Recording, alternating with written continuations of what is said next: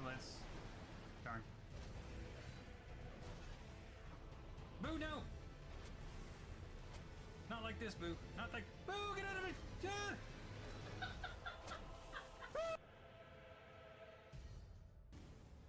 Why isn't it dodging when I tell it to dodge?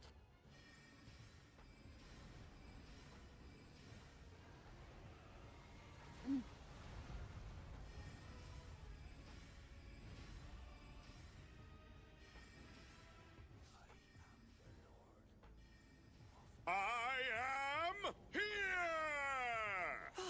Coming through the door like a hero! I did it! I meant like the clip command.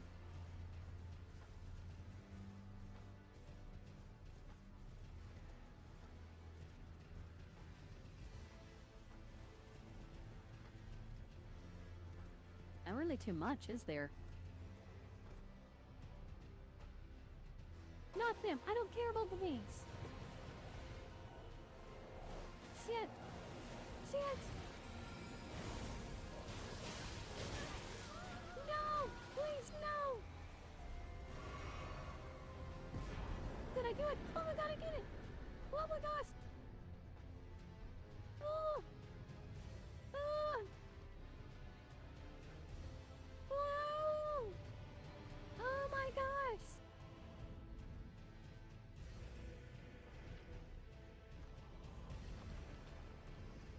This would be awesome because bam! Prestige 2 Trapper!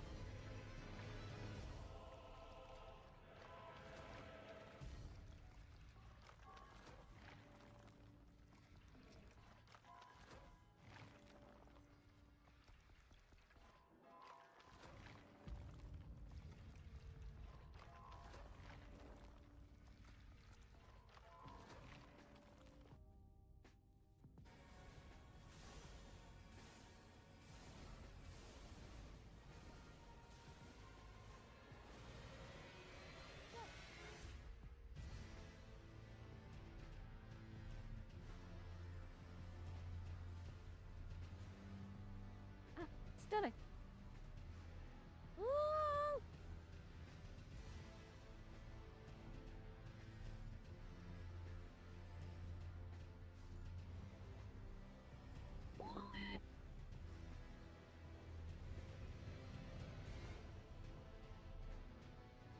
Talisman pouch. Okay.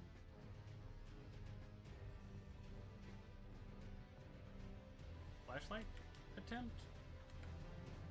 Oh. Yes, the gemstones. It's been a hot minute. Always wanted to play a Beastmaster, but that was so risky. Oh! Oh! Clip that! Clip that! Clip that! Astromorn, thank you! Thank you for the follow, I appreciate that. And thank you, and oh, I'll have to follow you back. Remind me to follow you back after the match, please, or I will absolutely forget. Corbin, you too, please remind me, to follow you afterwards. I will completely forget. Then zombie right in front of me. Why? Why? Why? Why? Why?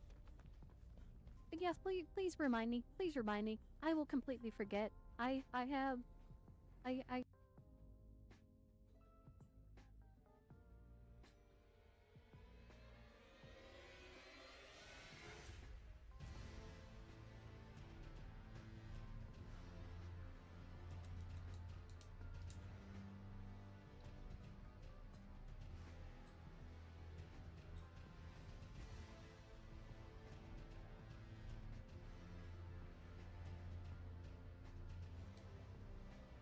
got your passing skill right here, buddy.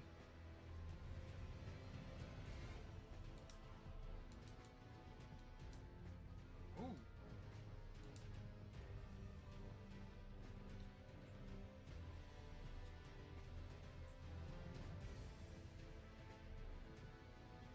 Oh! Nice stagger. Boop, boop.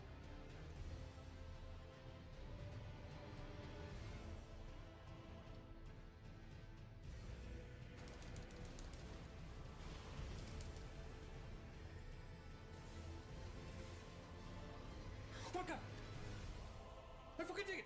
6.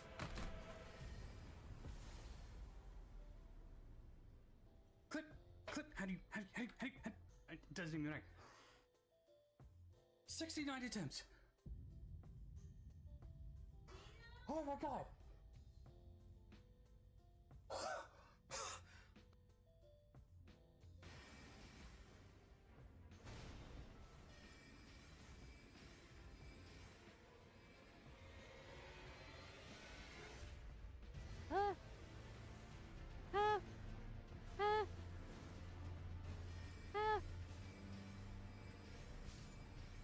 Oh my god, just hit! Just hit! Oh my gosh, yes! Oh my gosh, yes! Oh! Oh!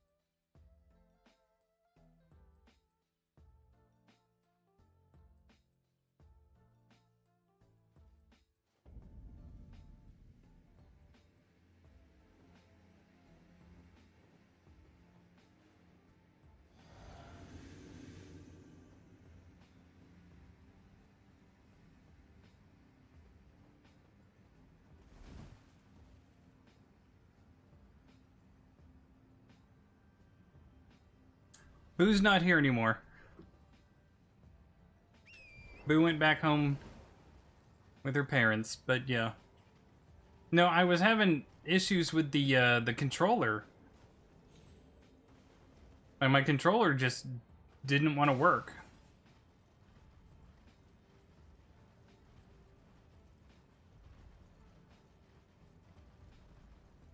Okay, so what's first? We need to do... We need to go up this way. Handle gold mask.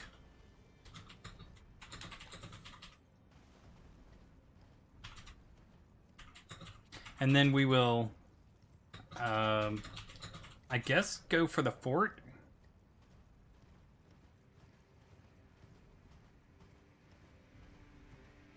Well, I mean, technically, it's a yak sort of creature.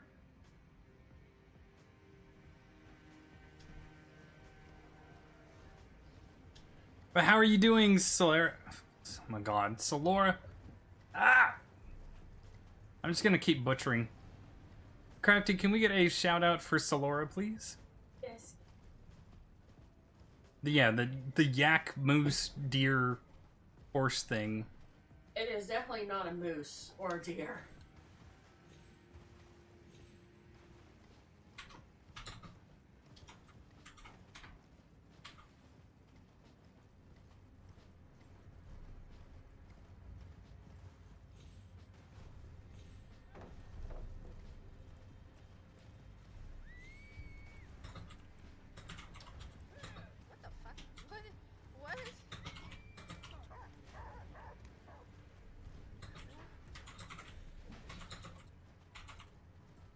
We're gonna go over to the bridge and do gold mask real quick.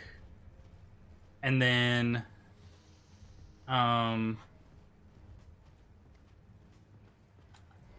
we'll get the death root.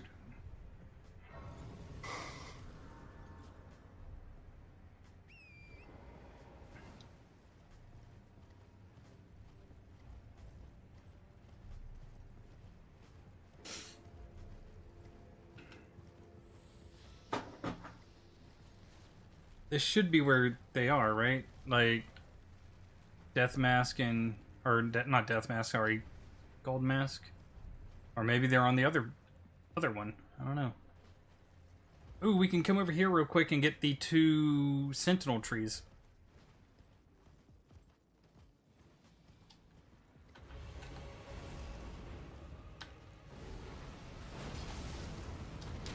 Ow.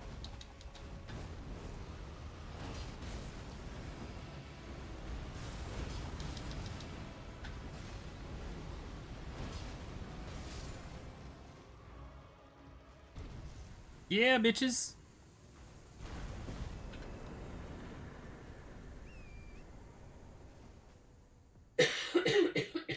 They're firing their lasers. Bless you.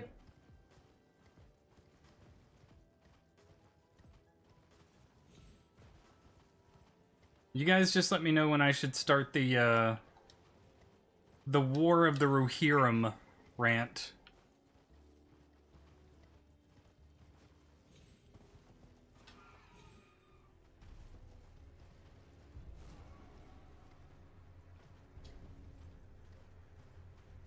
There's Gold Mask. There we go.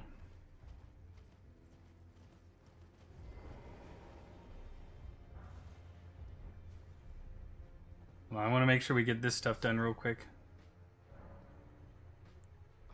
I've been gripped by a terror. The rhythms and calculus of the master's thing betray a suspicion of the holism of the Golden Order. A conceit, I am afraid, that cannot be overlooked. Oh, but how could this be? I dread to even entertain the possibility. Somehow, I cannot cast aside my doubts about the master. Tell me, have I simply lost my head? Only, if the master were true to the Golden Order, why would he think to breach this forbidden mount of fire? Oh, master, dispel these. I want.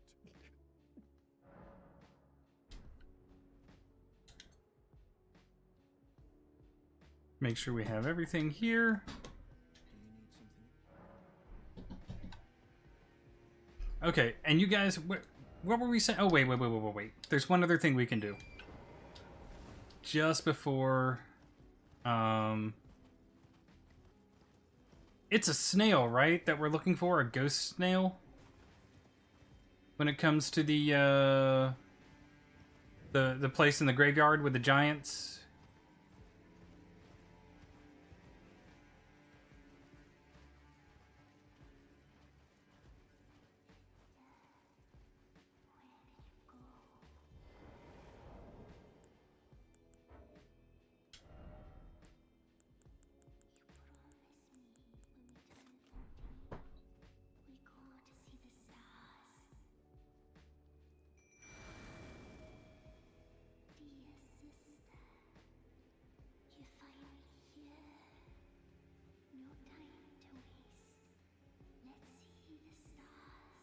Also, if you notice it, this one's gold and that one's white. Just one more thing that I think proves my point when it comes to all the games are linked, because that's another mercurial thing. The symbols for the mercurial alchemy.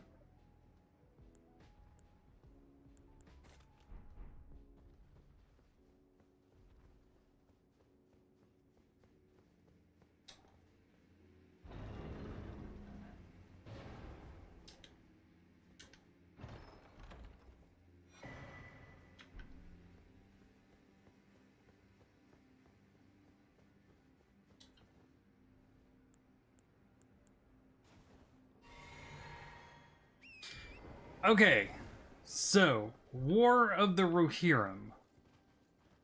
I'm just gonna start with the preface that this was it's like a 2-page story about Helm Hammerhand in the Legendarium. Literally just tells the story of Helm Hammerhand and how he just kind of like was a badass and what happened to him. That's it. Nothing more, nothing less. I'm going to tell you the story that the Legendarium gives you, and then I'm going to tell you the story of the movie. So, in the Legendarium, this 2-page story, King Helm of Rohan basically calls together, or not, he doesn't call together, gets called up. A moot is called by one of the Dunlenders, right? If you don't know about Dunland, they're basically like evil humans, essentially, in the East.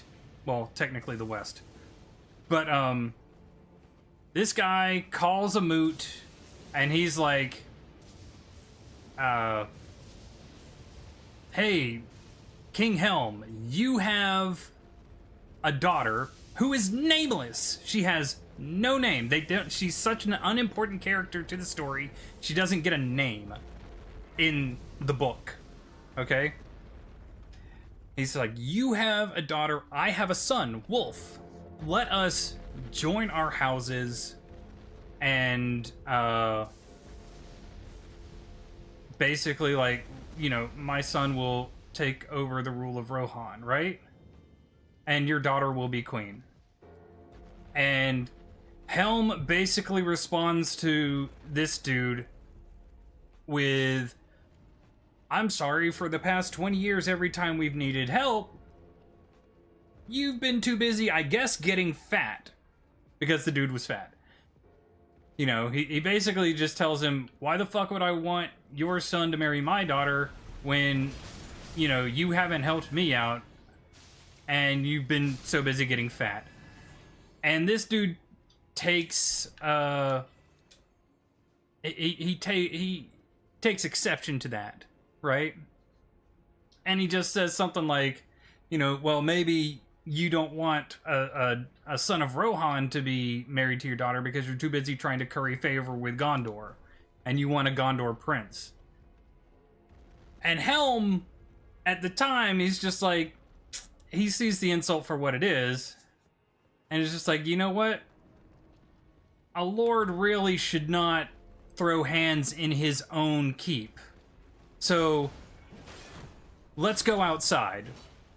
And essentially just pushes the man outside. He's not gonna throw down inside his halls, right? He's not gonna do dishonor to his own halls. And then as the two start to fight, and I say fight in like the loosest possible way, because Helm literally kills the dude with one punch. I'm not even joking about that. I mean, he murder fucks him with one punch.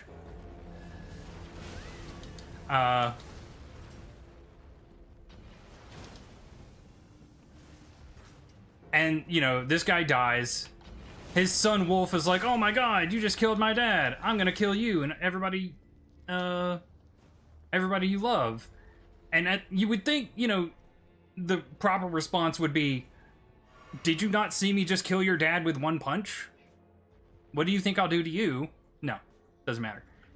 But, Helm's response is, you know what, Wolf? Fuck it. You're just banished from Rohan. You're not a citizen of Rohan, but you're now banished from Rohan. Don't ever show your face here again. And Wolf was like, well, damn, that sucks. He leaves, he disappears for years. And Helm earns the name Helm Hammerhand because, again, he killed a dude with one punch. Years go by, and Wolf essentially gathers together some hill tribesmen and a couple of lords from Rohan, saying like, look, I'll be a better lord than this guy. What the fuck? Dude,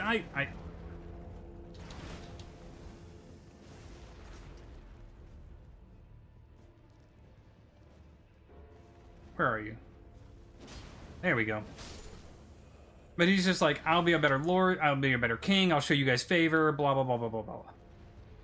They basically hold up in Orthanc, or not Orthanc, oh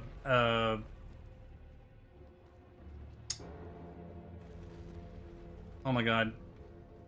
Saruman's Tower, before Saruman arrived in Middle-earth. This all happens before the wizards come to Middle-earth.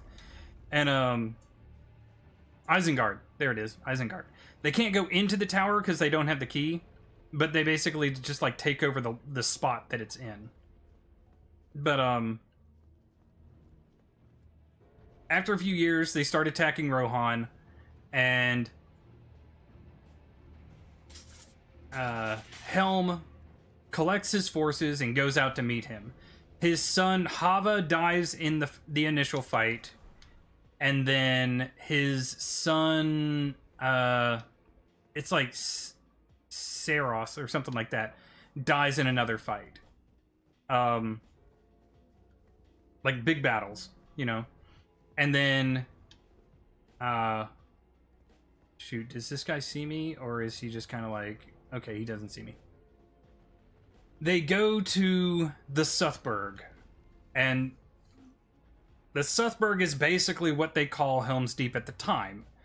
The Southburg is what the tower itself is called out of the fort. And basically like post up there for the winter. Now, when is it that door? It is that door. Okay. While they're there, Wolf and his forces basically lay siege to the place for a while, and winter comes, and as their supplies get low, Helm's like, okay, cool, look, I'll just go out and get supplies. So every single night, what he does is he blows his horn 3 times, and then he goes out there with no weapons, and again, just murder fucks the entire army. He kills dozens of guys every single night and just walks back with supplies. Right? And he does this for like months. Like basically 3 months, every night straight. Every single night he blows the horn.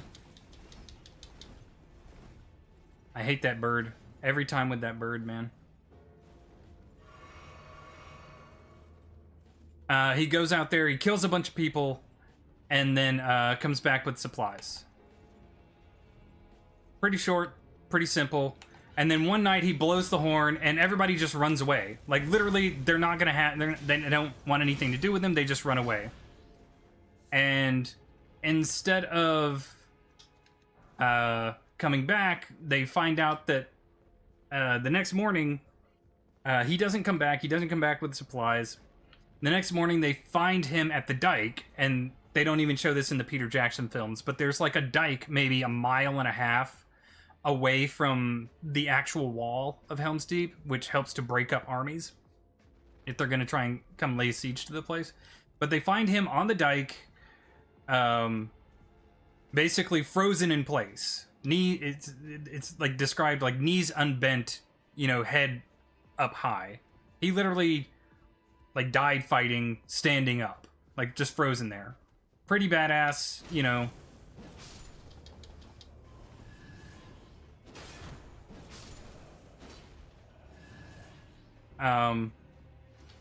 And then his nephew comes in with supplies and reinforcements later on after the siege is over, because his forces want nothing to do with the fort anymore, so they leave and basically start harassing Rohan proper. Giga Chad, yeah, basically. So they start harassing the rest of Rohan. Helm's nephew basically gathers all of Rohan, the rest, like the loyal Rohirrim, and basically dog walks this army.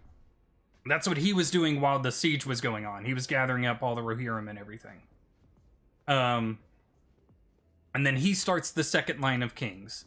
He is basically the, like, this was like 300-400 years before Lord of the Rings, so he's like great grandfather of Theoden.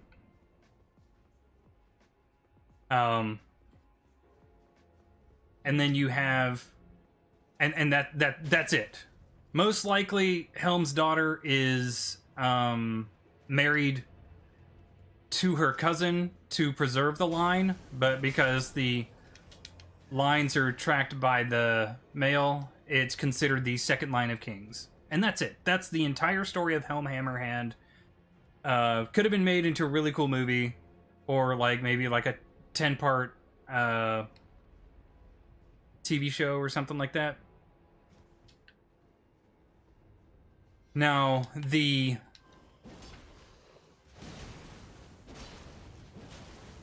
movie says, okay, so the most unimportant person in this entire thing is the person we're going to focus on.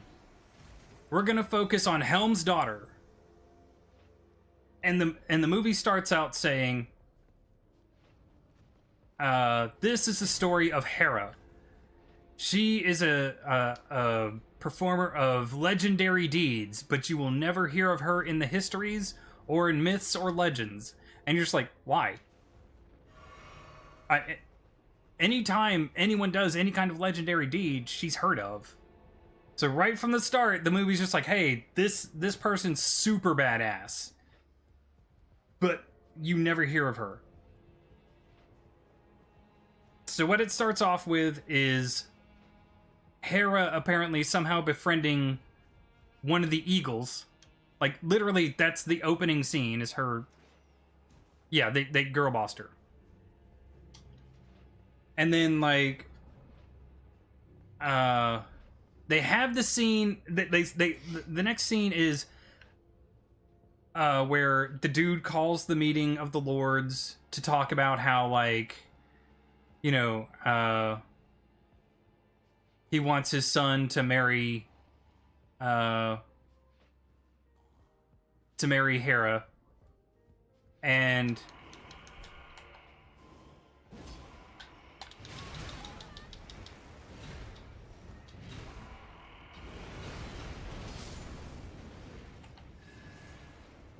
they're already calling him King Helm Hammerhand, right? And you're just like, no, that's That's not... He wasn't Hammerhand yet. But they do put that that whole scene in there where he basically, like, hits him one time and kills him. But they make it more of like this dude was insulting Helm the entire time and basically goading him into being, like, fighting and stuff like that. And then, but they're already calling him Helm Hammerhand before he actually earns his nickname Helm Hammerhand. And then, like, the next scene is like, Hera searches for Wolf, who was banished for years and can't find him, even though it was her father that banished him. And then the next scene after that is they come across this dead Eastlander. And the Eastlanders, if you're not familiar with them, they're the ones who raise the Oliphants and everything like that. But they come across a dead Eastlander, and they're like, "Oh man, he's been dead for days." And her cousin, the one, what? Dang it, the cousin who eventually becomes king, is like, this isn't that big of a deal. We shouldn't have to worry about this, you know, blah blah blah blah blah. And she's like, "Nah, this is definitely a bad thing." And then somehow a crazed Oliphant that they didn't hear sneaking up on them sneaks up on them somehow. Because I guess, you know, that's just how it works.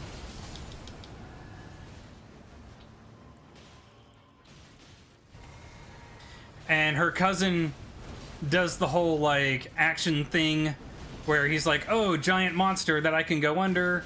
I'll run under it. I'll use my sword, and I just drag my sword on its belly, and it will open its belly up." And it doesn't. It doesn't work. It doesn't scratch the Oliphant or anything like that. And, so...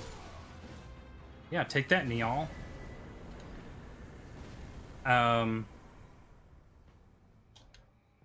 Hela grabs the horn from the dead Eastlander and blows it so that the Oliphant chases her, and she somehow outrides it into a forest, and it somehow, again, stealth modes around. But apparently this forest has a lake in it that also has a Watcher in the Deep. You know, the unique monster from Moria outside the gates that attacks the Fellowship. Yeah, this one just happens to have one too. And she throws a spear at it to upset it, and then after she does that, the, we'll get it. The Watcher in the water, you know, basically one-taps the Oliphant by dragging it in and eating it. Because, of course, she was able to manage to pull that off. And then, like, Wolf's men just happen to be at that lake and find her and kidnap her. But it's okay, because it's just enough, she's there just long enough to get Wolf's plan. And then she escapes with her Shield Maiden helping her. Her Shield Maiden, who has Deus Ex Machina powers, by the way. Just Deus Ex Machina powers. Where Hera is a girl boss, the Shield Maiden is like girl boss squared. She lives through things she definitely shouldn't. But Hera gets back, you know, goes with her cousin and her Shield Maiden back to Edorast, which is the capital of Rohan, if none of you are familiar with that. And they tell her father, you know, exactly what's happening. She's like, here's what his plans are. Here's what he's expecting to do. He's got Easterlings. He's got hill tribesmen. He's got all these forces. And her dad's like, wow, we should really prepare for this. And then let me say this real quick. One Rohirrim noble is going, you know what?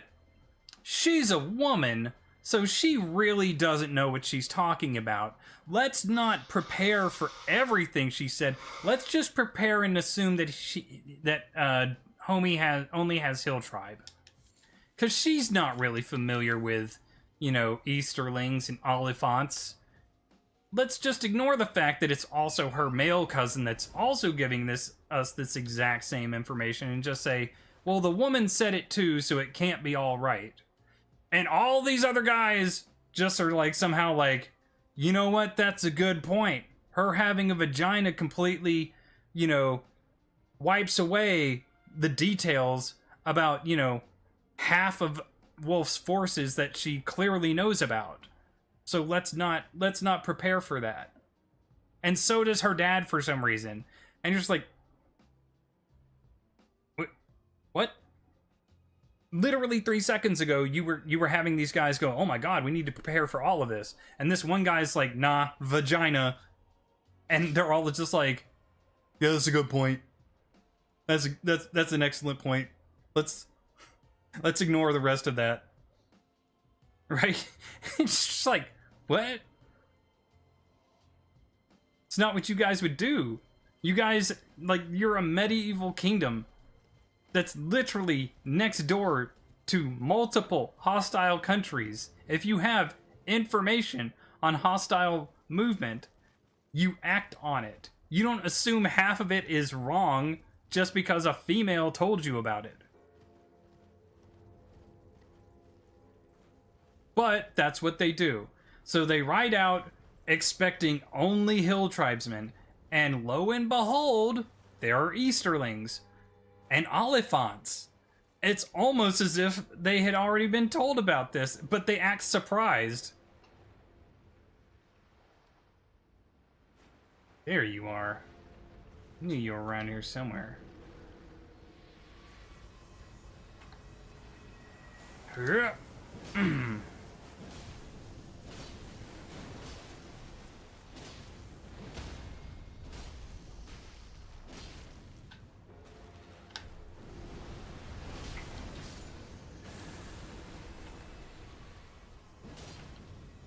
But during the battle, she finds out that obvious traitor lord is treacherous, right? And she's like, okay, so I'm gonna send my page to deliver the message that the obvious traitor lord is traitorous.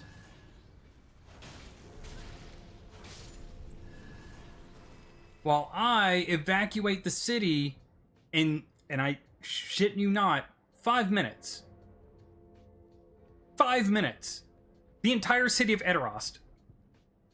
Evacuated in 5 minutes. At her command, by the way. And they're like, why are we leaving? It's like, well, that's a good question. But,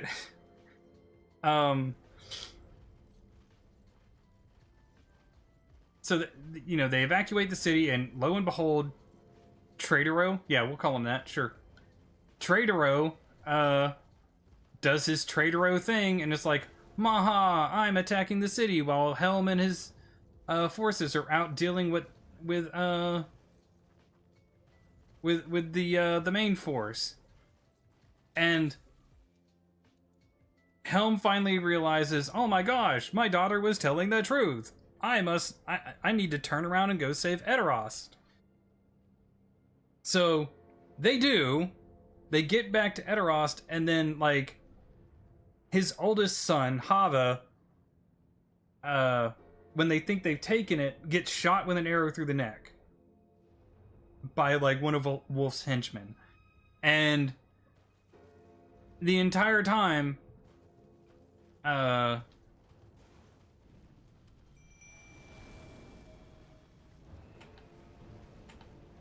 Wolf starts chasing them, right? Like, he's just like, yeah. Ow.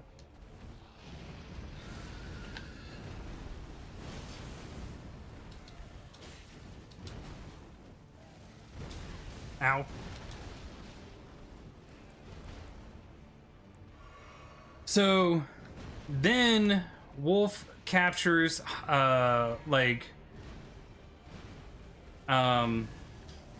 Helm's youngest son, because apparently he was given a grandma horse that can't really ride as long as everybody else's, because you know that's definitely the horse you would give one of the princes of your kingdom.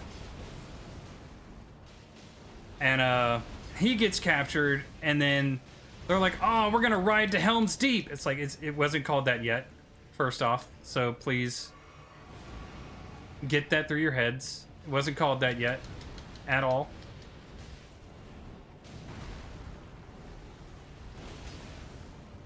And ow.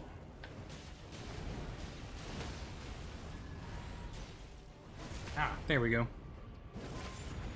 So they get there, and then Wolf, who has captured Helm's youngest son, executes Helm's youngest son in front of Helm and Hera.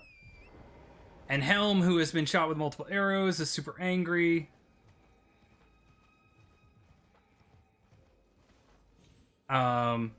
Obviously. But he's shot with a bunch of arrows, and he's he basically gets put on a sickbed to heal up. And they have no supplies, because apparently nobody in the city really thought to bring supplies during the evacuation. Like, don't bring food or anything. Because I don't know why. But reasons, apparently. And then they start hearing rumors about some kind of like ghost or ice wraith or something like that that is attacking and assaulting Wolf's forces, who are currently building a siege tower outside of Helm's Deep. And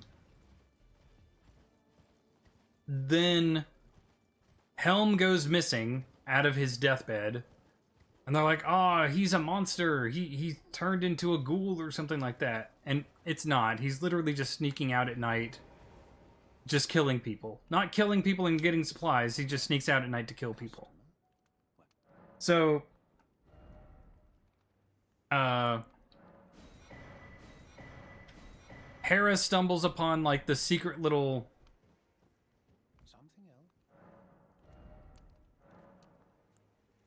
like passage or whatever that he used to sneak out to begin with, and then Helm literally fist fights a troll and wins, and then he and Hera run back to the front gate, and he like pushes her in. And I will admit, it's a cool scene where he just dog walks like 20 people, like just murders 20 people barehanded. It is a cool scene. But,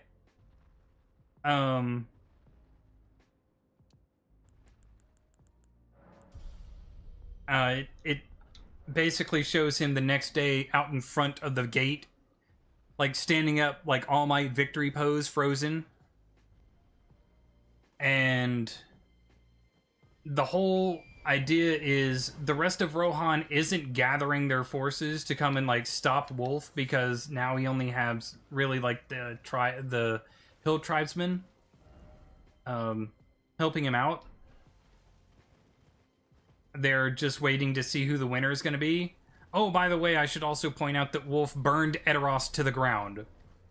So, you know, like when you want to rule a place and you burn the capital city to the ground, so that when you're done with this winter siege, you can go to your capital city. Yeah, Wolf had other ideas apparently on how to approach that, and his other ideas included, you know, turning it to ash, like you do.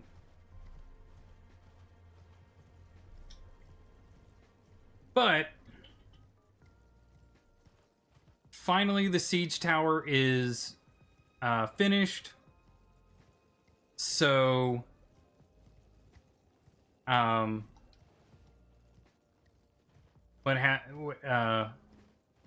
Hera finally decides she's going to take Helm's armor and she's going to send it to her cousin using the eagle that now reappears for the sake of transportation convenience. And apparently that is what inspires her cousin to rally the Rohirrim to come and stop Wolf's army. Because I say Wolf's army specifically because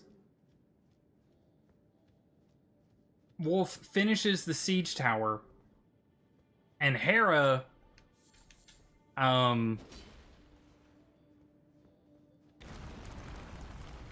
basically solos Wolf's forces for the most part, and then 1v1s Wolf by completely jumping over her, over the dude, by the way. Like, mid-combat, she's just like, yeah, I just leap over you because I can. Her shield maiden does a suicide mission onto the bridge to help kind of like back her up, but it's okay because she never gets touched or injured. Matt, hello, welcome back. Hope you're having yourself a fantastic one. But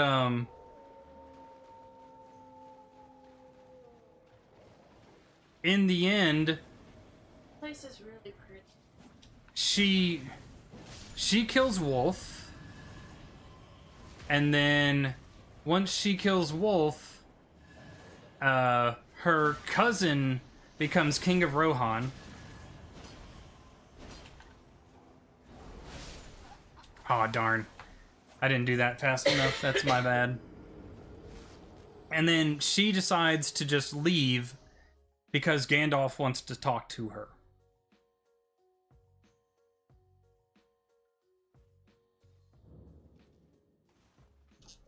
It's like there's a lot of ways you could have done that movie, done that 2-page story wrong, and they chose every wrong way. Oh, and they tell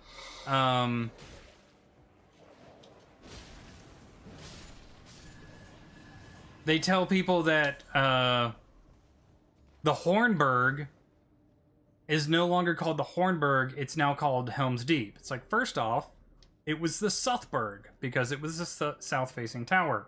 Second, it became known as the Hornburg because in the story, in the actual book, Helm Hammerhand, that's where he blew his horn 3 times before he went out to basically murder fuck everybody every single night. They named it the Hornburg after that, and they named the actual fort Helm's Deep. But they're like, yeah, it's not the Hornburg anymore. It's Helm's Deep. It's like, no. First off, you just called it Helm's Deep earlier in the story, so it can't be both. Second, no. Like, you got it wrong 3 times in one sentence. And then contradicted your own story.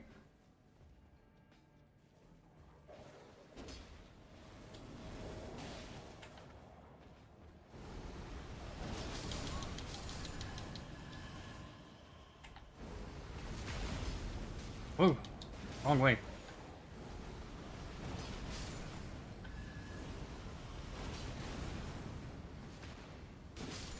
Yes. I wish, like, I would like to get a more dwarf-looking Donnie Mommy's V2 model, but that'll be a while before I can do something like that.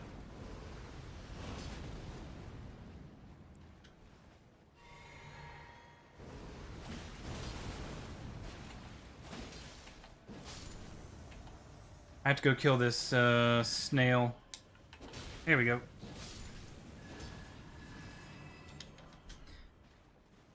But it's like, they couldn't have gotten it more wrong if they tried. And then just watching the animation was like, it was so bad. Because at first it seemed like they wanted to mimic the 1980s animated shorts where they're just kind of like, Ma. Just doing like these little short movements and stuff like that. And then you had scenes where they wanted to put every single detail into all the movements. And then some scenes where the animation was so choppy that you had to wonder whether or not there was a director or anything to watch.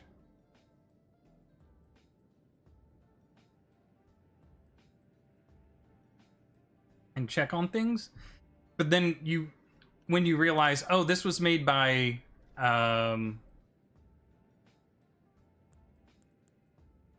60 different animation studios, then you start to figure out why the animation is so inconsistent.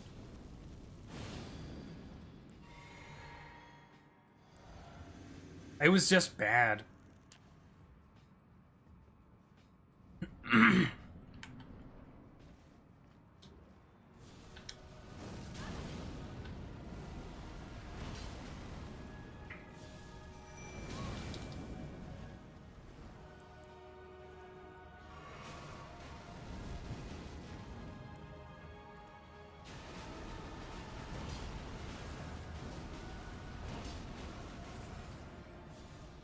Whoa!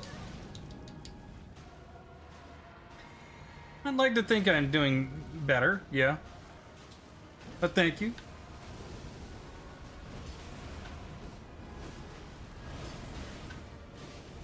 Oh no, there we go.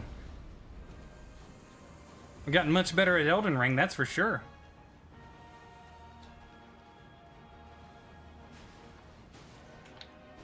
Whoa. I didn't know it was a staggered duo fight. I forgot that. One more.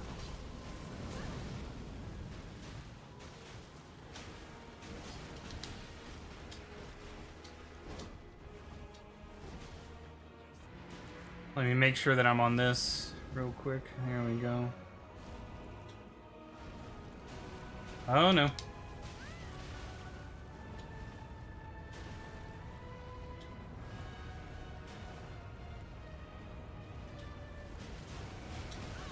Dang. Right at the end, too. Oh, it's a snail fight, that's right. Where are you? Thought that was it. Is it this right here?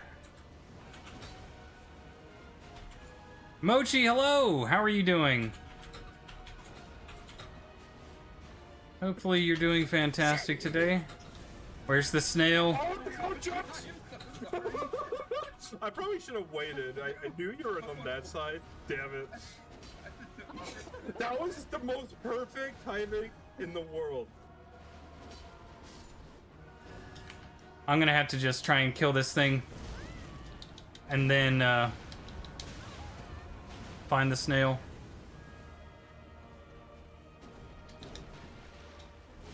Ooh, that was lucky. That wasn't.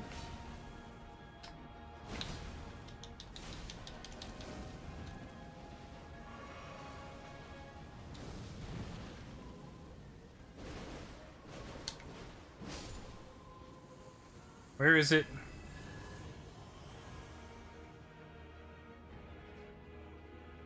Where is it? There it is. Woo! Lucky.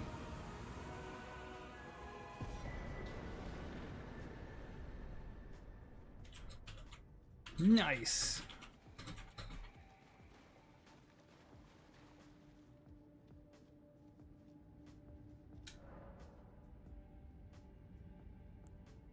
Yeah, we've got Cyberpunk is the current story going on, and then people have suggested Vampire the Masquerade, but I'm not really sure if I don't know if I have the ability to do a good Vampire the Masquerade. It does involve a lot of like political. Wait, what the heck? What's going on here? Oh, the dragon.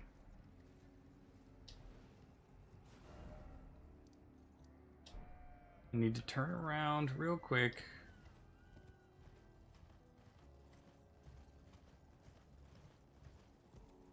and rest at this thing.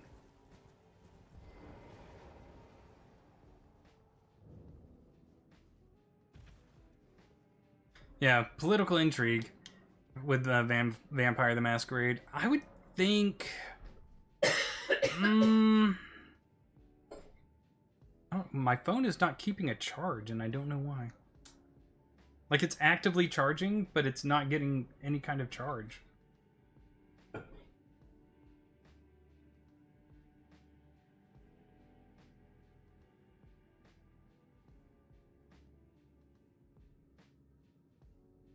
It's a problem Apple phones have.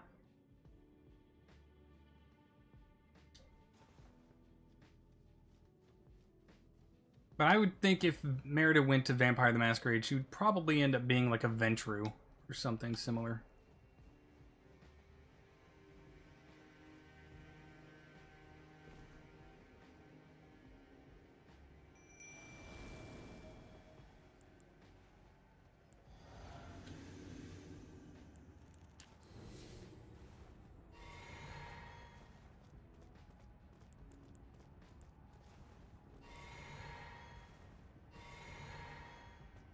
Wait, what the heck? Well, I messed that up real good.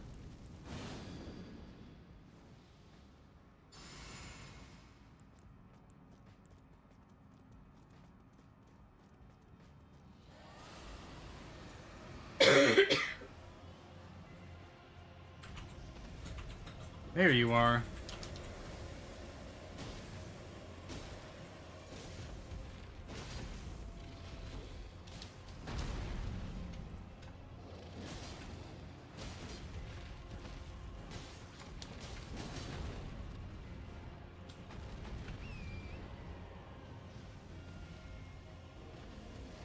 If you're a bitch, breathe. Use your breath weapon. Okay, good. At least I knew you're a bitch.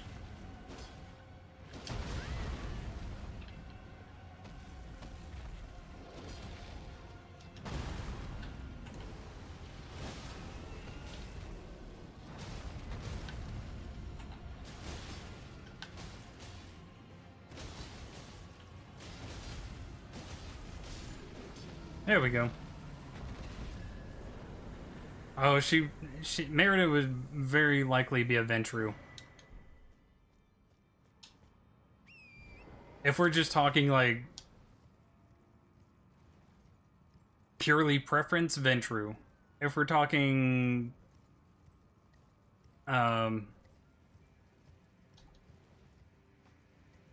like, what would make a more kind of, like, like, if we wanted to go political intrigue when it comes to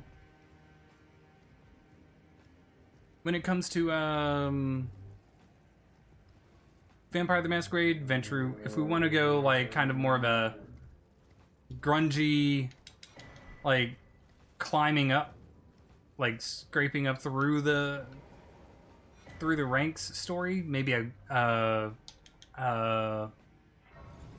Gangrel or something like that.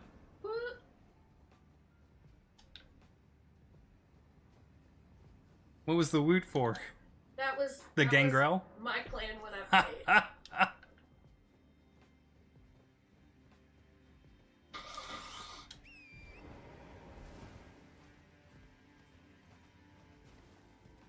Oh wait, that's a whole level right there. When my friend and I played, she was a Ventru and I was a Gangrel.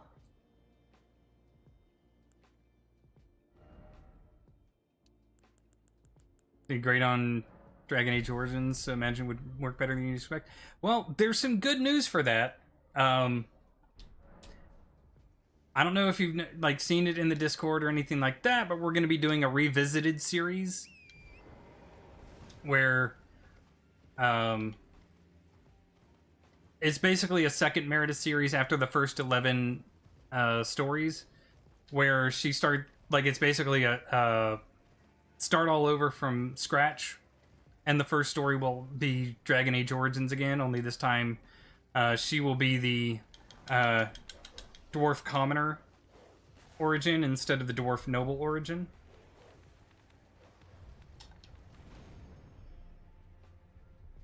Oh, she's gonna be commoner, not castless? That is commoner. Oh.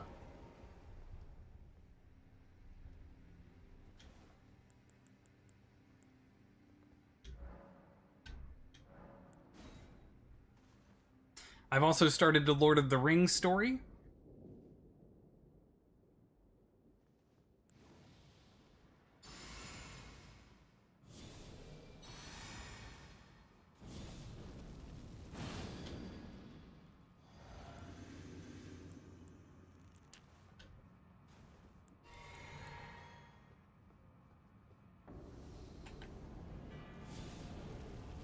Wrong thing.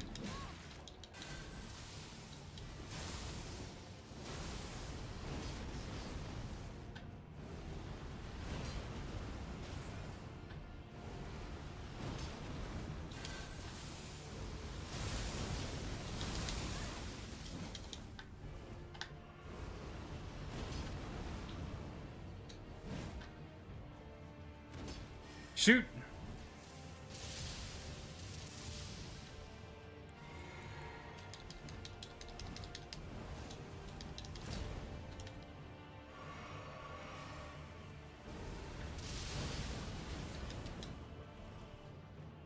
Your lightning versus my fire, sir. Let's see which wins. Avoiding Silmarillion like the plague? So it's mostly it starts about 80 years before The Hobbit, and it's going to go till about 20 years after Lord of the Rings, after Return of the King, I should say. So it's about 200 years worth of time, but we won't, like, I won't be touching it inside the events of the Silmarillion, but I will be referencing events inside the Silmarillion. Well, like from chapter 1 to chapter 2, there's a 5-year time skip. I did. I leveled up. Oh, okay. I must have been petting Nixie.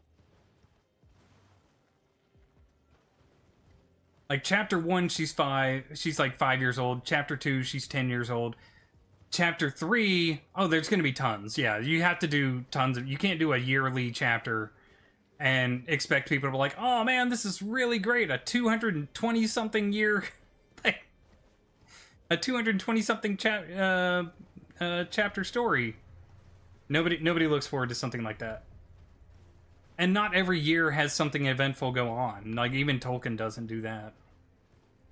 Like, from chapter 1 of Lord of the Rings has a 60-year time skip in it. So...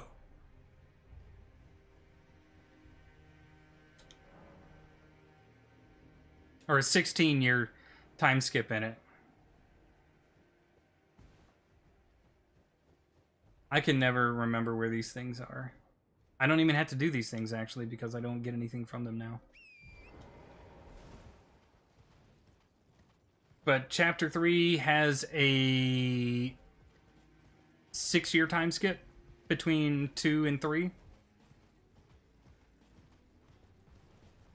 And then you'll have, like, larger and larger chunks at some point. I have a good amount of the events going on that I want to focus on planned out already. I have a lot of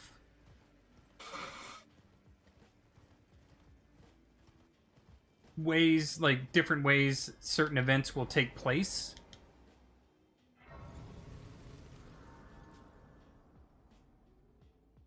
Yeah, they really don't they don't talk about how long that trip is. Like, the trip like from start to finish, Frodo's journey takes 30 months. So he's gone for like 2.5 years. And then he comes home to just devastation.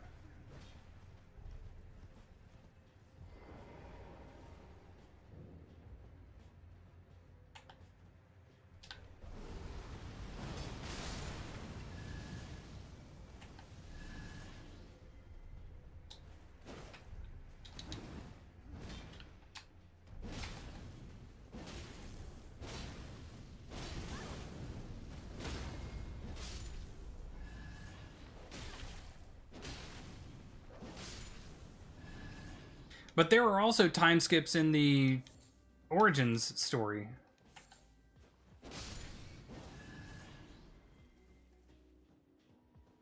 Like, chapter 1 to chapter 2 is 1 year, and then from 2 to 3 is like 6 years.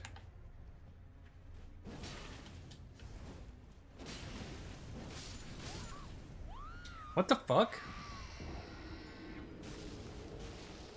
How'd he kill me?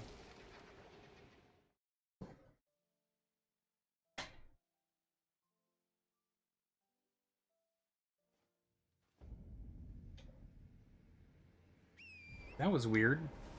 How did he kill me?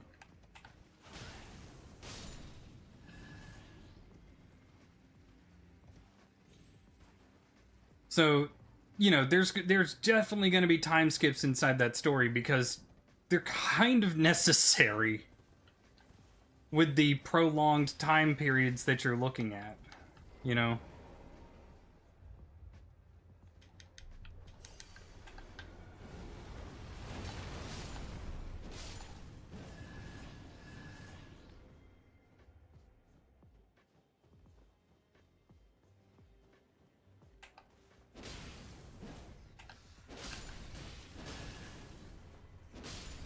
I can't even remember if there's a boss in here that I need to kill. I don't think there is. I think it's literally just a bunch of, like, rando mini guys, but it says there's something worth summoning a... bringing in a summons for, so...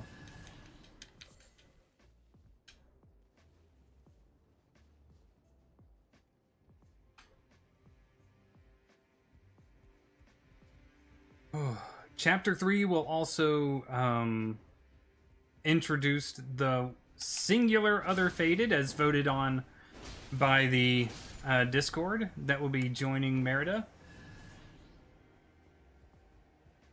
Yep.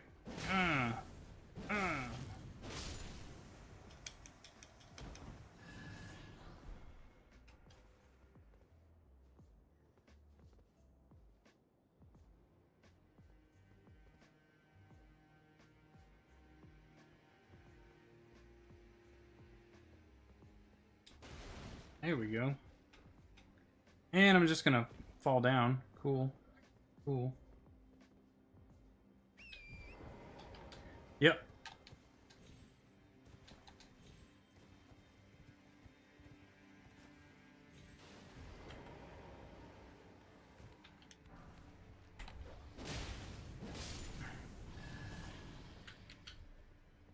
Alright, let's go back in, and then go back up, and try to make that jump without falling this time.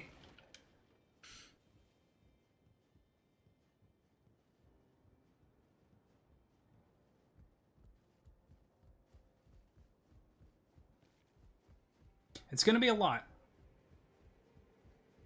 And obviously, the events won't happen exactly as they do in The Hobbit or in the Lord of the Rings trilogy. But what I've been trying to do is stay as... and you can ask Crafty, because I've been talking to her a lot about it, is trying to stay as close to Tolkien's themes as possible. Because I'm not trying to undermine the very important themes that he has in his story.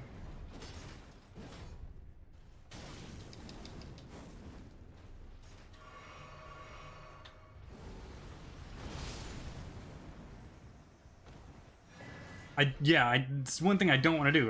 Tolkien is what I started my reading journey on, technically. Like they couldn't get me to read when I was in, and this is that kind of like tells you the expectations my family had.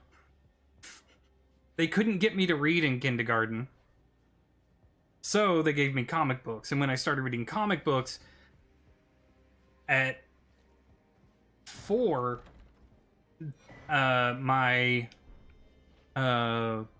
aunt gave me my first copy of The Hobbit.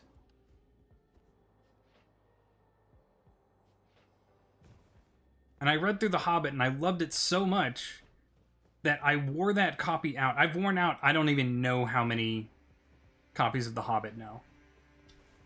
Or Lord of the Rings, because I read them so much. I love them so much.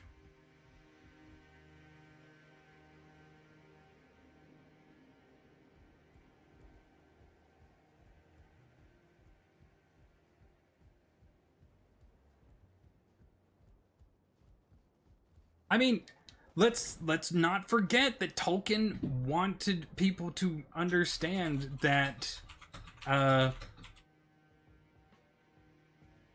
Arda is Earth. Middle Earth is essentially the European continent, and that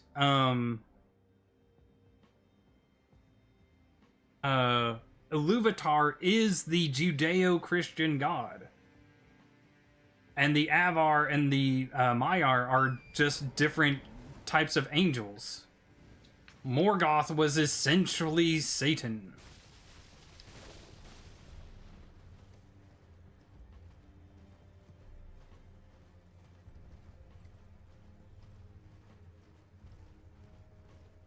So it is not incorrect to say that the Fellowship, quote unquote, walked with Christ, and while they didn't actually walk with, Christ himself, they did walk in with God's favor, essentially.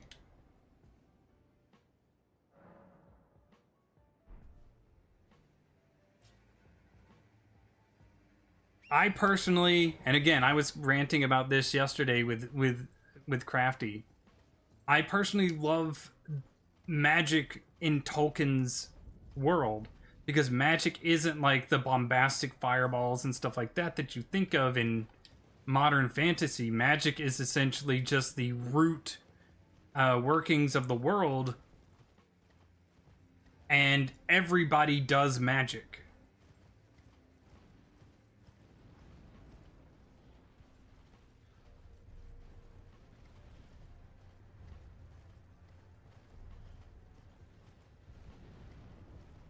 Michael equals Gandalf. I mean, I don't think that I don't think Gandalf is Michael, because he's like one of the lower he's on the lower tier of spirits. He's a Maiar, he's not a Valar. But it's not unlike God basically sending his angels down to be messengers, because that's what Iluvatar did with the wizards. He didn't send them down there and say, "Hey, go dog walk Morgoth and his minions." He said, "Hey, go down and be a guide and give wisdom to the mortal races." That's why you don't see Gandalf just squaring up on Sauron. He's not, his job isn't to square up. His job is to give wisdom and hope and good counsel to the mortal races. That was wrong.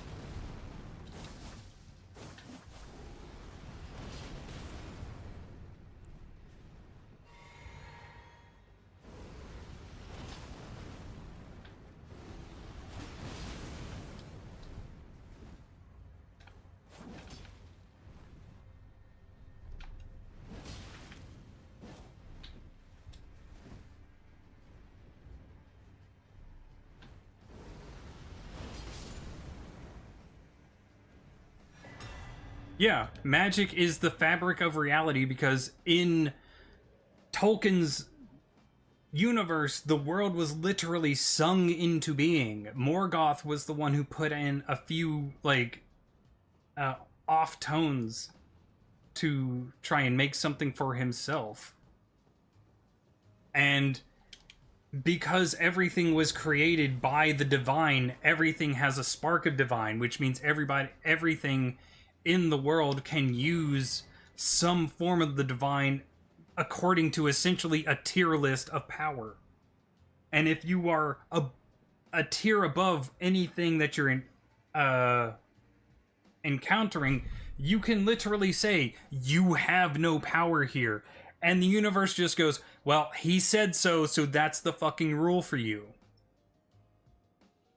That's why Gandalf, you hear him tell Saruman after he becomes Gandalf the White, you have no power here.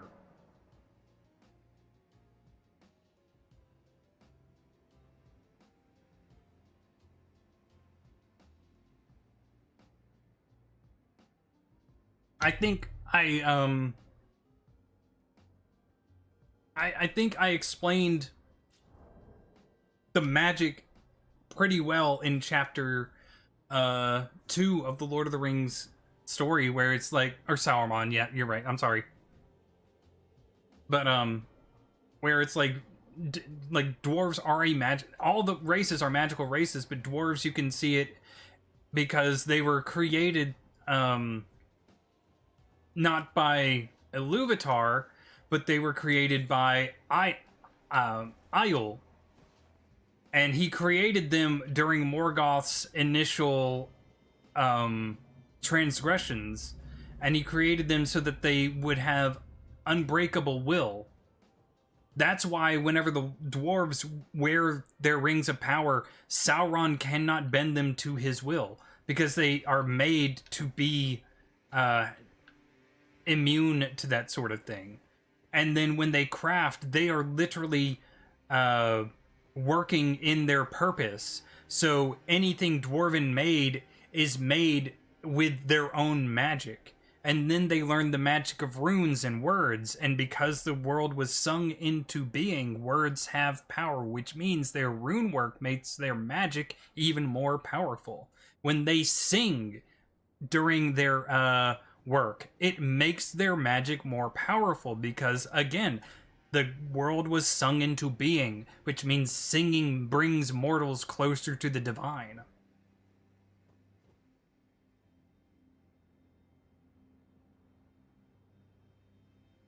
Yeah, Galadriel is, at that point, Galadriel, while she's not a tier above Sauron, is not within his own tier because he does not have the one ring. He poured so much of himself into the ring that without it, he's basically below the original elves in the tier list ranking. So when she tells Sauron, you have no power here, she's literally saying, you are below me in the echelon. So you have to reality bends to my will. It banishes you. That's why Sauron needs the ring now. Because without it, he's not much of anything. But with it, he is beyond anything else on Middle-earth.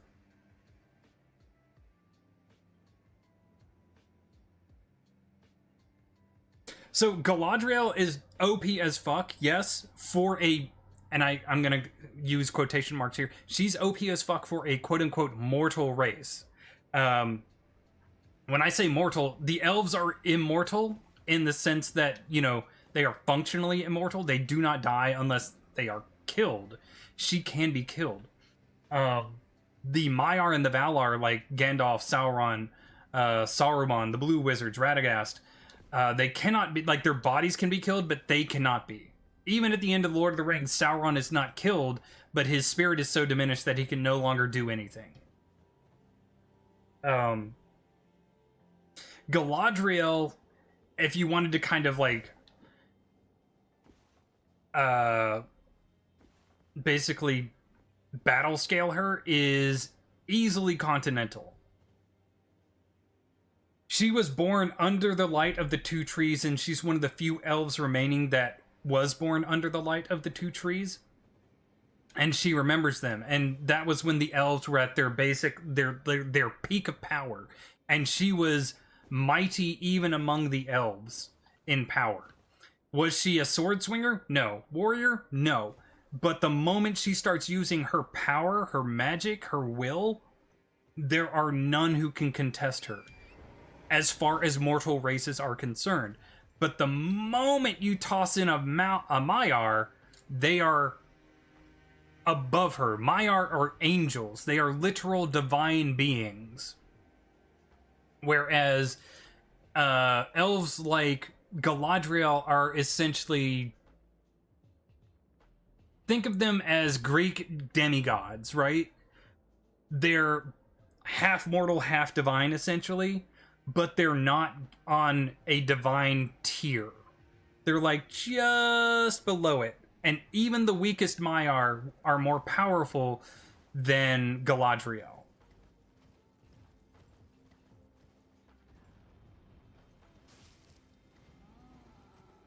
Like, would anyone...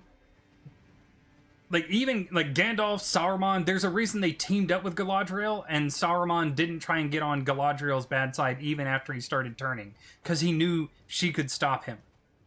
Because even when he turned villain, you'll notice he did not use his magic to force things to go his way, because he wasn't allowed to. The edict from Iluvatar was... Go and bring counsel, use your words, use your influence, but do not use your power to force. So Saruman couldn't do that, which means he was instantaneously nerfed from the beginning. To the point where he could not contend with Galadriel, even if he wanted to.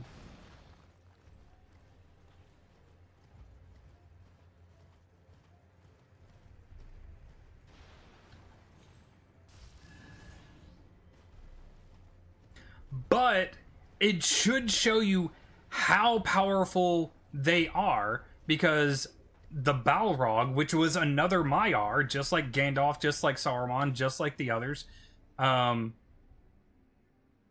had no such restrictions. He was not sent down to offer guidance and word and encouragement. He fell on purpose. He was one of, like, if you want to look at it in the Judeo-Christian mindset, he was a fallen angel. He willingly fell and took on that form. And he had no restrictions on using his power, and Gandalf still beat him. Gandalf, as Gandalf is, with his restrictions, could not beat Galadriel. That tells you how powerful Galadriel is. What the fuck? Where did that come from? Try and look around. Oh, okay. I see them. Even as Gandalf the White, he was still under the same restrictions, so he could not beat Galadriel. At least under the restrictions. If they took the restrictions away, he would basically no difficulty. You know, just no diff Galadriel. But because those restrictions are in place, he wouldn't be able to. Galadriel is like basically the epitome of mortal power within Arda, which is the planet.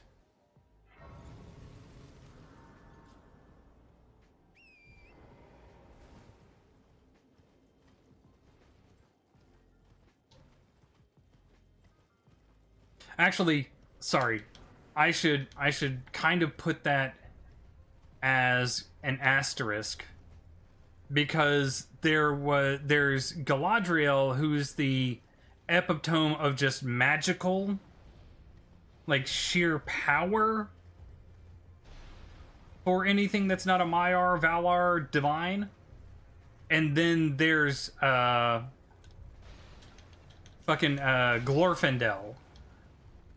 who was so badass that he took on the King of Balrogs. Died, and Iluvatar went, nah, homie, you're too badass. Let's get you back in the fight.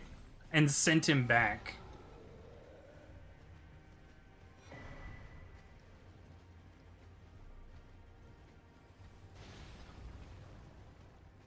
So, you know, Glorfindel is basically the martial equivalent of Galadriel. But he was also alive when the two trees were still standing. And it's really funny because in the books, he's the one that saves Frodo and not Arwen. Arwen's a made-up character. Well, she's not a made-up character, I shouldn't say. She has no role in the book beyond being the love interest of Aragorn, but she doesn't actually have a role itself in the books. Like, no active role, I should say.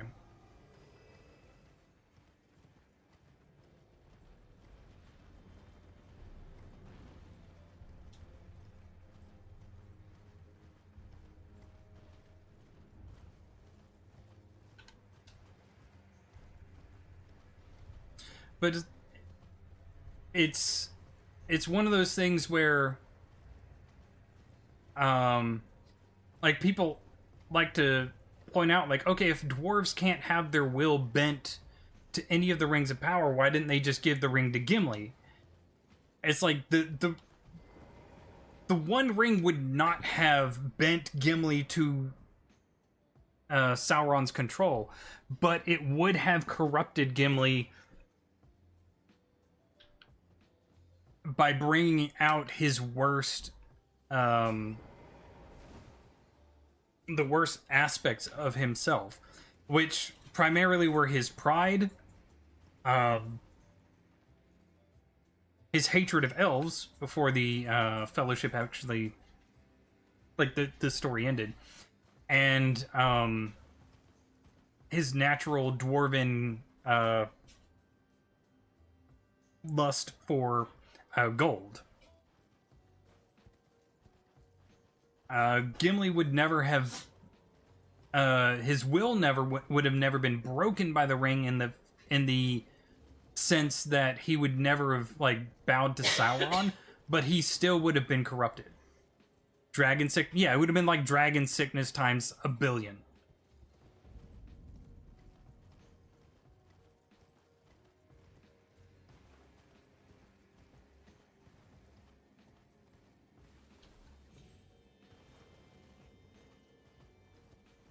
Now I have to remember how we get to the, to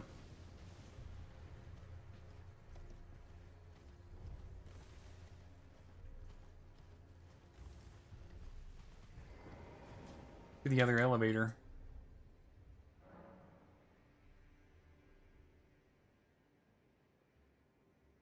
Oh wait, we just go to the elevator. Never mind. I'm dumb.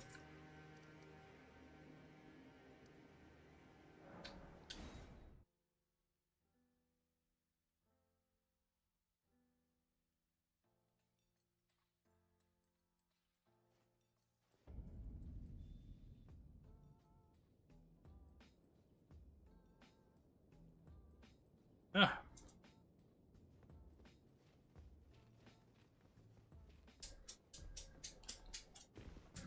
But there's so much nuance in the way Tolkien portrays good and evil. And even Jackson made some mistakes. What's really funny is, like, Jackson's mistakes are, well, not even mistakes. Jackson had to boil down such a complex story into, like, at first I think the total, I'm gonna check real quick. What's the total runtime?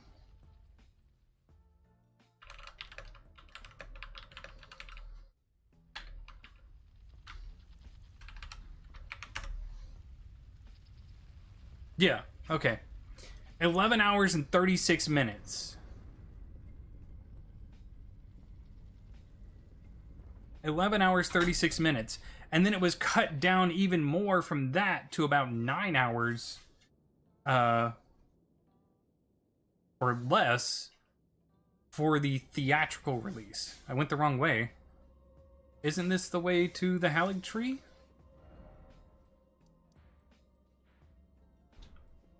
Pretty sure it is.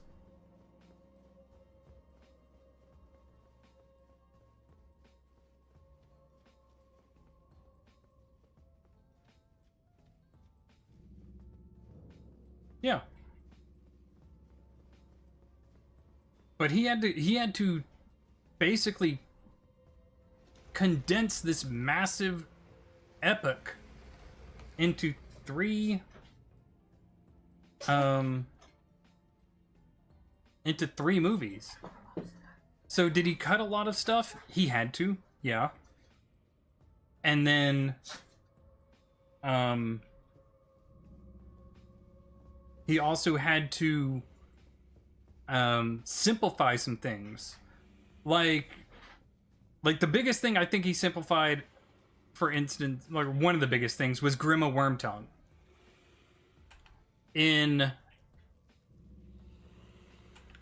Gotta do like this and then like back up, because it's gonna fall or something.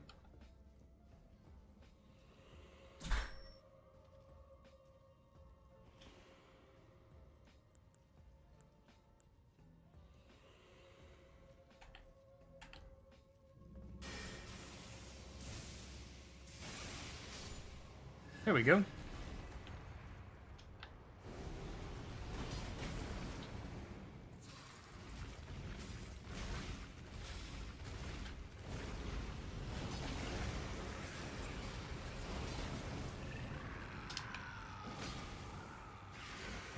Ginormous octopus? Some kind of like octopus ball thing, yeah. So like in the books, Grima was actually a good advisor, Theoden, for most of his life. He was just a coward. And that's, you know, while it's not the most admirable thing, it's also not one of the, it's not one of the worst things.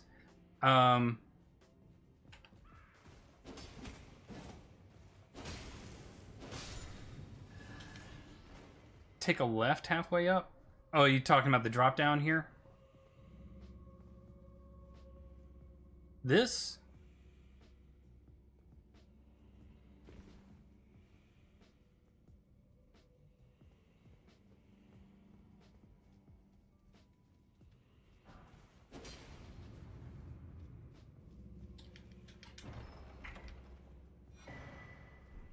Silver Scarab.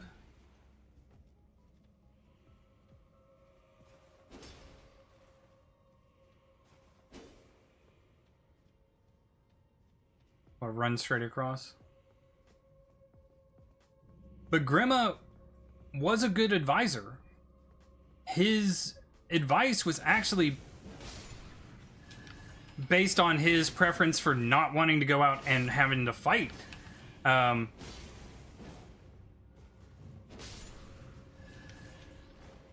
He was basically like, we need to just keep to ourselves. Don't send people out.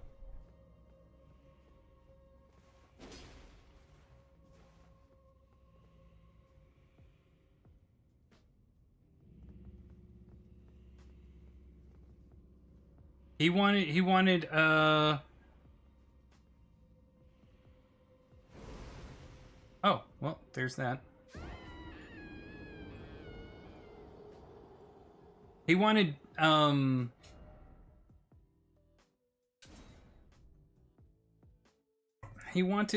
Rohan to basically be isolationist. And that was also his instructions from Saruman.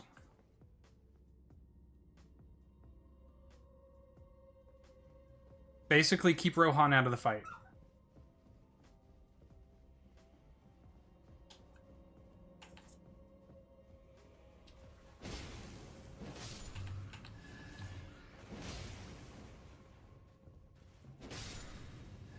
There was no magic to it or anything like that.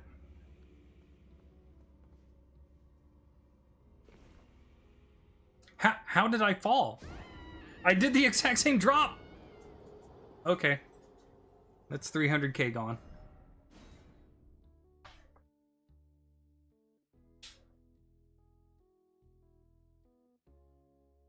Oh well. But even then, like after Theoden kind of gets his shit in order, he doesn't throw Grima out of his service immediately. Like he and Aragorn both are like, hey man, you know, regain your honor, you know, become a good advisor to your king.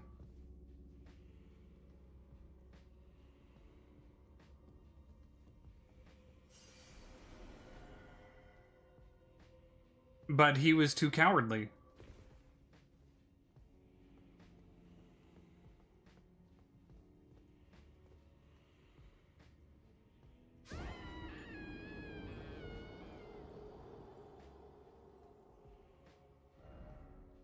And instead of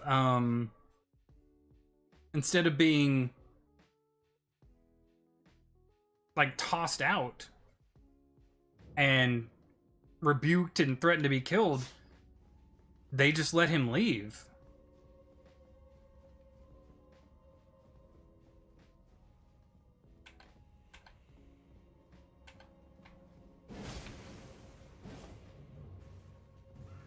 Because he technically hadn't even done anything wrong.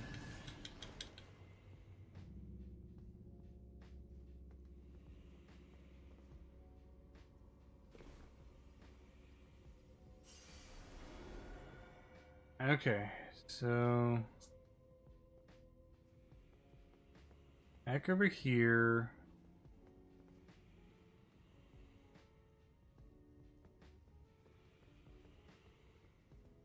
There we go.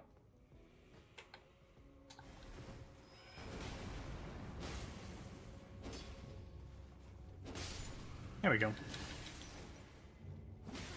Who? Where'd you even come from, dude? Didn't even see you.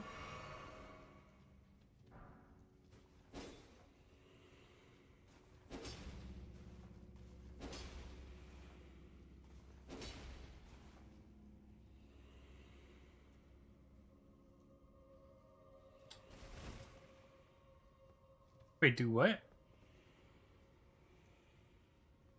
Oh, okay. I didn't even see that down there, honestly. Stop it.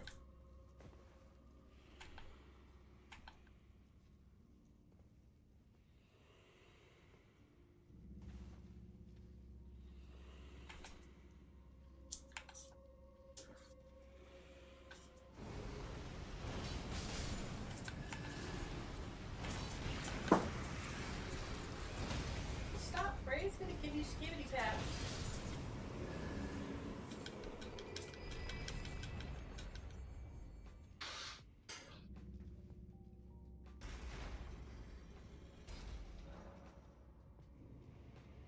Somewhere a door has opened.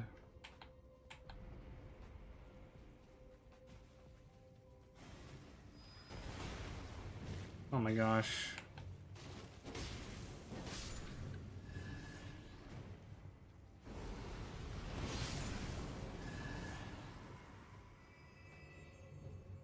Is there anything under here? Yep.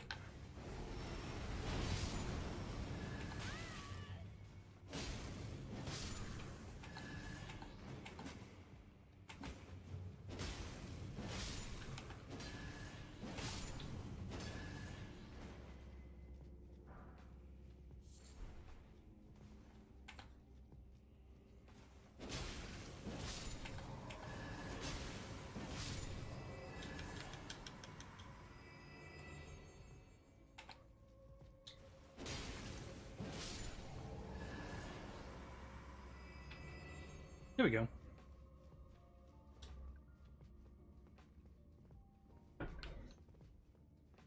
That's the boss room.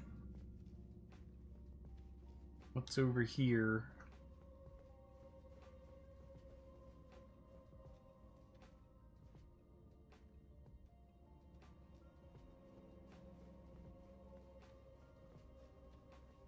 I'm guessing that's the way to leave.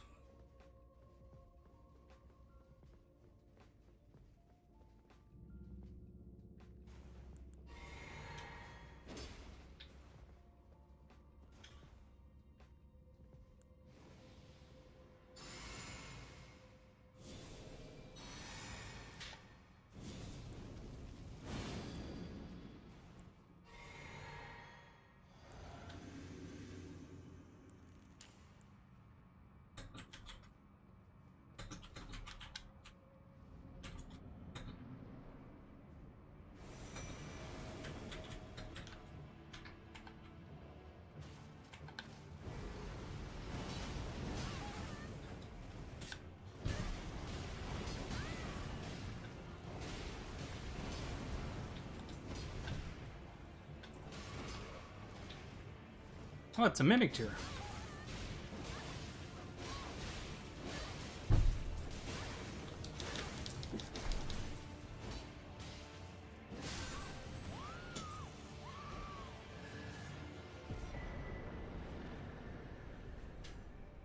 Black Flame Monk Amon. That's cool.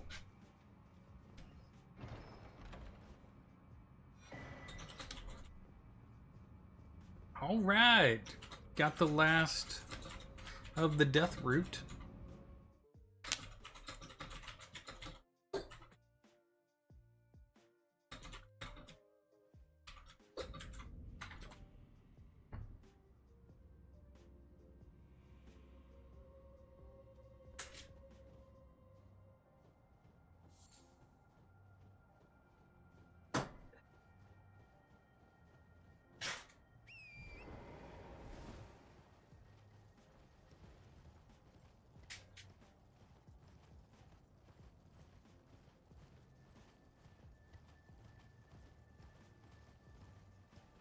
Oh, nope.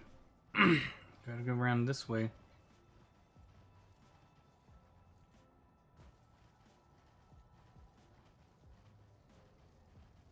Achievements?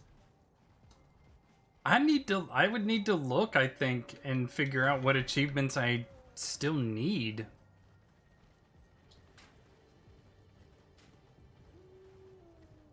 Because I'm honestly not sure.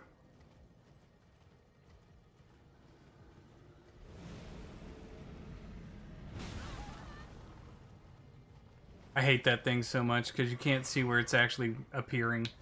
Whoa. There we go.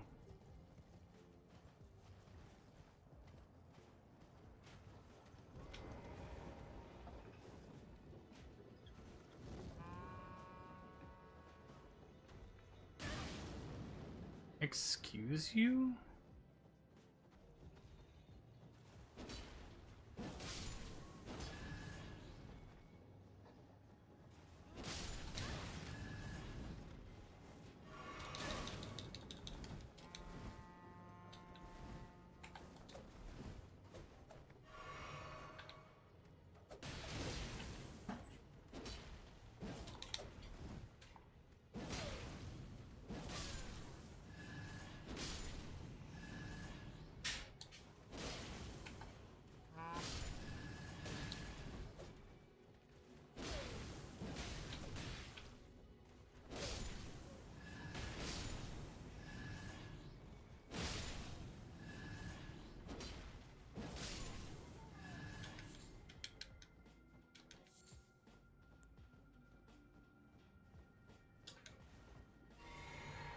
Which is legendary weapons, spells, talismans, and maybe armor? Probably just one or two. There you go. You kill at least one of these guys.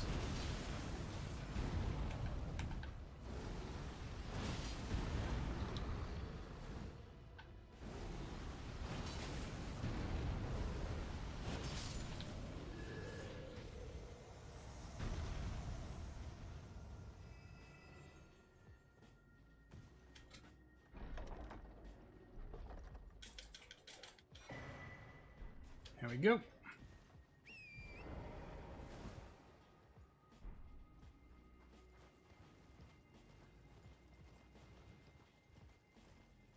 All right, we need to find. I know there's a.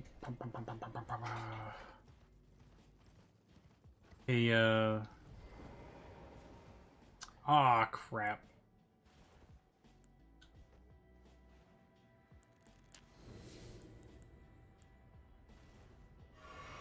Help.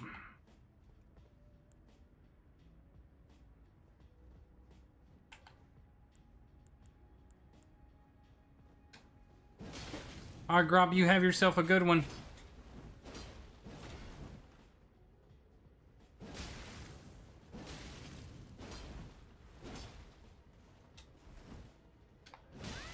Ow!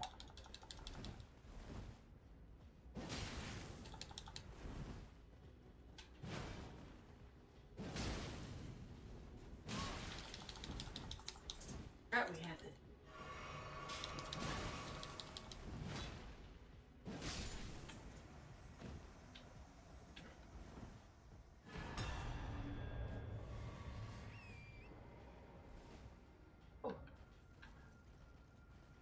Open you up. Oh yeah. Oh yeah. Woo-hoo.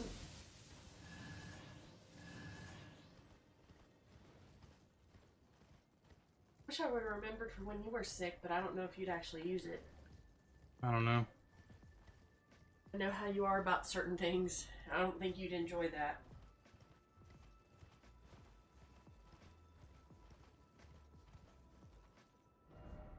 I don't even suggest the neti pot. If I get super desperate, I'll just use soda. That opens your sinuses instantaneously. It burns like hell, though. Yeah, I know.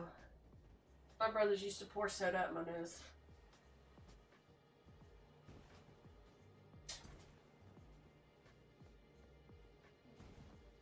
Well, I know we have the,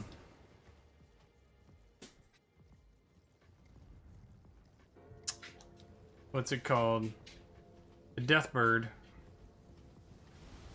You know what? We don't need to be this way right now, because if that thing kills us, and it has, I think both times I've played through this, I need to have a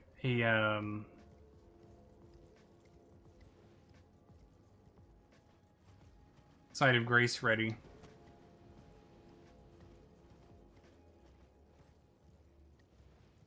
I know there's the named, like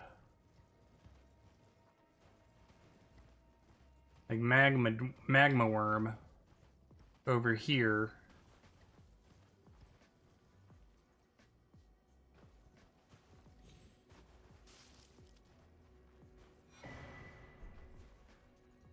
Where is...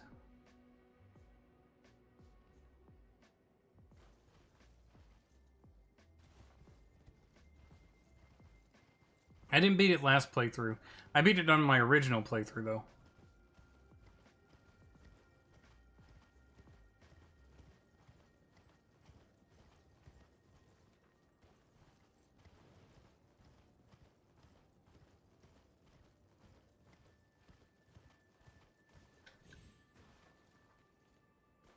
There we go.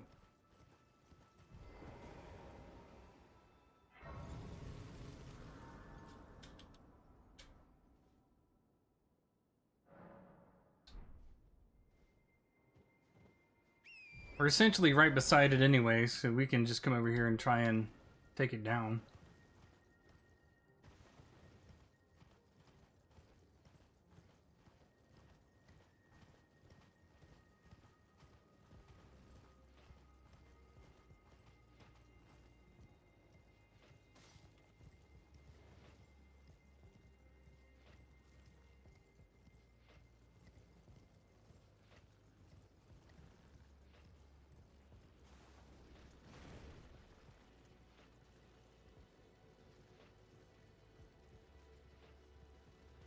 Come on, giant crab. Come on over here.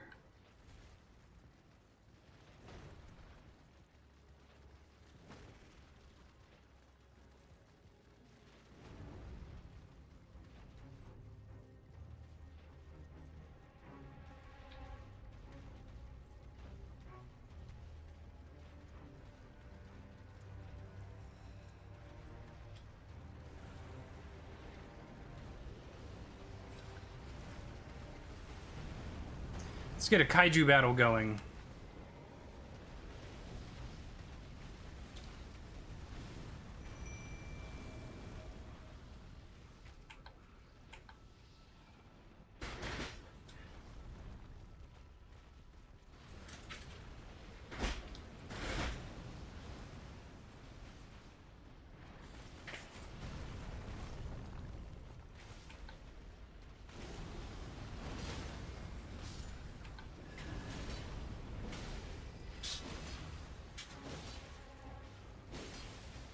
Yee.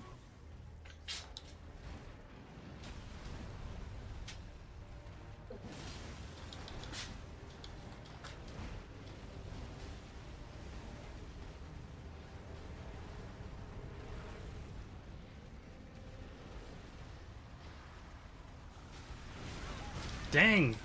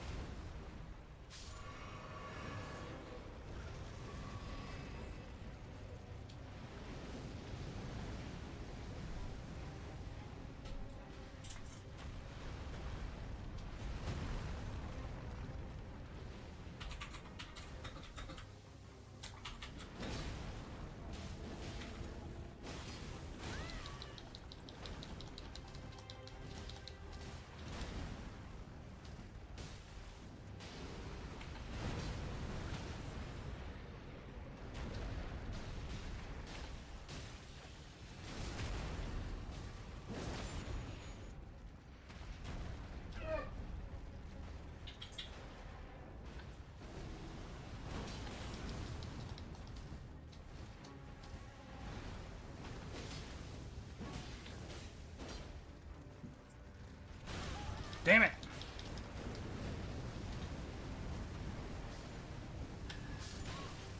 Damn you, damn crab. And nobody likes crabs.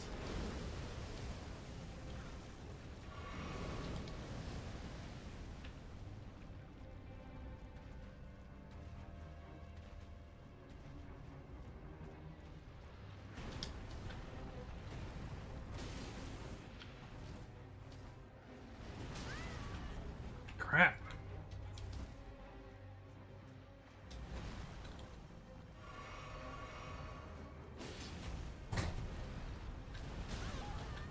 Shit. Can't really see what it's doing, and that's a problem for me.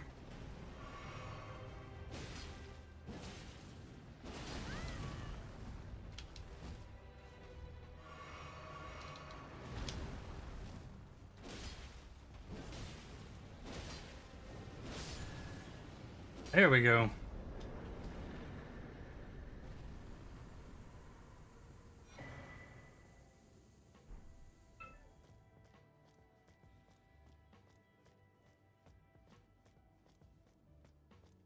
Right?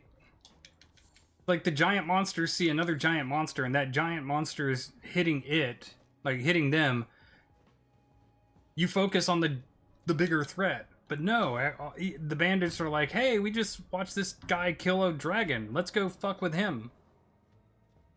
We can definitely take on some guy who just one-tapped a dragon.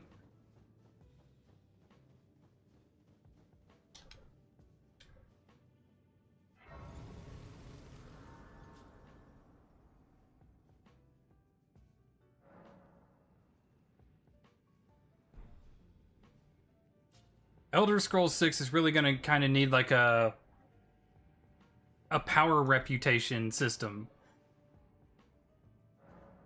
Because at some point, those bandits are going to recognize you as, or should recognize you as the Dragonborn. The guy who literally kills dragons and eats their souls. So when they see you walking by, even if you're not in your armor or anything like that, their immediate response should be, "No, I'm good."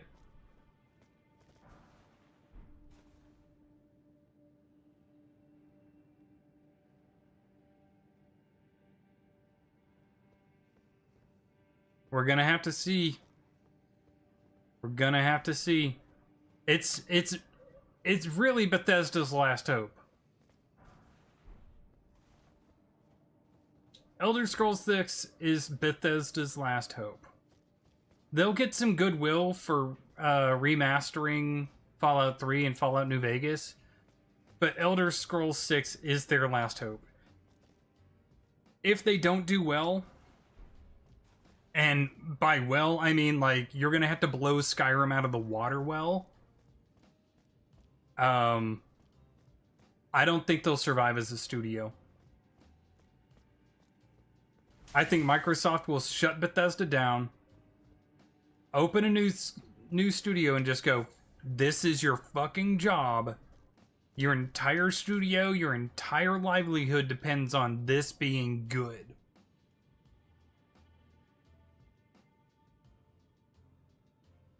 I have heard that as well, which is why I am hesitant to say it will be good, but I am saying it is their last straw. It is the last, like, sliver of goodwill they have with the community, is the hope that they will do right by Elder Scrolls 6.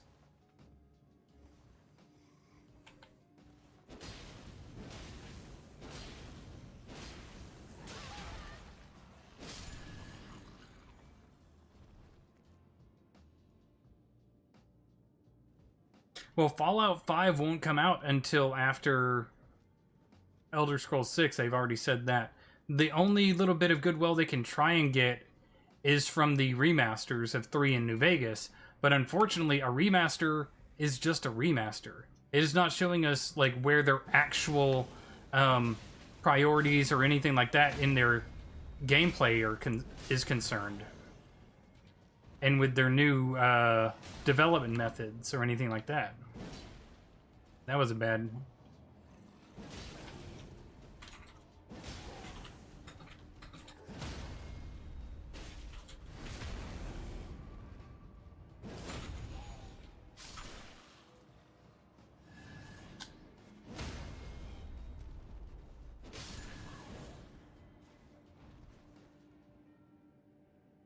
Well, you see the trend of people buying old consoles because A, they get to own their games, and B, games were just better.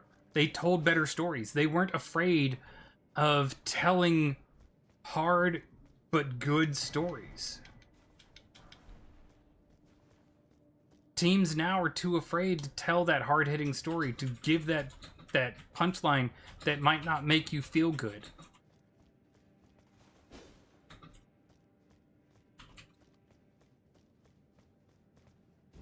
Or at least the mainstream higher end developers.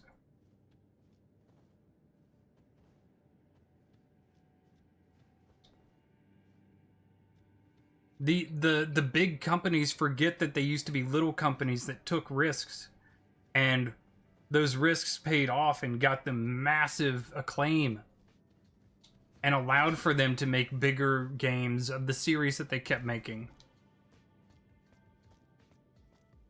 And I think it also kind of makes them blind to the fact that smaller companies now are making better games than they are.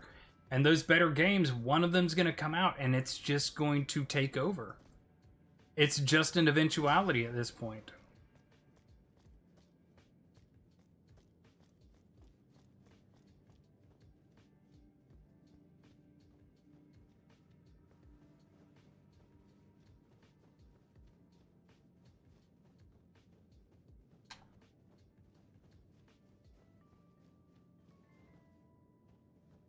Like, as gamers ourselves, we have seen the rise and fall of empires in the gaming sphere. We are watching the decline of, like, the largest names in the industry as we speak. What cave is this named? I don't know. Cave of the Forlorn.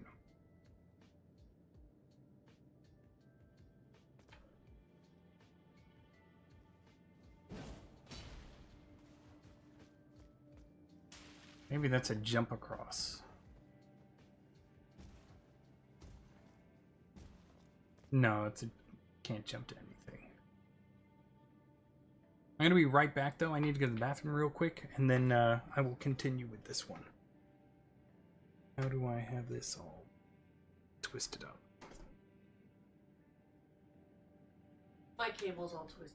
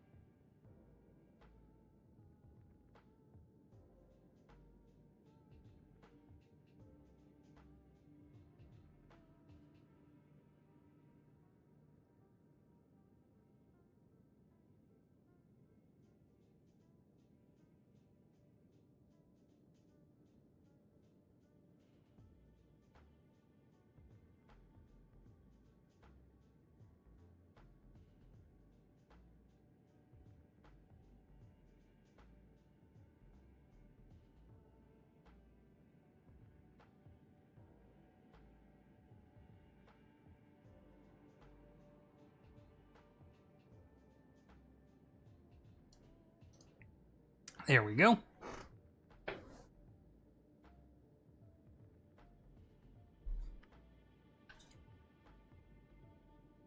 Alright, let's find the path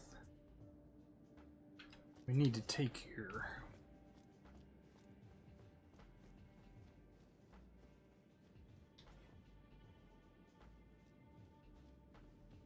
That's one we did take.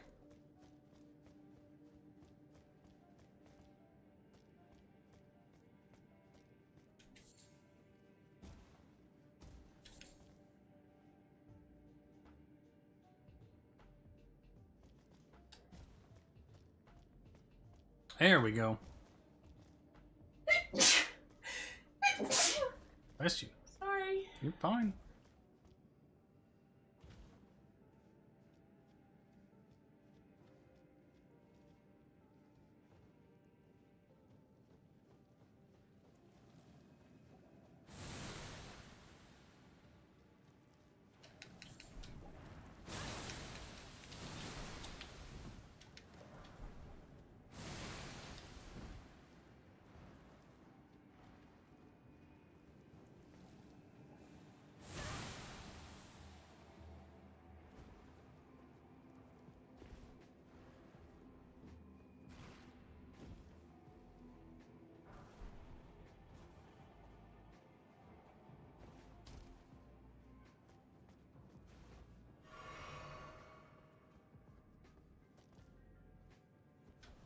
Okay, this guy has like the weird, like Elden Ring sword, if I remember correctly from the first playthrough.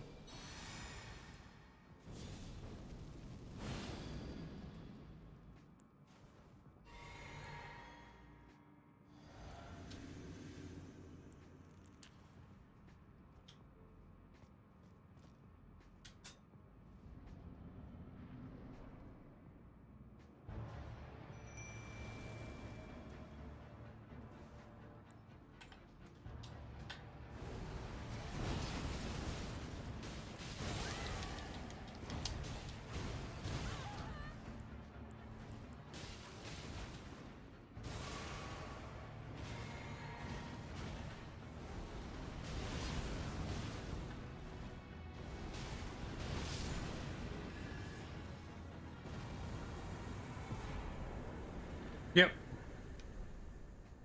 Golden Order sword.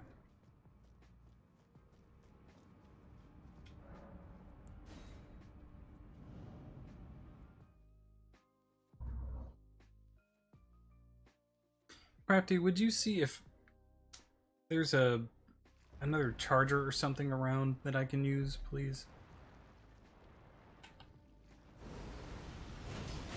For my phone, I mean. I figured. Hmm? You don't. You have the only iPhone. Oh, okay. You want me to go buy you a new one? No.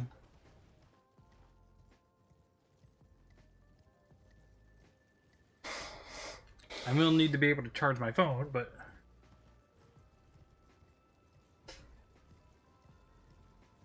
Do we need anything from Walmart that we can put it in an order for? Hey, dog food? Yes.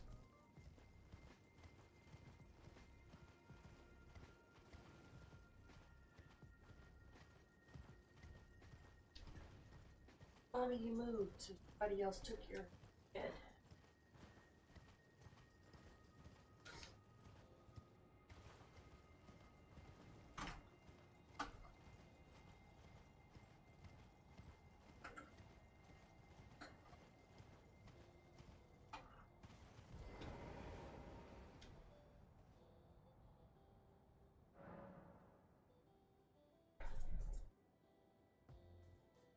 The scepter? Which scepter?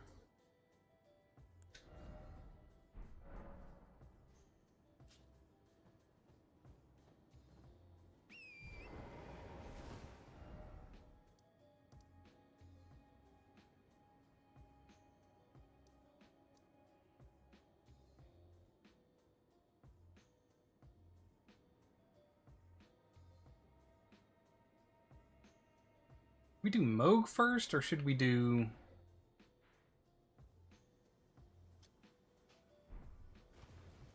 Hmm.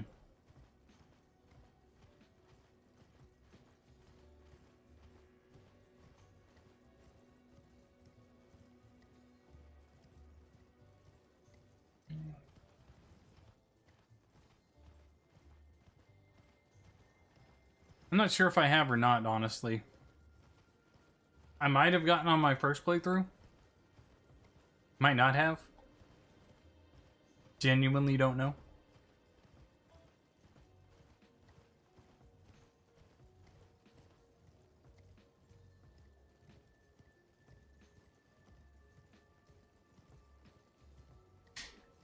Okay, so I think Mochi has a vote for the Halig tree first.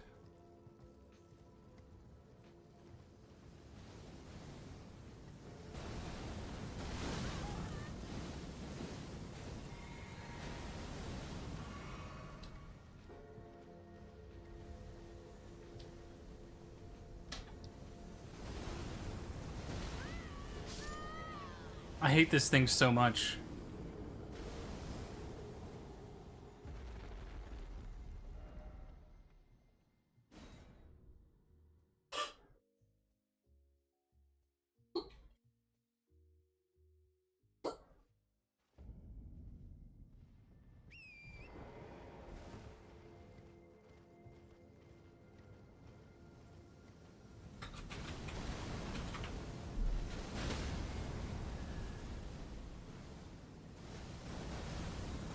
So I got hit twice last time. Didn't kill Torrent.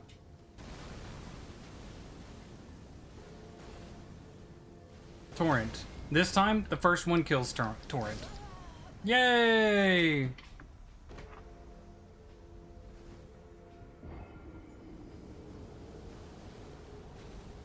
But I have to be able to take this thing down, because if I don't, I can't do the Deathbird.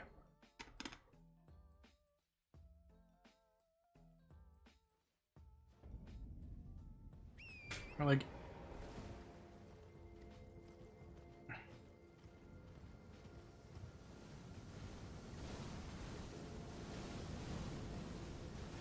You want one of the mats or one of the ones plug in?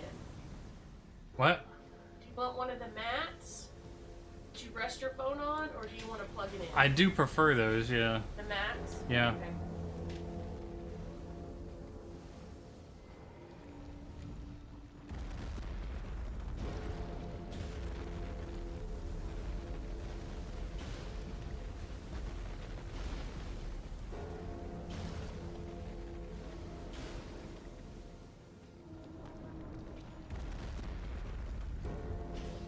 Missed it.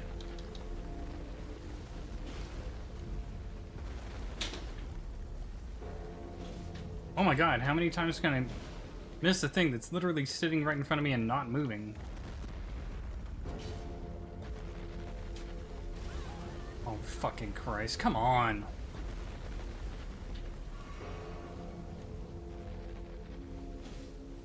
Really? God.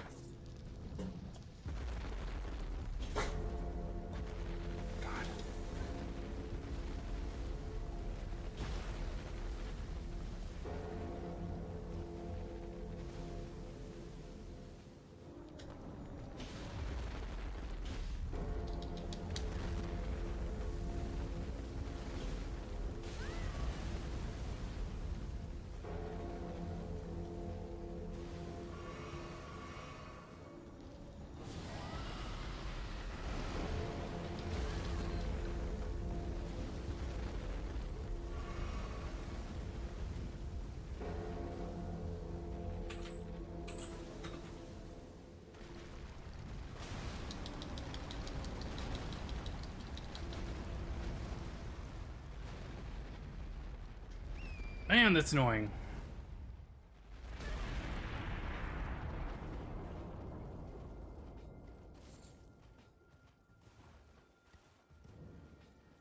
A bot got through, yep. Sorry. I was... Not your fault. I'm not yelling, I'm just answering Todd's question. O young yet towering sister of ours, let the birthing droplet in and create life for us, for all the Albinorics.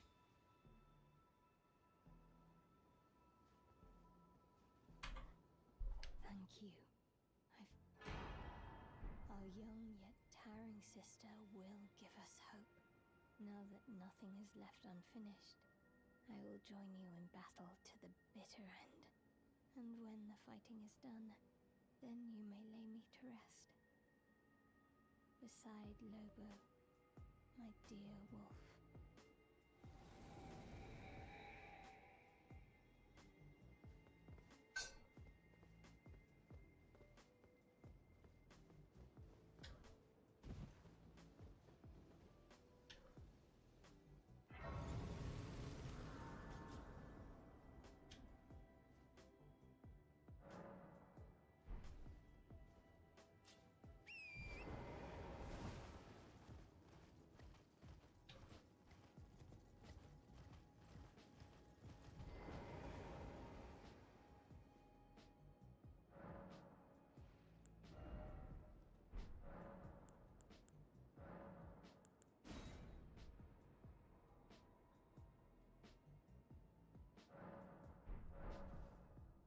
Alright, let's handle the,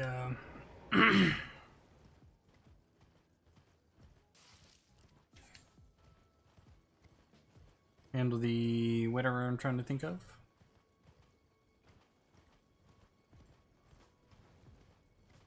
The death word.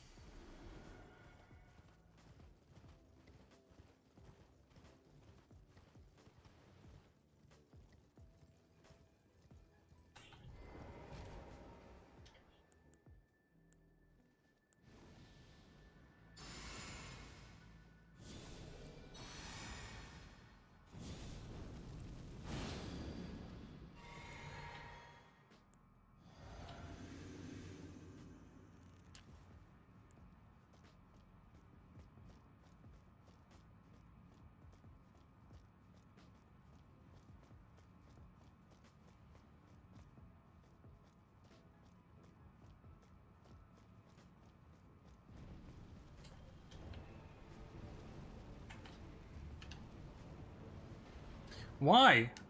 Oh, it won't let me? That's so weird. Okay.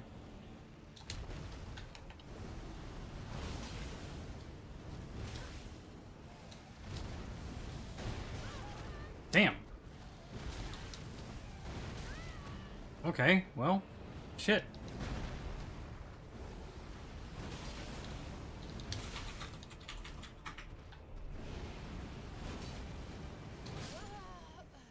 Okay.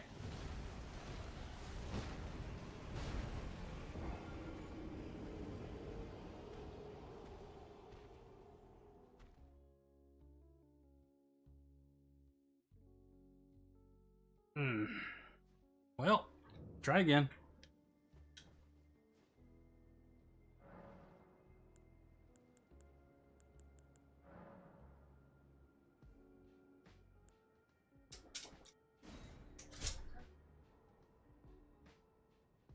You say that, but giving up is the greatest one. Giving up is the greatest fail.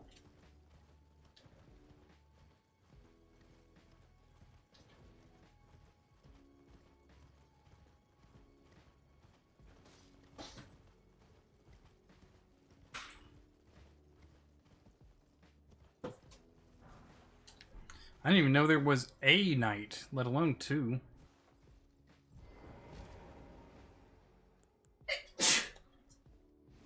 Sorry. I said I'm sorry. I didn't say anything. Nobody grumbled at me Oh. because I kind of sneezed right on him.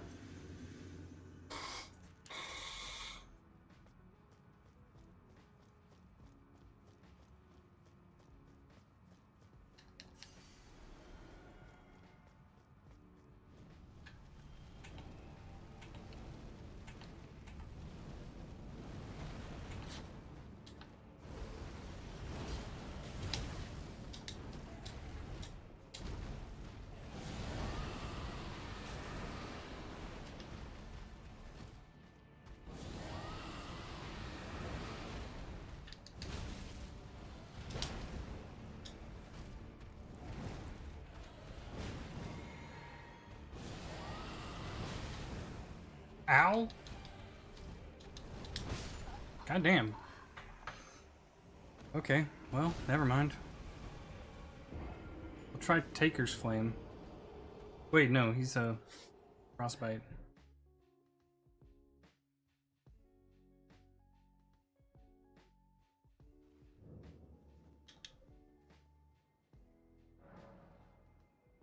It doesn't help that he, like, bounces around a lot.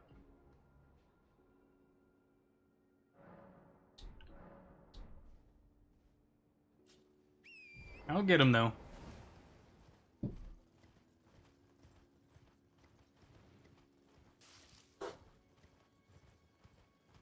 I'll get him.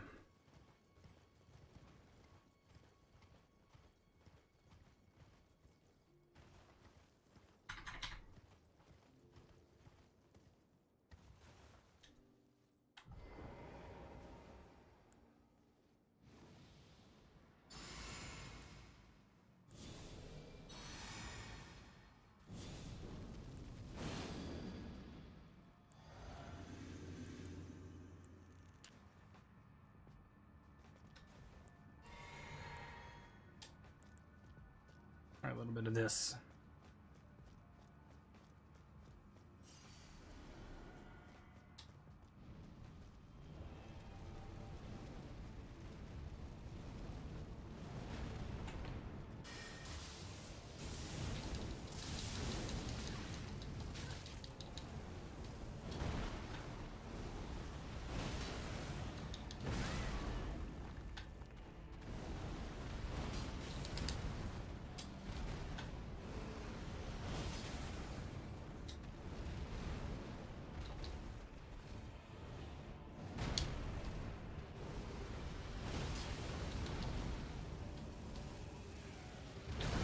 Oh, shoot.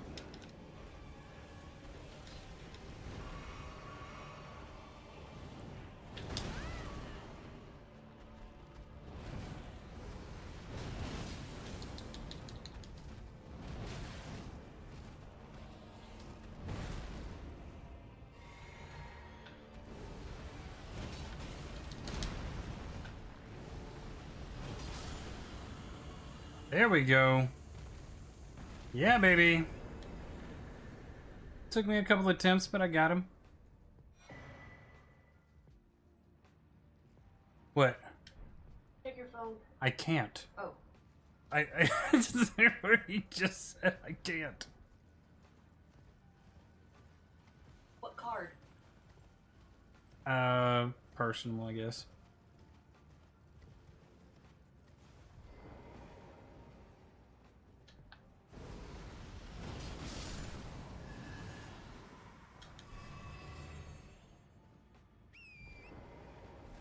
Well, he was worth a level.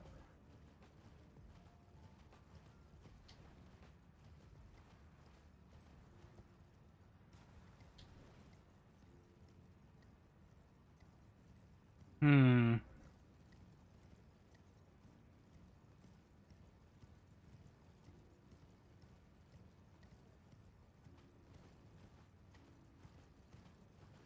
Moog's place is probably shorter than Haligtree, and we'll probably take down Moog faster than Haligtree, so do we go Moog first?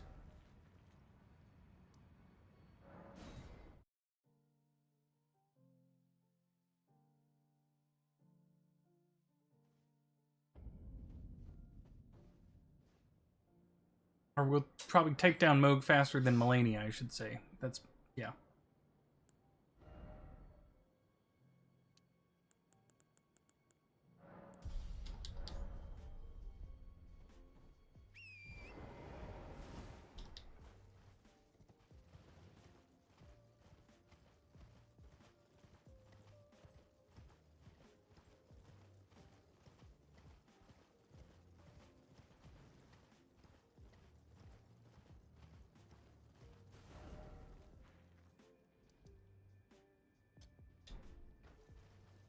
Okay. Thought I was heading the right direction, but I wanted to make sure.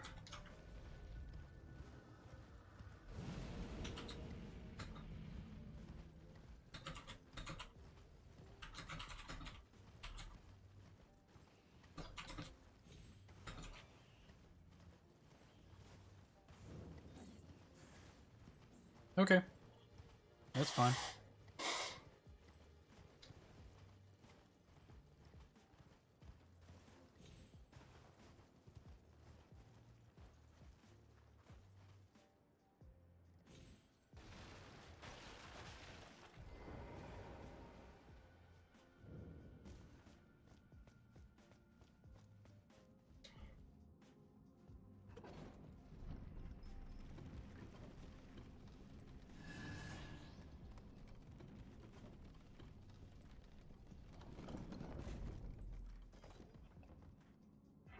Ah, this one I remember being very irritating for some reason.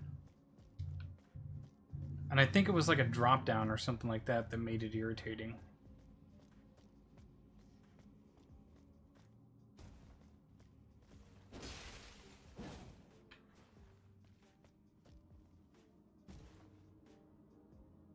Yeah. Because it doesn't open from this side, right? Okay.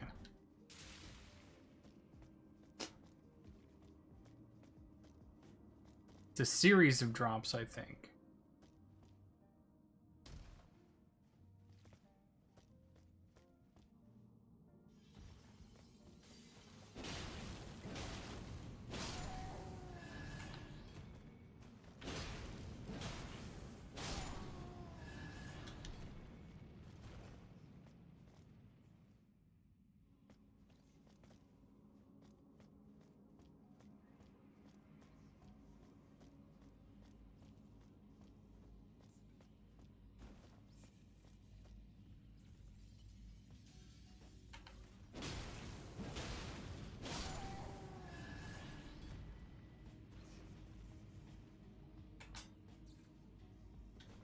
Let's see, hold on.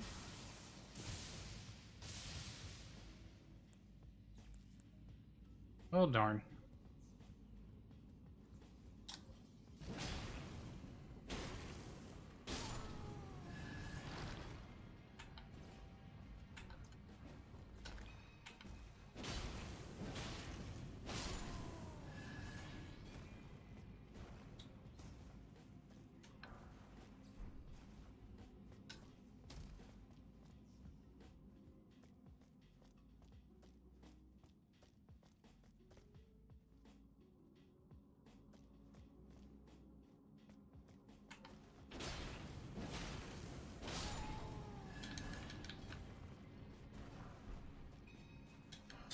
If you guys are interested, maybe close to the end of the stream or something like that, I can also log into World of Warcraft and show you the house I've been working on for my roleplay character.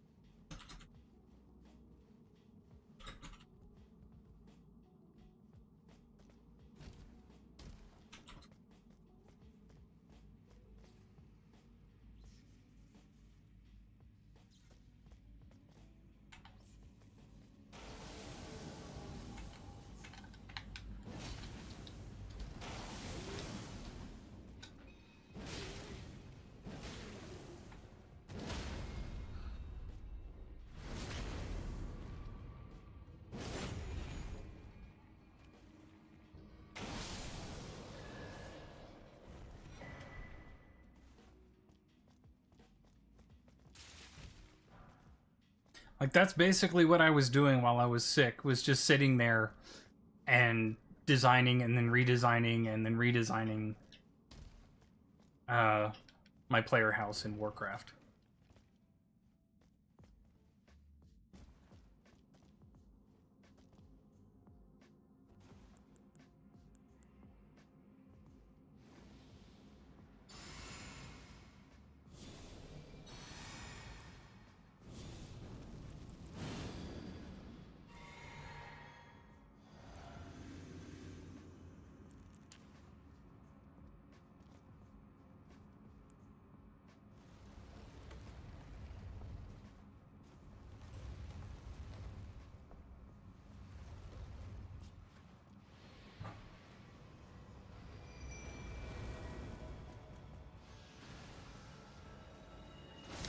Dang it.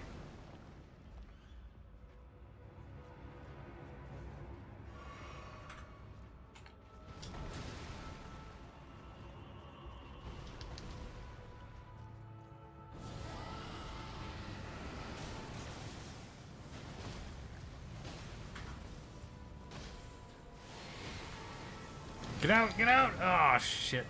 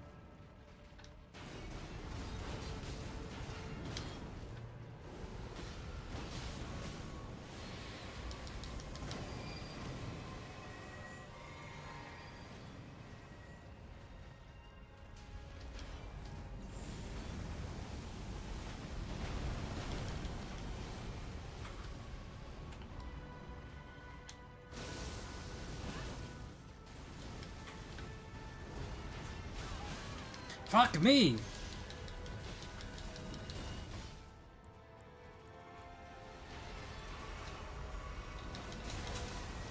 Gravitational.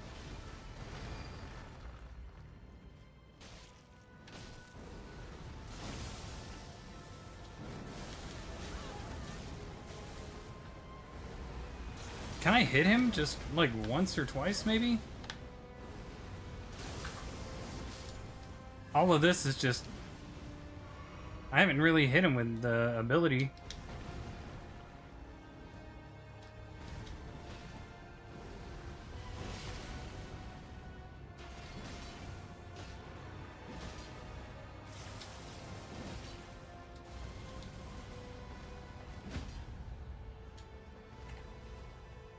There we go.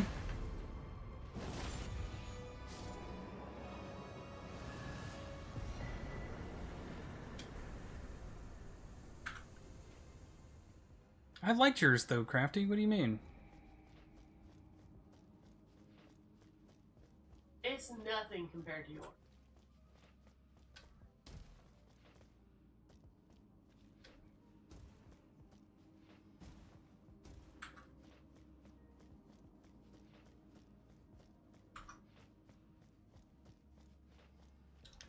Sit here.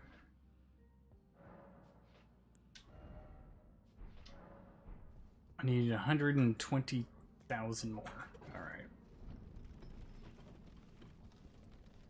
Okay, right.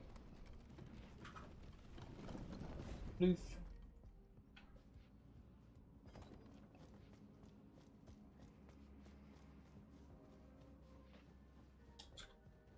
Okay, so there's one more PvP invasion fight, like somewhere over here. And then we can find Moog. I'm just gonna poke like right here. I think that's where it is.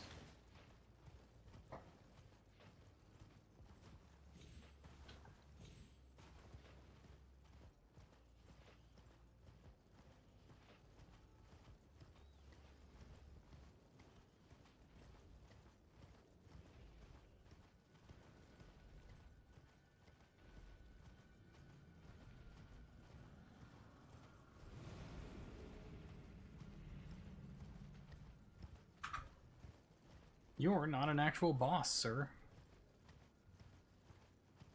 I don't know. We can either do Moog first, or we can do the tree first.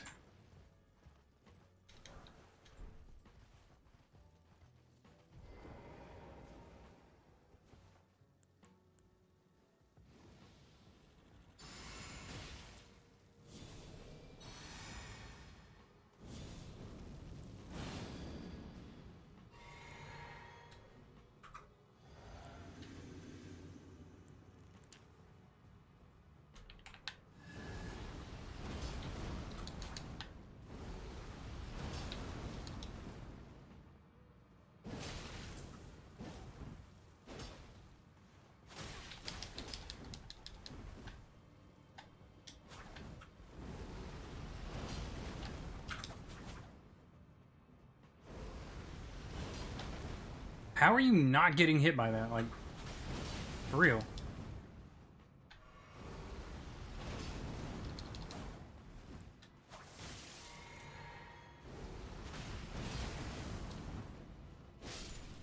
There we go.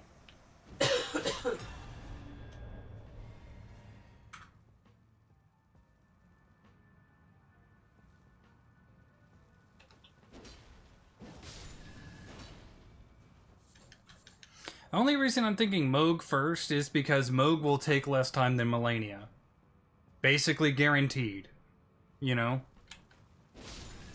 Like, it's not a question whether or not I'll take less time with Moog than with Melania.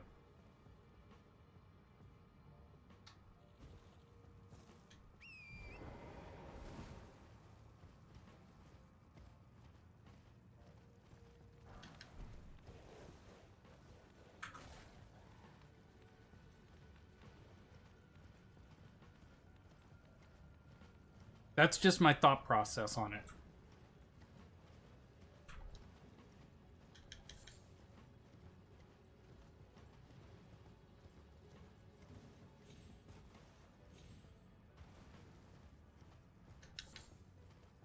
Yeah. Less time in the dungeon, less time on the boss, which means we can go from Moog to Melania in the stream, but we might not necessarily be able to go from Melania to Moog in the stream.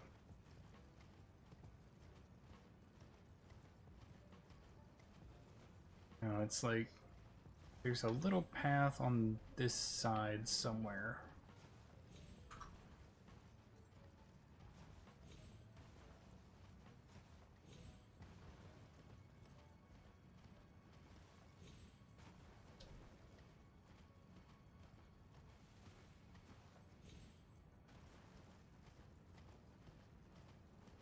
And especially since I'm doing a melee build this time, I'm betting it's going to take more than the 21 attempts it took me last time with Melania.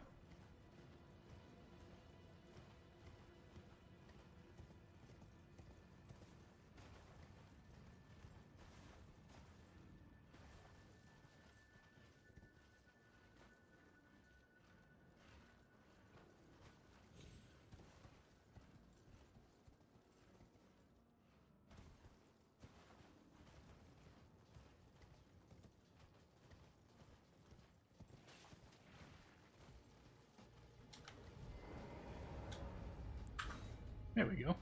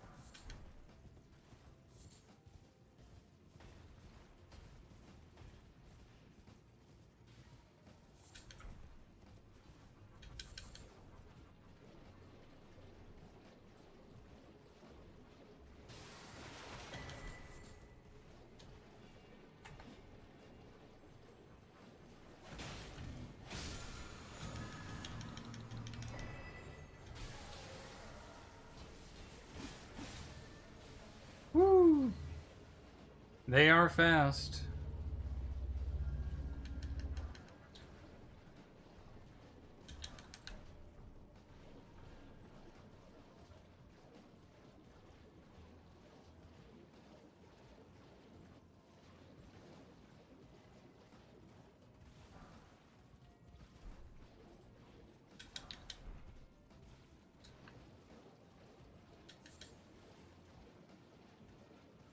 Solid, solid.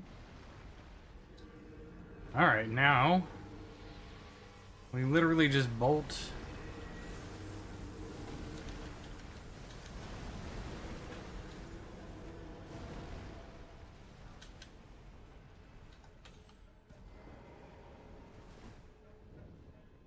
There we go.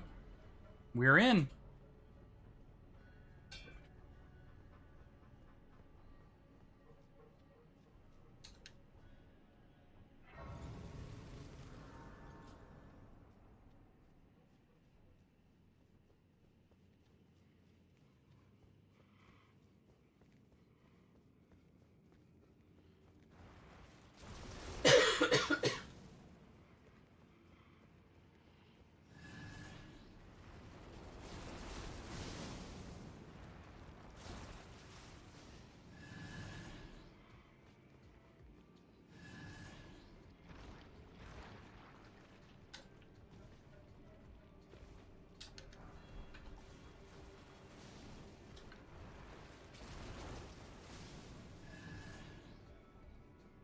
Bam!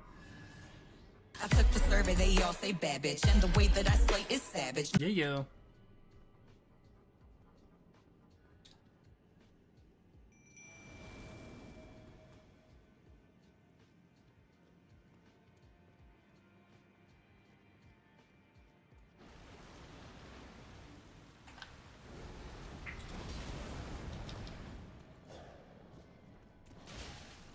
The twins absolutely love dog walking these guys.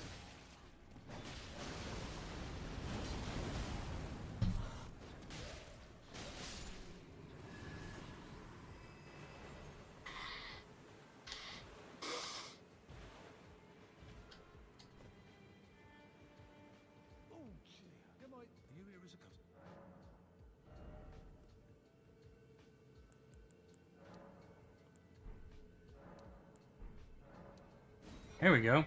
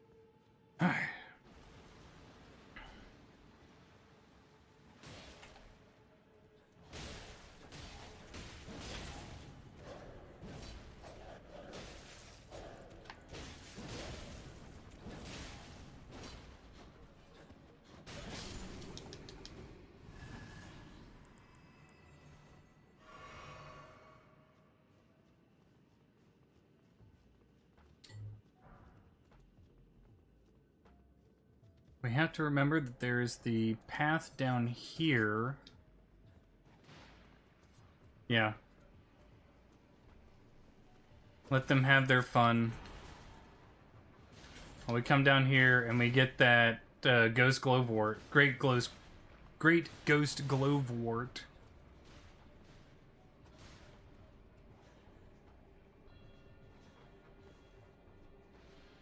Got stuff to watch between me and Die?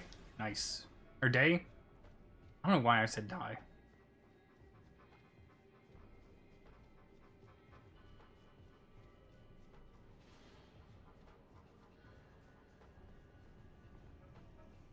I honestly think he would be way more popular if he streamed earlier. Like, genuinely. I think his biggest problem is the fact that he streams in the middle of the evening.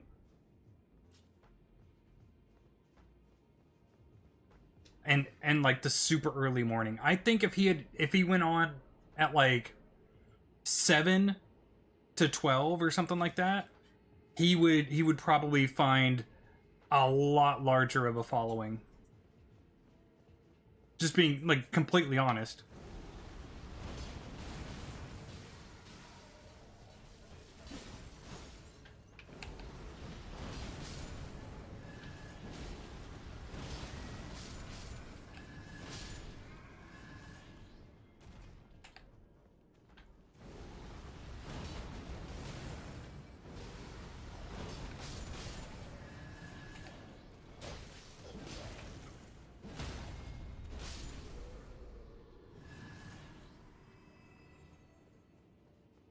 I wish he would too, because like he would just, I think he would take off. I think he would see a much larger active viewer count. I think he would see a spike in growth, because he's got like skills. He does. He's very talented as a gamer, especially, and when it comes to Souls-likes and stuff like that. I just think that he hurts himself more with the time he chooses to stream. Genuinely, like, if I could raid into him, like, I stop at 7. If I could raid into him where he was just starting, him going from 7 to 12, or even like 7 to 1, since he likes to stream for like 6 or 7 hours normally, he would still do a lot better.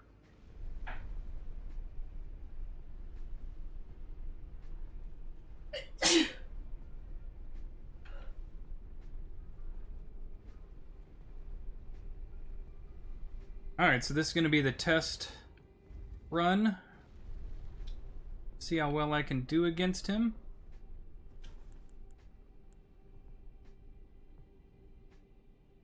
Actually, you know what? I remember that I have something.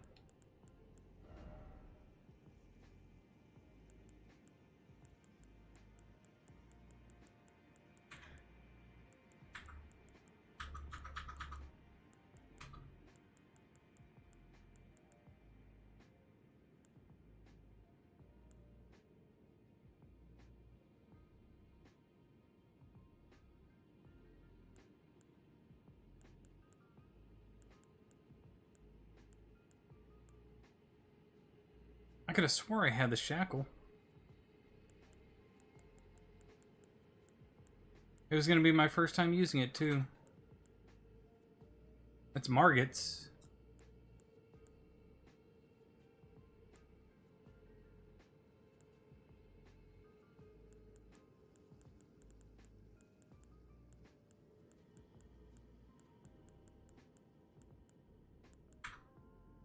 Oh, never mind. I thought I had his shackle. Womp womp.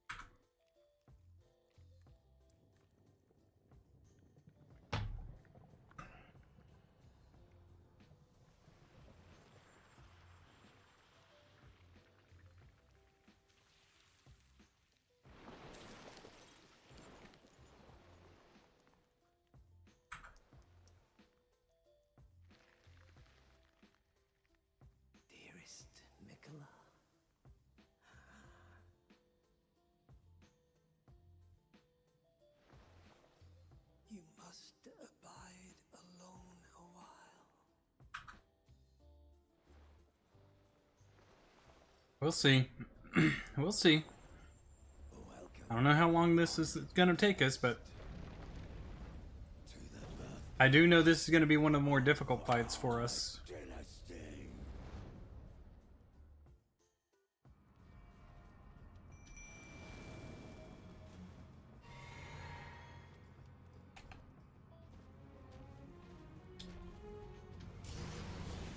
Wrong thing.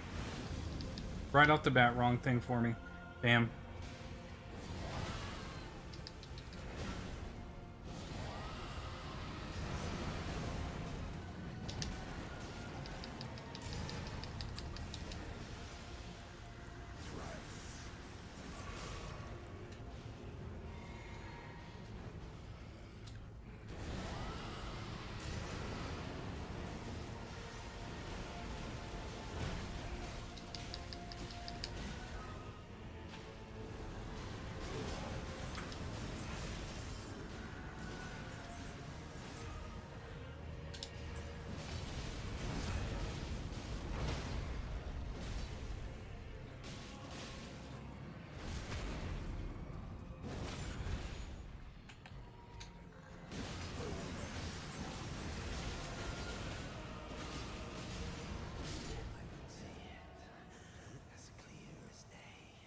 Fuck your phase 2.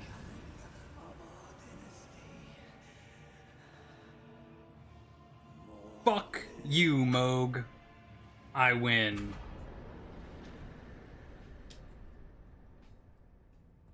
Mmm.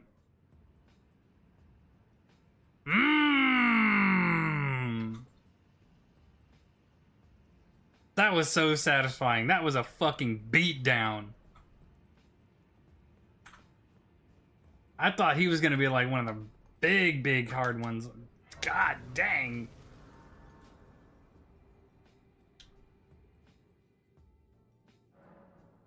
Yeah, no.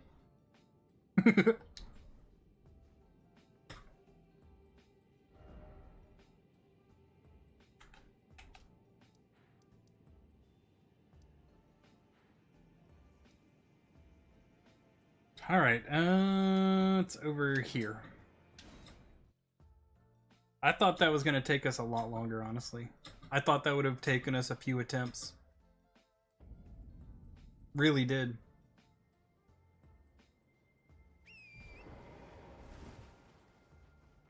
Wait. I'm sorry. Hold on. What?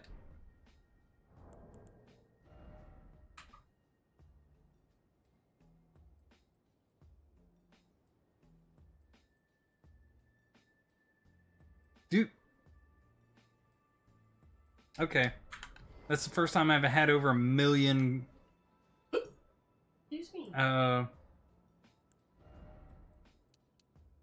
Over 1 million runes.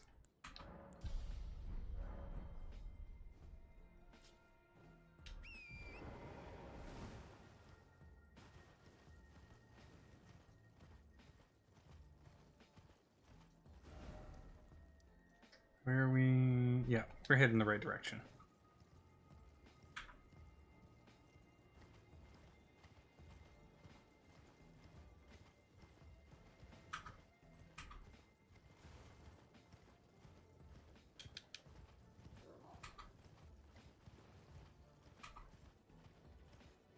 Orgs, how are you doing today? Welcome in, welcome in. Hope you're having yourself a fantastic day. We just put the beat down on Moog. Like, that was a 30-second fight, maybe? Maybe 1 minute? If that?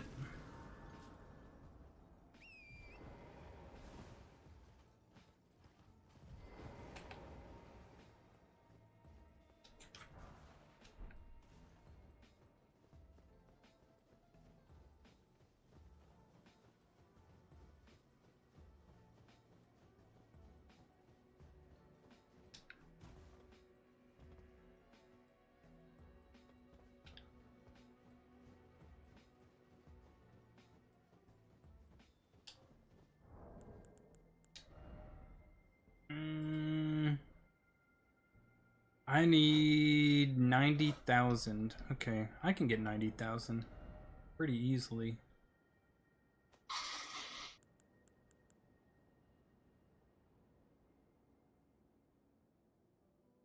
Yeah.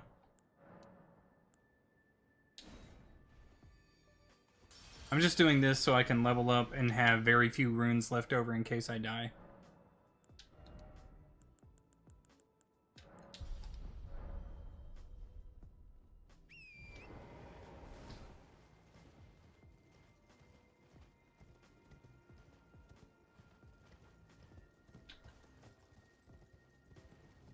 I don't have anything to counter the archers with this time around.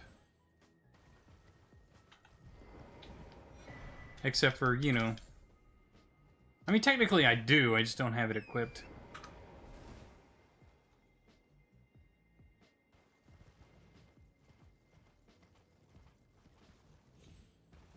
Isn't that supposed to be, like, such a broken weapon, though? Or did they balance it?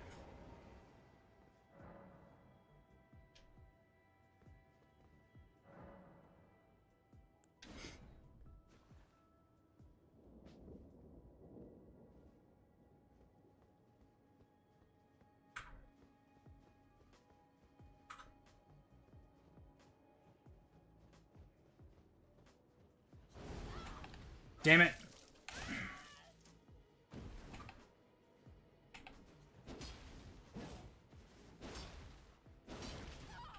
Grabbed me again. Damn.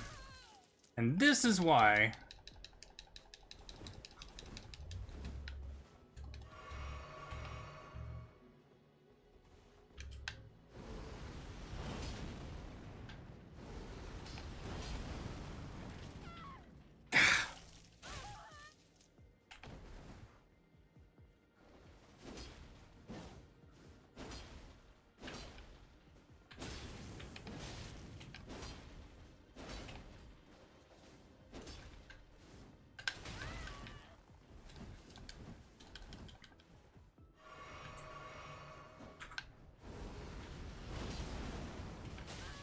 Damn!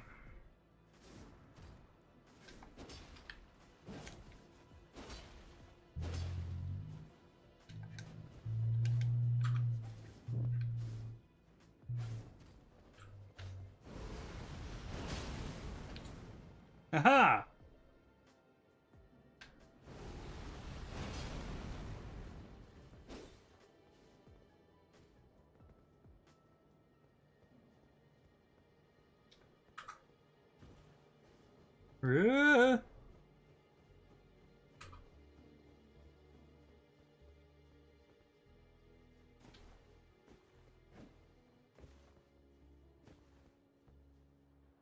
Wait, shoot. Dang it.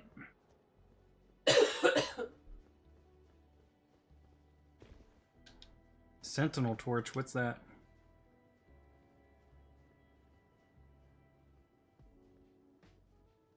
Is that an offhand weapon I can equip?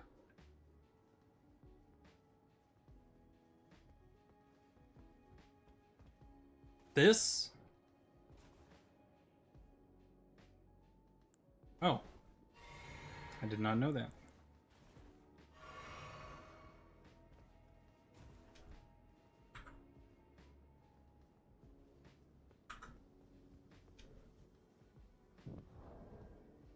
Let's see here.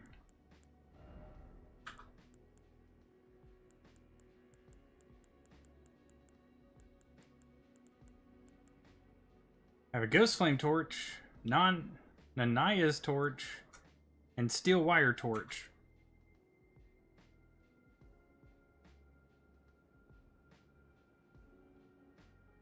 No Sentinel Torch.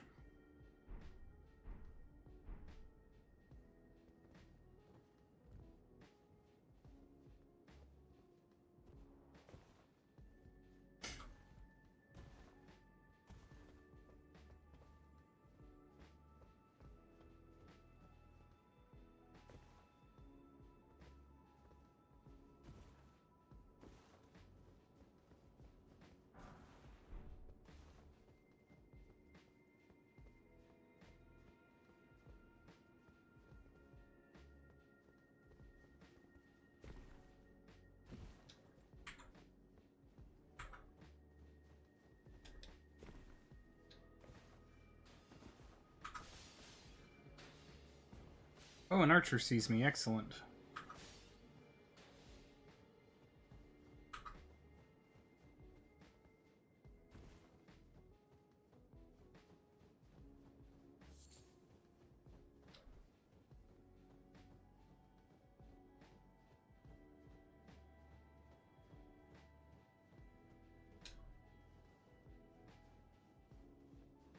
The torch that repels beasts?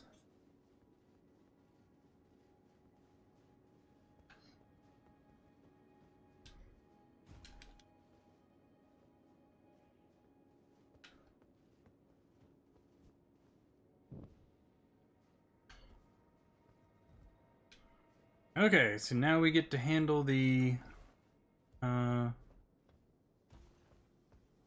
archers. God damn!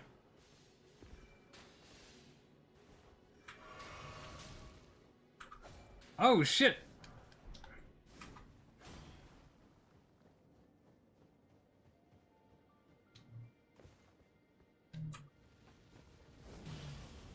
No thank you.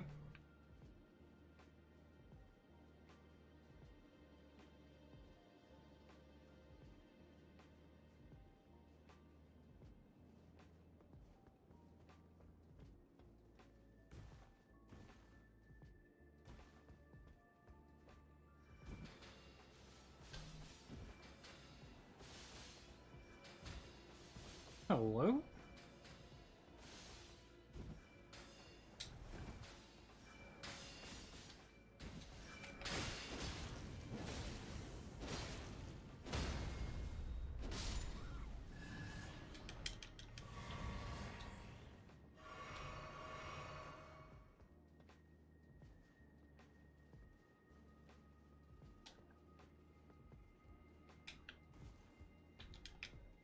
There we go. Now we gotta grab this. And that's all three.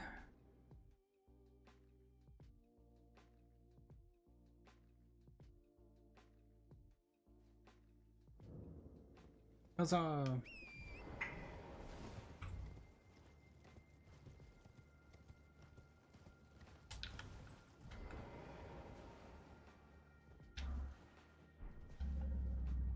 Invigorating cured meat.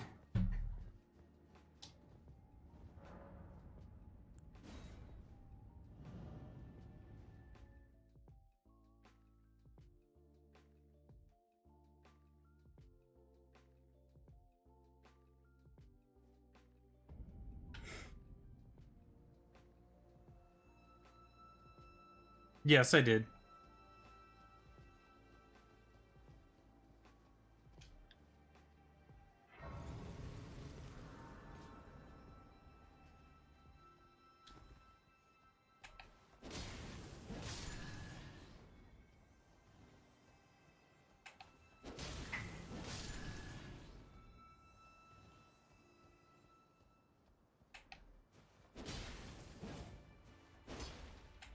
Oh, well, thanks for making that easier on me there, bud.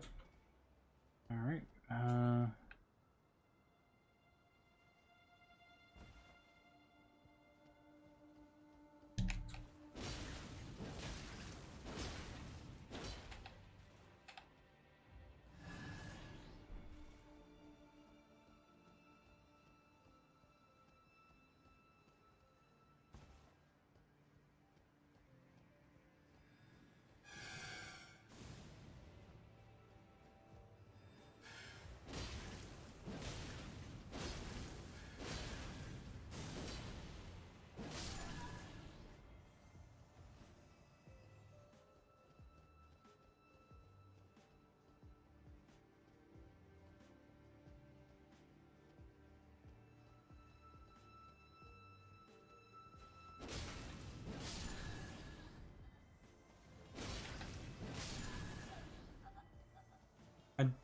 don't remember what this thing up here was. Like, it's on a body. But I don't remember what it was.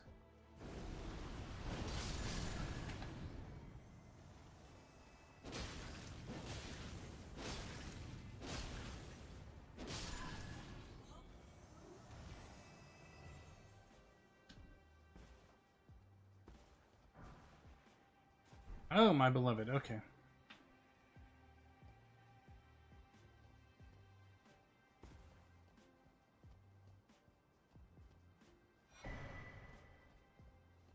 Hey, we got the horn.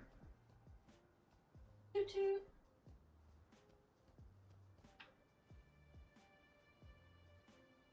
It's a shame it doesn't do for us what it does for, you know, them, but eh.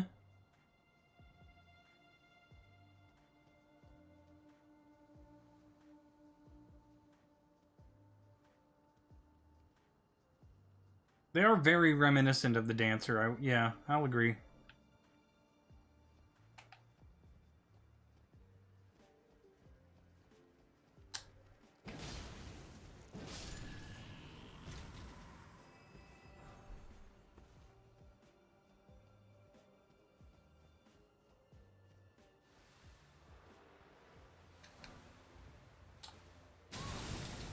Shit.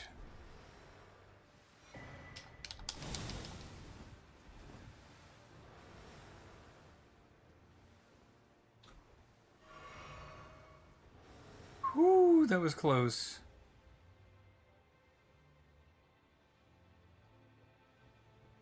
Yeah. The toot bubbles.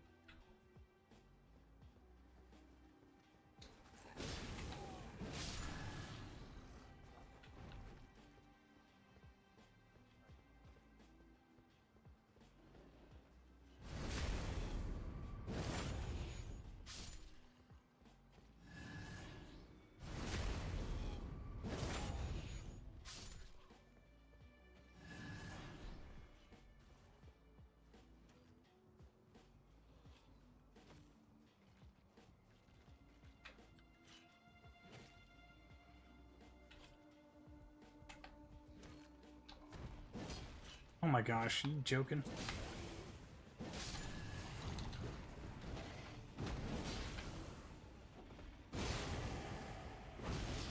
Jesus Christ, I don't get to do jack shit against this dude. God damn! Just tell me I fucking lose. Holy fuck! Like, I climb the ladder, it's like, oh, by the way, you don't have any stamina. Why? Because you climbed a ladder, I guess. God damn. Let's try that again.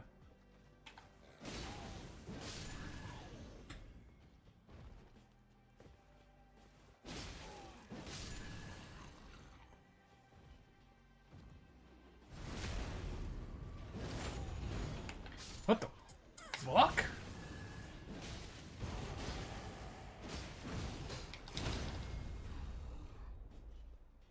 Dude, fuck you.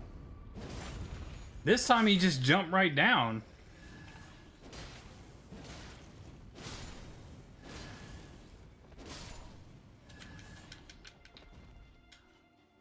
Like, he wanted in on the action immediately that time. Dang.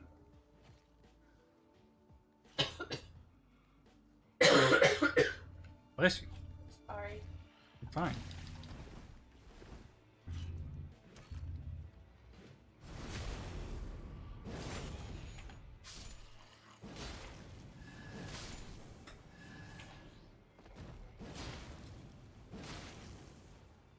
Bye, Felicia.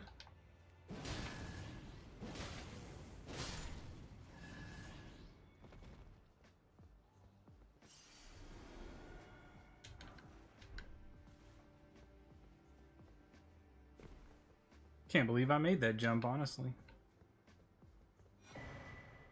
Pearl Drake Talisman +2. Okay.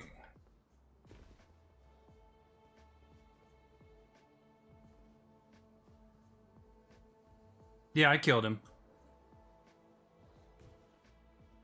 See, there he is.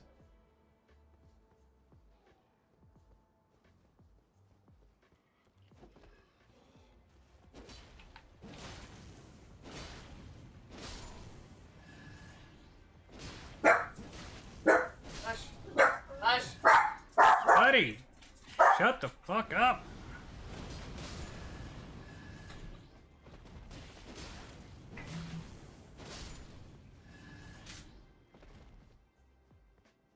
It's like, oh my god, someone's home. Someone's home.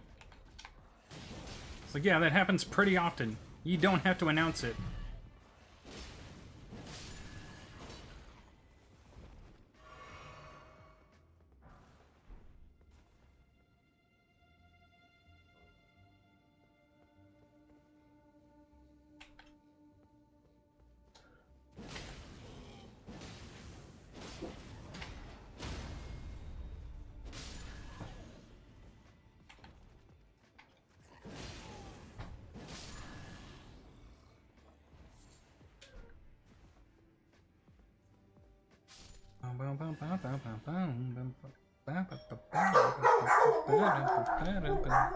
Could you check?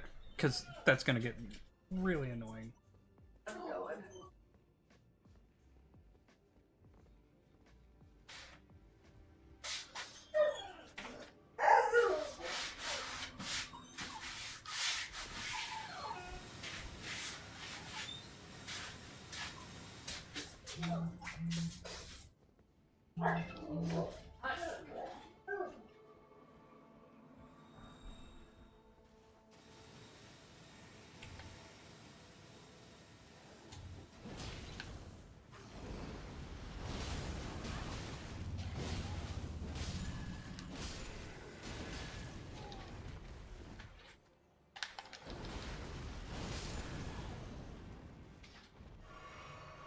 Damn.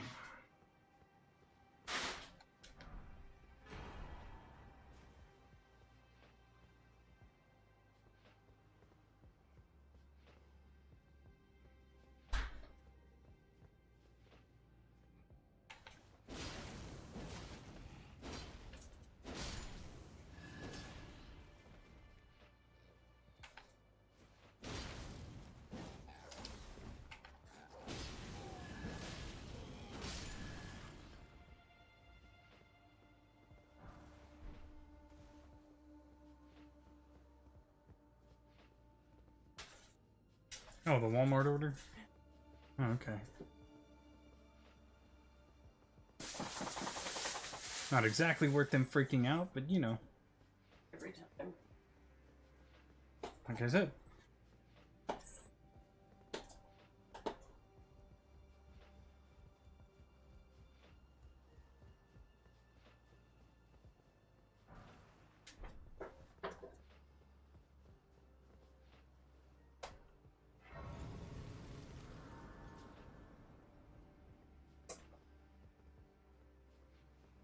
And we may as well stop and rest.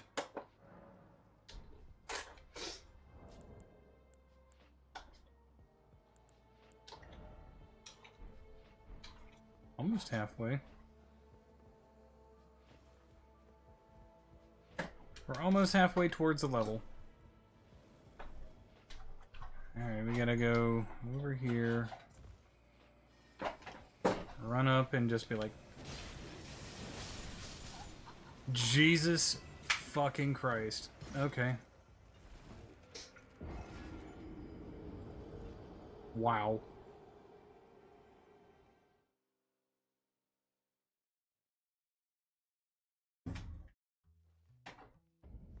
Okay then.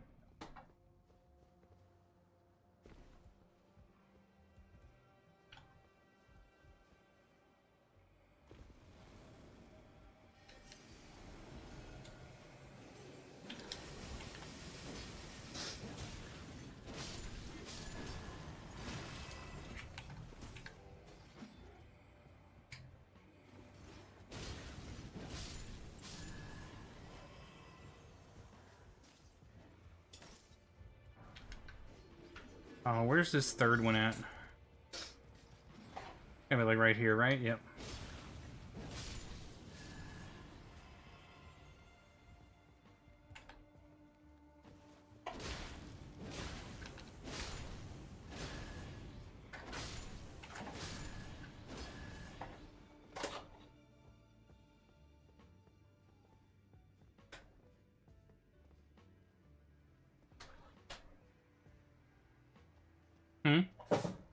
tissues suck.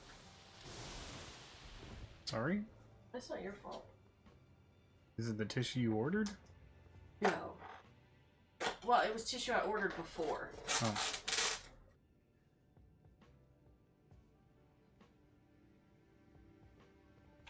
Very wholesome.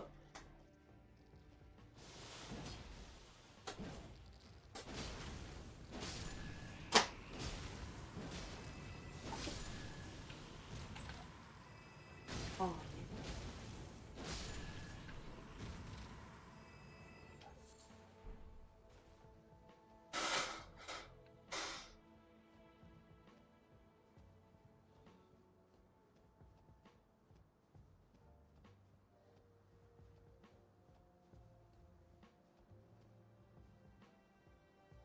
Oh, I didn't know you could come down this way. It'd be through the ants and then the zombies and then the other thing. So since this is a USB-C Uh-huh. thing, you could use your Switch charger. Power this. Oh. It only has a 5-foot cord, but it's the longest cord I could find. Is it a plug cord or Yeah, is it a plug. Because it's USB-C to USB-C. Too bad I don't have a Switch charger on me. Can we get mine? No. Because I can just try and... I'll put it up there real quick. Yeah, the voltage. Okay, so that's going to be the bottom. 1 second, I'm going to plug this charger in. I saved the box in case it doesn't work for you.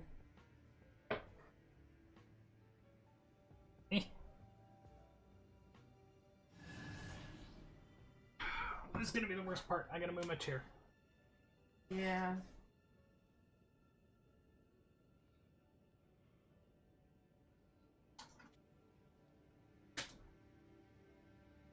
And then I have to try and gauge where my chair was now that I need to pull it back. I think that's about right. Alright, baby, you gotta get up. Okay. Okay. I don't think I'm too far off. Hold on. There we go. There we go. That's about right.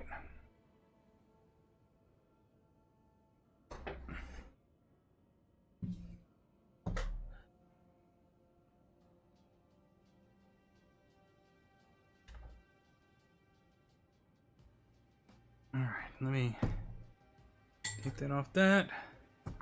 And then put it here.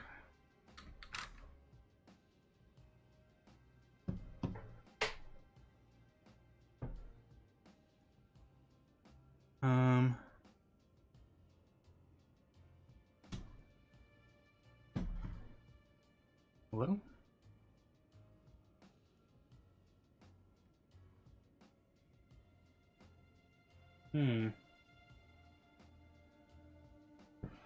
Alright, hold on.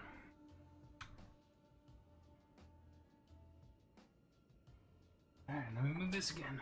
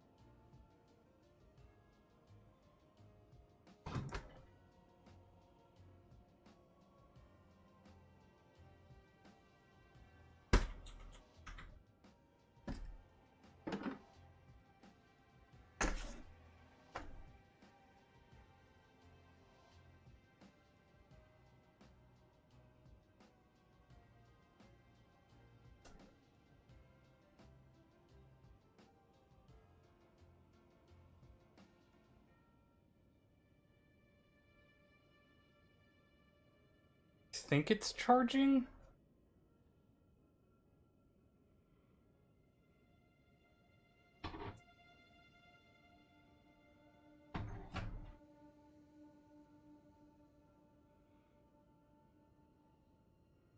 That monitor thing upset me so much. I know.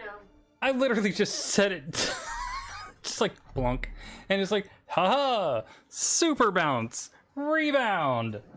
I was waiting for you to rage. I think I had gone beyond that at that point. Like, honestly. I was about to hide under my desk. Like at that point, I was just like, it's one of those times where like you're so angry you can't really do anything. Like nothing's going to, you know. I saw something at Five Below that I almost got you, and then I'm like, no, because if you used it, you would probably end up breaking something on your desk. But it's a little punching bag that clips onto your desk. I'd probably destroy the whatever the attachment point. I know you would. And that's why I'm like... Unintentionally, too. I'm like, while you would appreciate the thought, you would be more upset if you broke it the first time you tried to use it. Tell me I'm wrong. It's more like, with my luck, Yeah. I would break my desk the first time I tried using it. Yeah. That's why I was like, you would break it, you'd break something on your desk, you'd break your desk itself. That's why I was like, nah. It was a good thought, though. Yeah. I could just see you playing one of these games and just...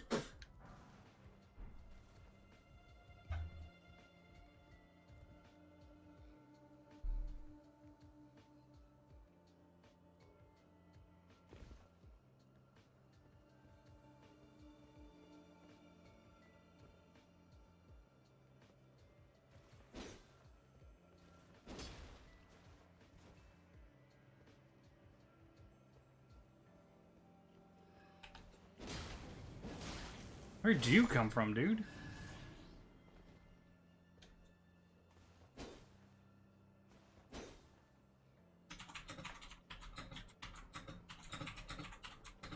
When was this? When you... I think it was when you were messing with the refrigerator over there.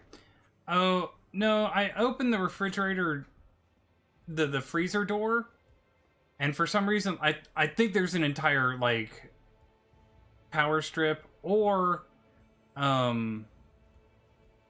socket that is just like that's been blown out because like my Xbox doesn't work, my TV doesn't work, my refrigerator doesn't work, like none of them are getting powered, but they're all plugged in. So I'm not sure what's going on with it.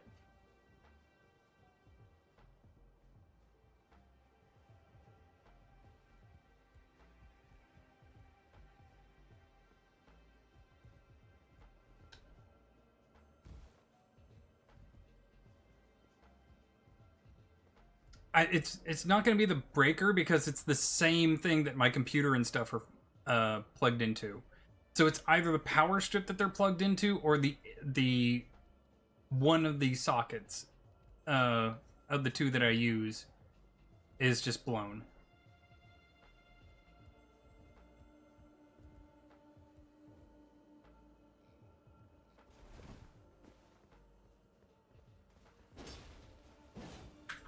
How do I get in here?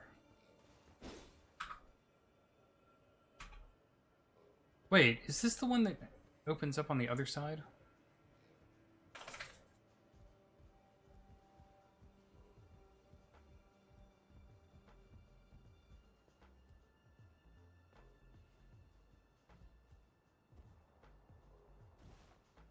Yep, it is. Didn't you bring in a new power strip? I did bring in a new power strip, yes.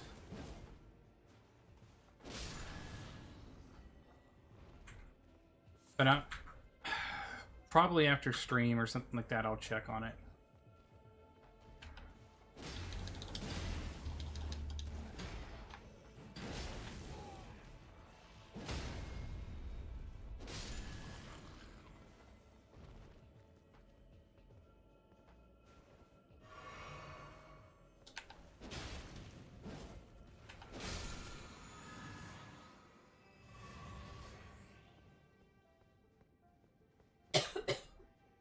Bless you. It's just- You're fine. I know, I feel bad.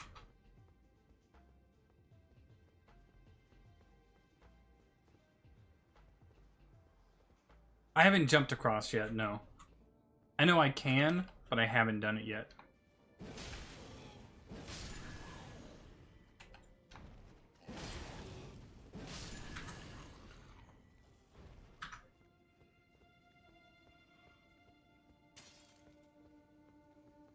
Okay.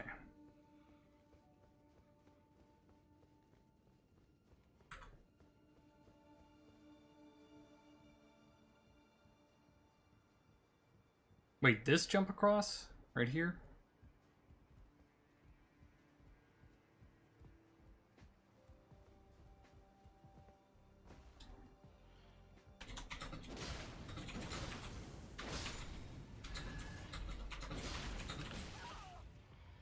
Joking with me right now.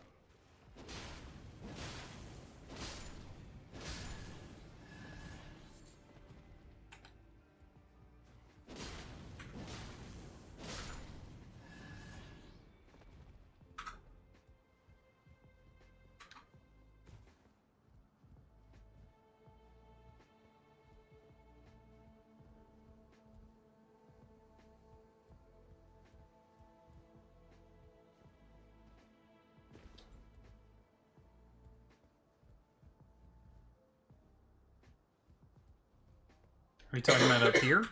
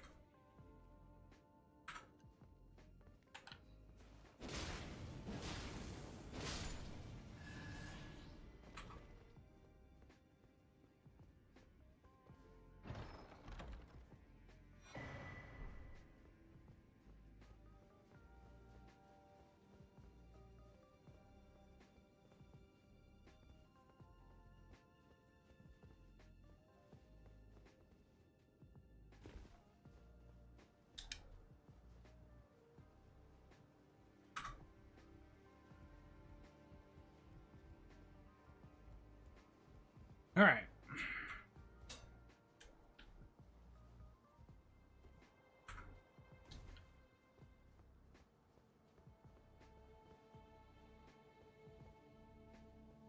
I mean, we'll do that on the way to Melania.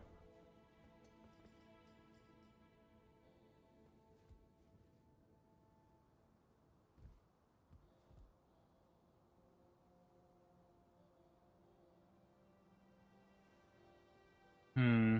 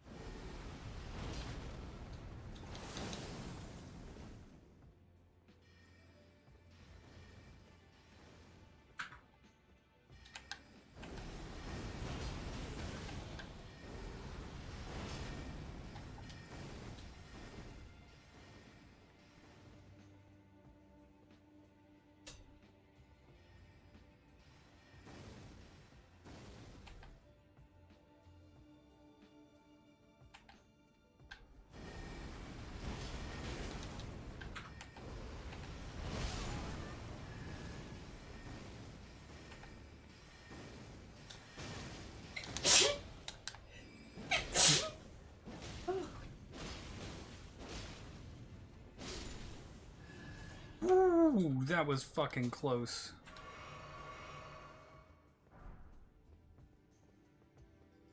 Those guys have no right to be that sturdy.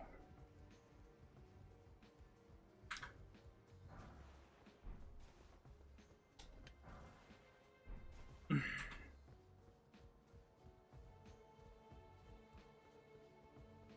go ahead and unlock this.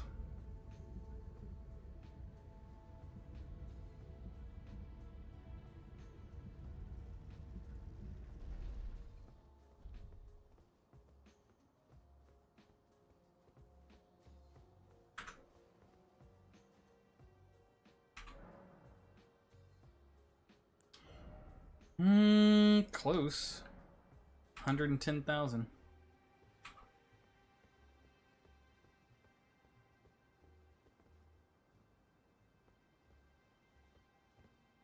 Bunch of stuff that New Game Cycle and had to play catch up with Millicent's Quest and beating Melania.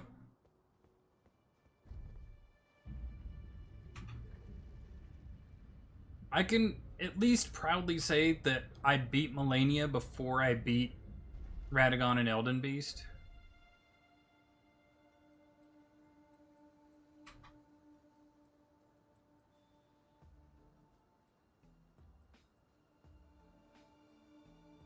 So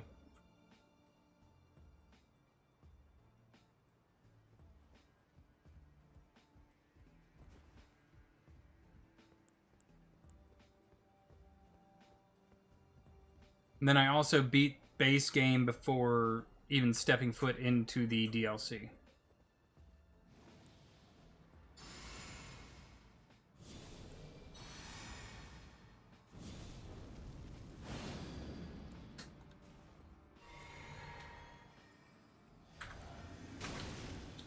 Fucking Christ, of course.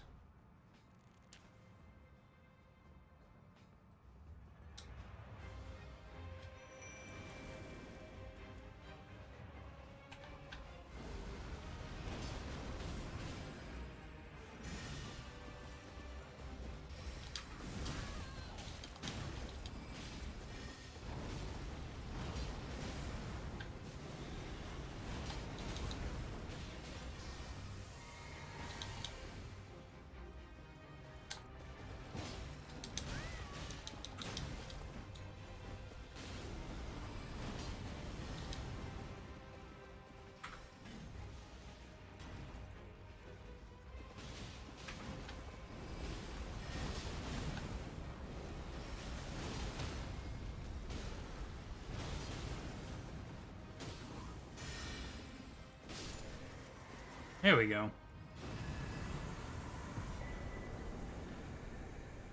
Fuck that dude and his random seeing me right at the beginning of that fight.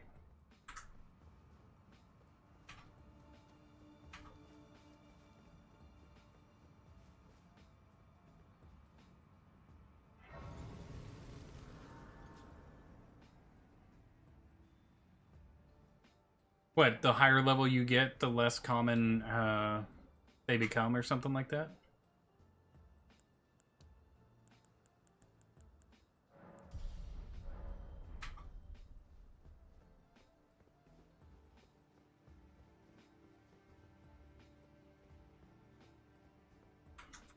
I remember this taking like an hour or two just to get down to this point, maybe longer. The Halig Tree was like 1 or 2 entire streams. Not just Melania, just the Halig Tree itself. Like the way all the way down to Melania. It was a freaking struggle for me.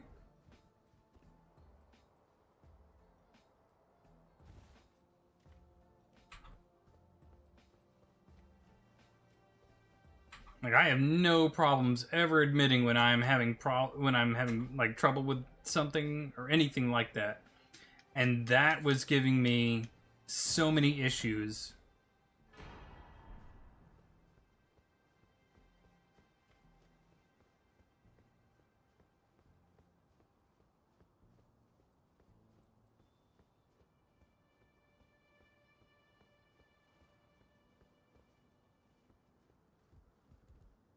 I don't see them at all since I don't play I don't play in online mode.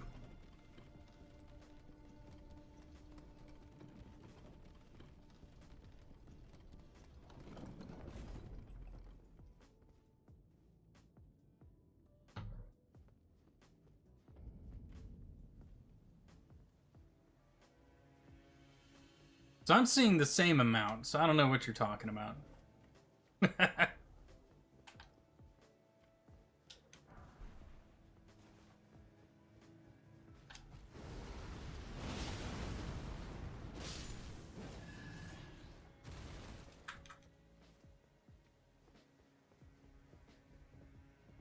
Millicent! I can only surmise our purposes are aligned, in which case, allow me to explain myself. I am of Melania's blood, but in what capacity I know not. Whatever the case, though, I am certain of a kinship between us. There is something I must return to Melania. The will, the dignity, the pride she abandoned. There is something I must return. The will that was once her. The dignity.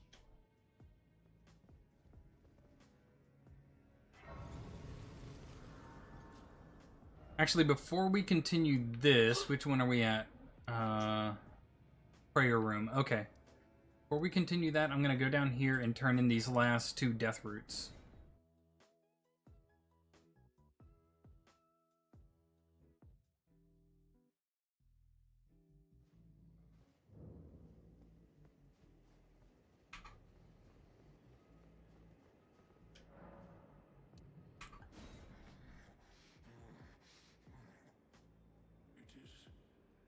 It is all consumed. Still, I am not sated. Not nearly sated. America! Is this what it is? To sin? Will things never be the same again? Tarnished. My thanks for thy long labor, but I have done all I can in this land. Henceforth, mine appetite shall be my companion. Farewell.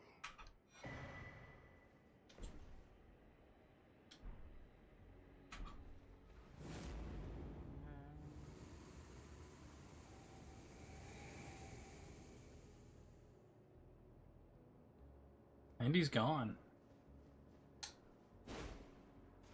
Thought there might be like a hidden room or something behind him. The dagger that boosts beast spells too? Have we not gotten that yet?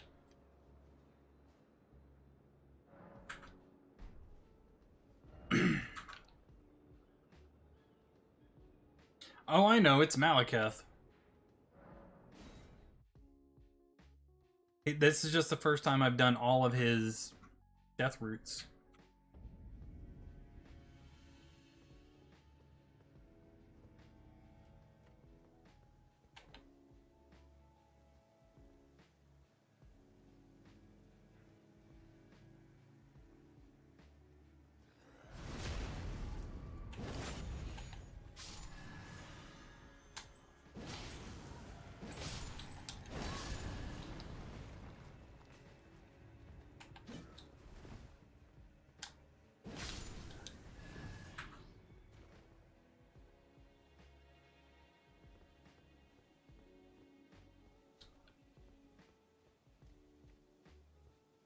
It's in here?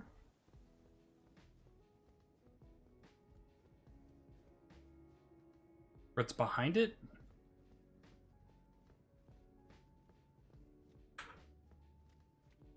Death Root building? Oh, it's behind the Death Root building?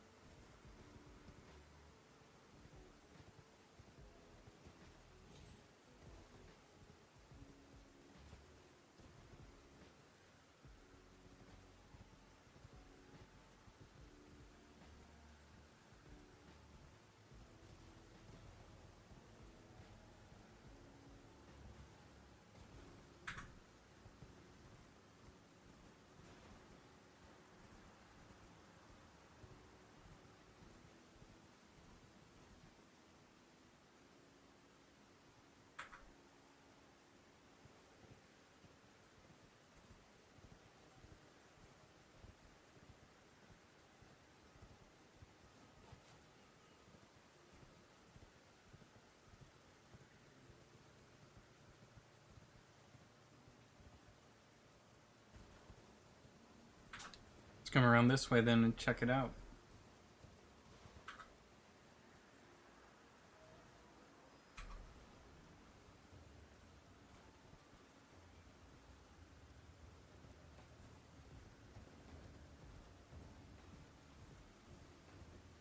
Okay. So you have to be all the way up and then to the edge and then look down.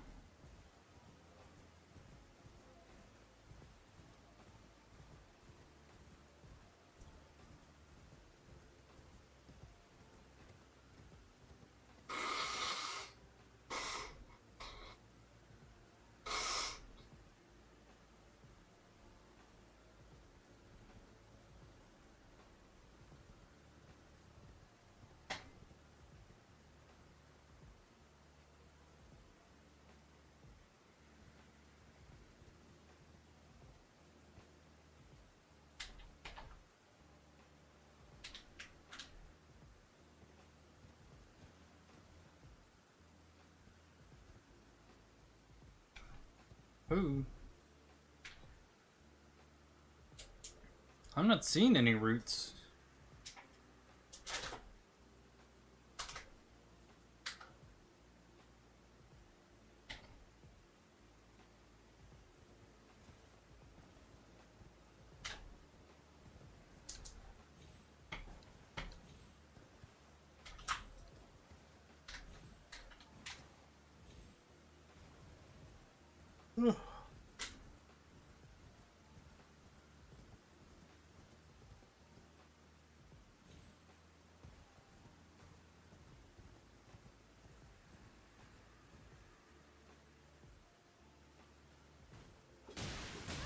Oh, son of a bitch. What the fuck?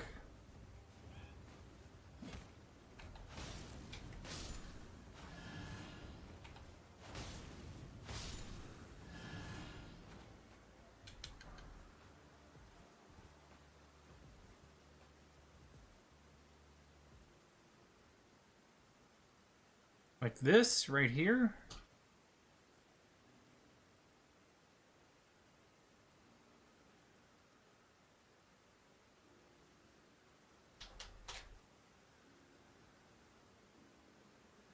I see that root.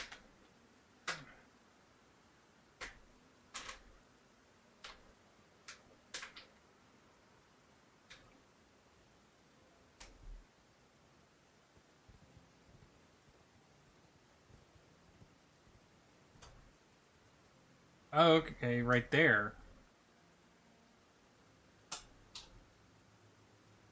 Aha!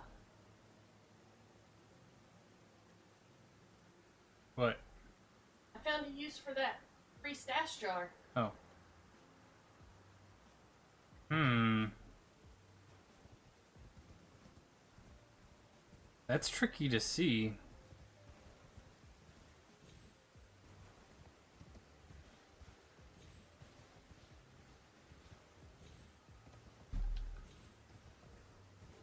That's super tricky to see.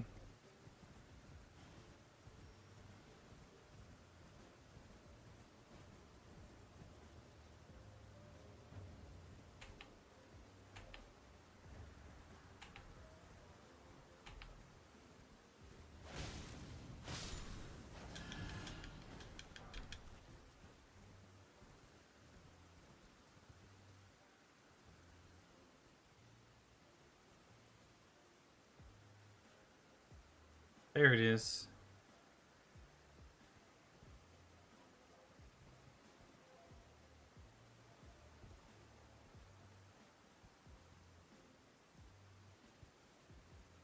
Okay, okay. Here we go.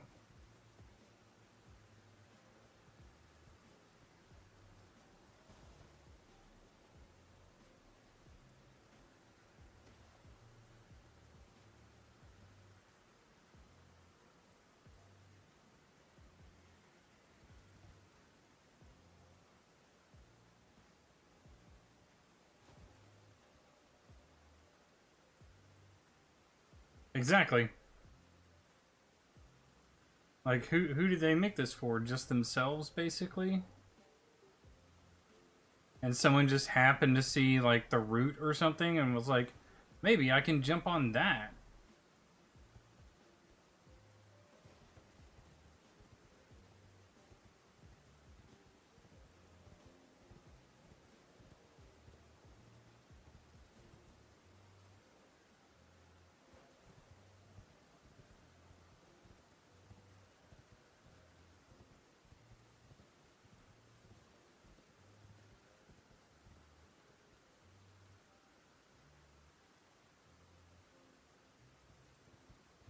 That's fair. But at the same time, in my head, I'm just like, is it actually worth hiding that down here? Because, like, as difficult as it would be to find this thing, is it worth the difficulty to get? Like, oh, I boost B spells. Yeah, that's fantastic, but does it boost them enough to warrant the level of difficulty it is just to find it?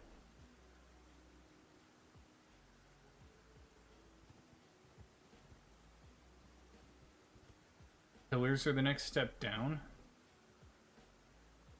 So, like, I'm just gonna go ahead and...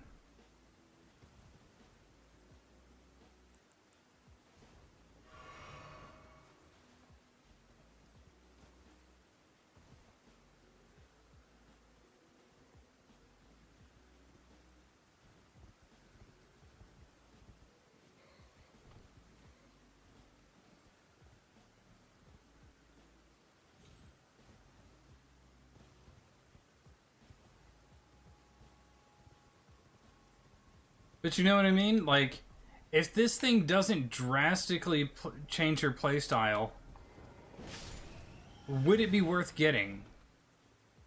Like, okay, you have your B spells as strong as they can get, right? And they don't start to basically triple or quadruple in power with this dagger or whatever it is. Would we say it's actually worth it to find this item? I would say no. It's like, yeah, it increases the damage done or improves them by like 5%. The normal response to this would be, no, that's not worth it. Bragging rights. I'm not sure if that is 10%.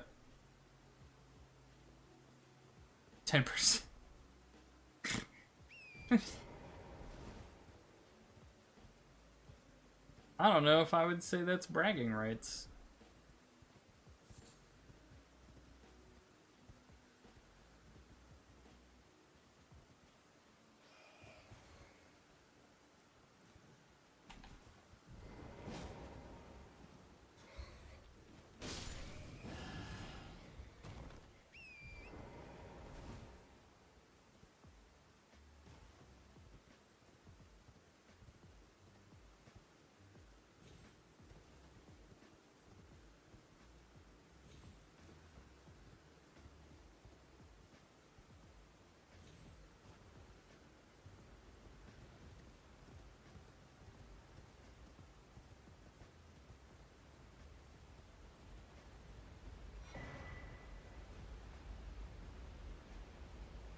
Syndiquea.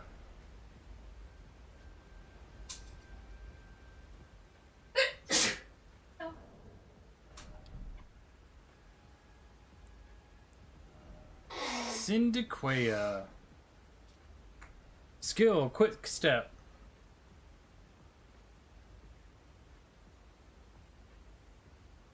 Was this it?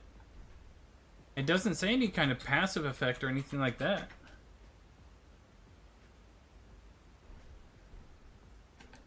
Like, how do people know that that improves B spells? Because it doesn't say it does.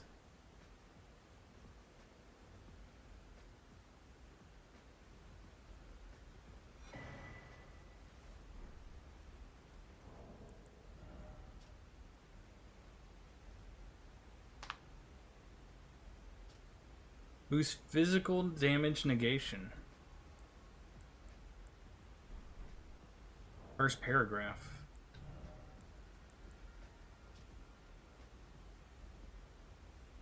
Oh, okay.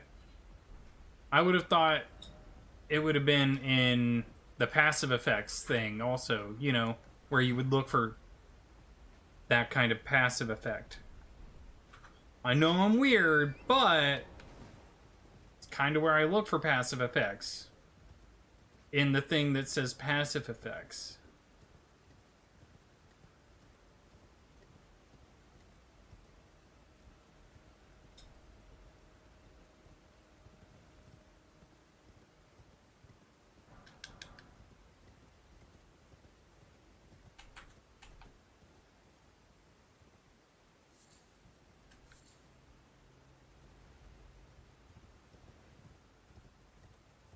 It's like that Ben Shapiro clip where she's like, where does it say you have to be a boy in the Boy Scouts? And he's just like, in the name Boy Scouts. Where would you look for passive effects? In the place called passive effects.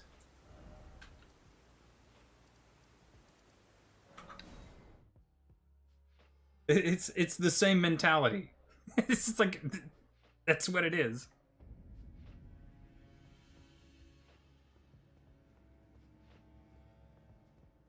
You look for things where they're supposed to be. And luckily, it's labeled.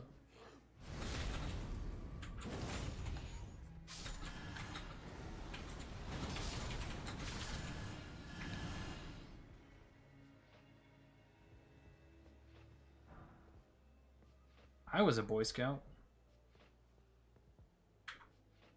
I was not.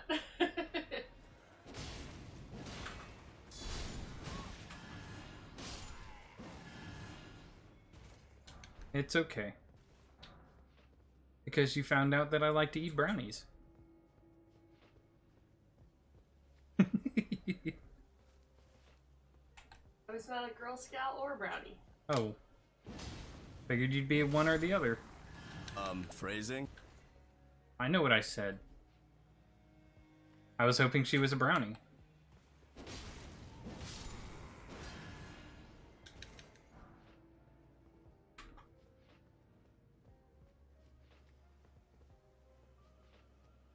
My parents wouldn't have the time for something.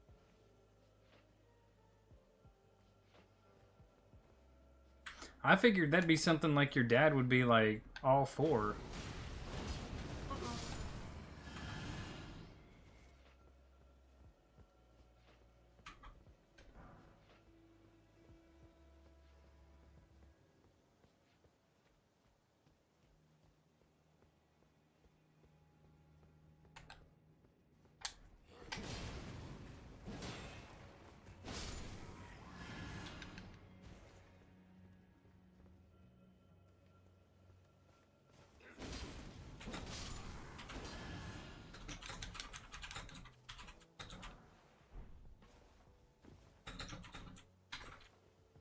You won't find any argument from Crafty about Boy Scouts staying Boy Scouts and Girl Scouts actually doing Scout things. She's very much in the camp of it's okay for boys to have their activities and girls to have similar activities with just girls. Well, the Girl Scouts didn't teach you the same things the Boy Scouts taught you. No, they didn't, but they could have. They just chose not to. Yeah. It's like, there's nothing stopping the Girl Scouts from doing the things that the Boy Scouts do, except for the fact that the women running the Girl Scouts didn't want to do it. Yeah.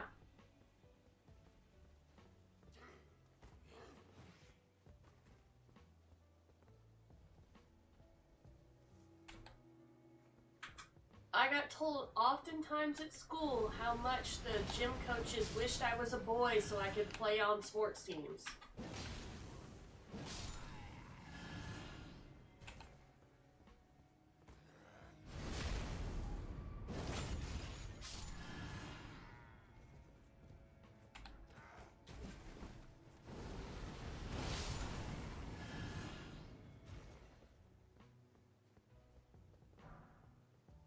Homie here is just sitting there all oblivious to all the hellfire and stuff like that I'm raining down on them.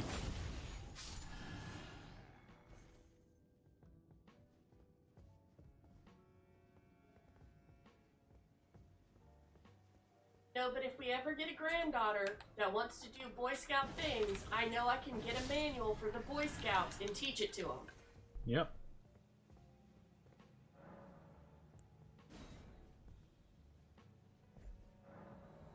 It's called the Boy Scouts, not the Both Scouts.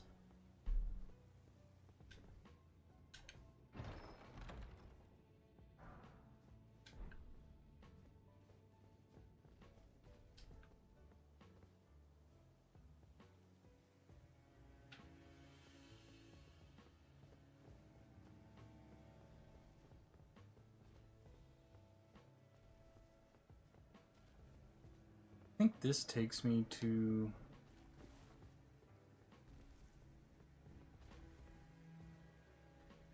No, that does. Okay.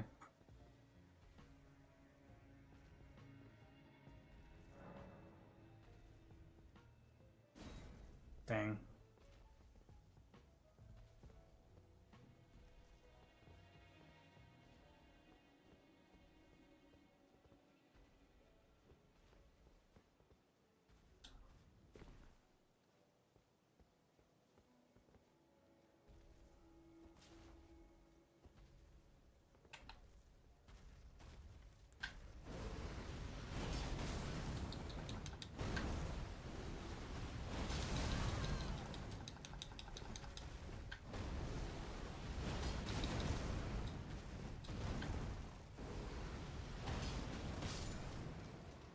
Winner!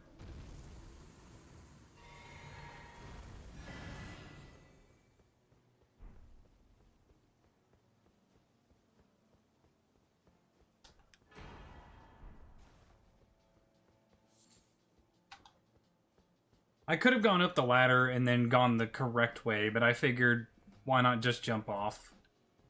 You know?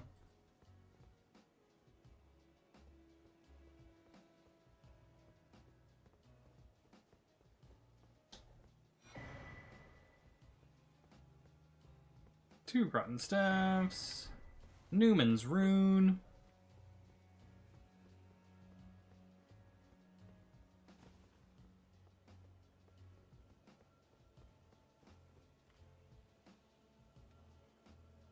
Where are they?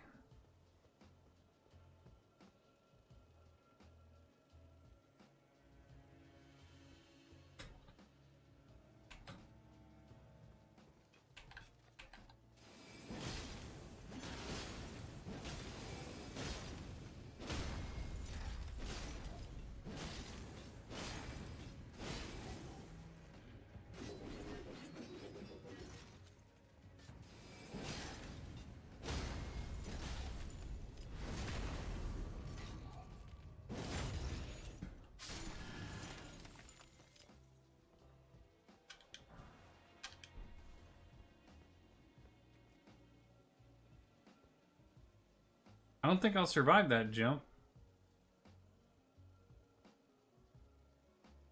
Unless you mean like right here.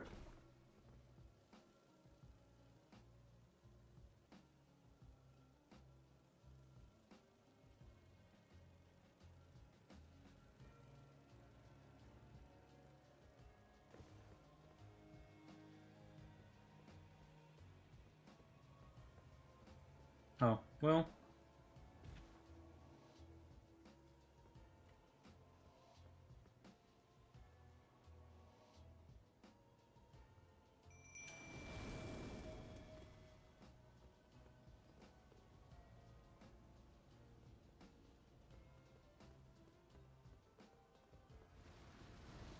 Where is it? There it is.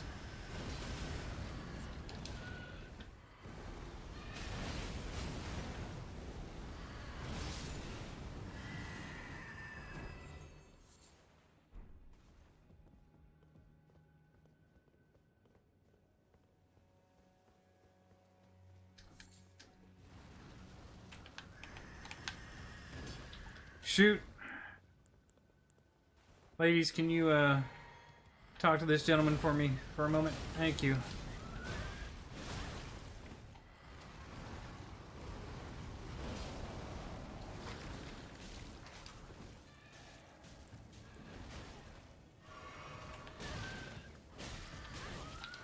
Fuck me.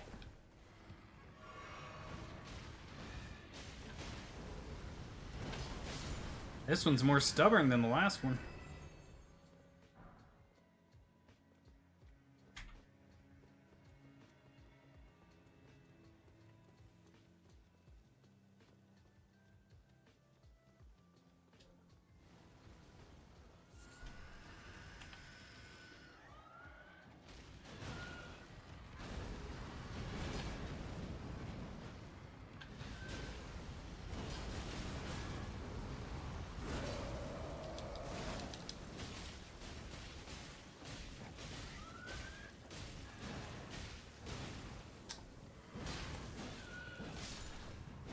There we go.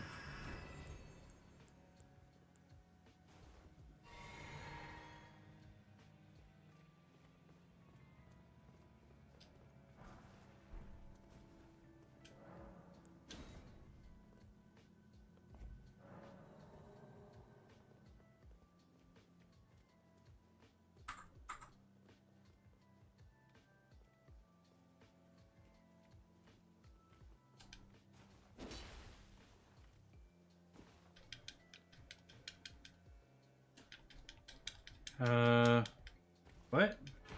There it goes. America's Sore Seal. Greatly raises attributes, but also increases damage taken. Okay.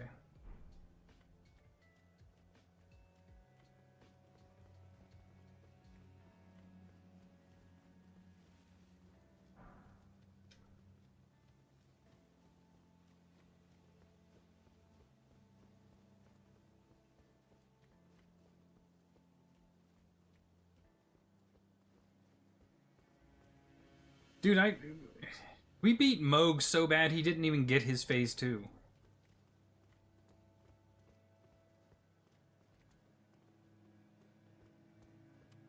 Yeah, I remember that.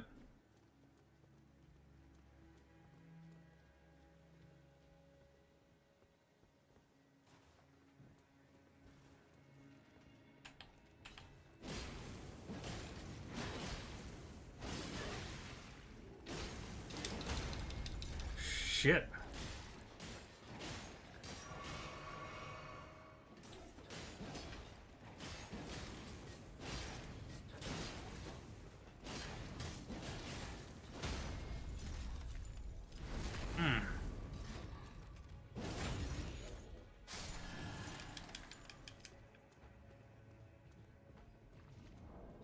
Shoot, hold on.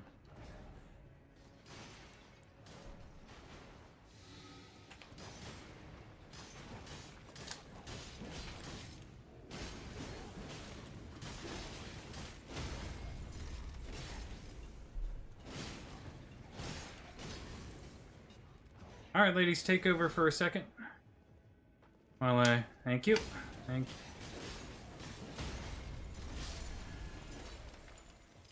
Hit me with Scholar Rod again? Okay.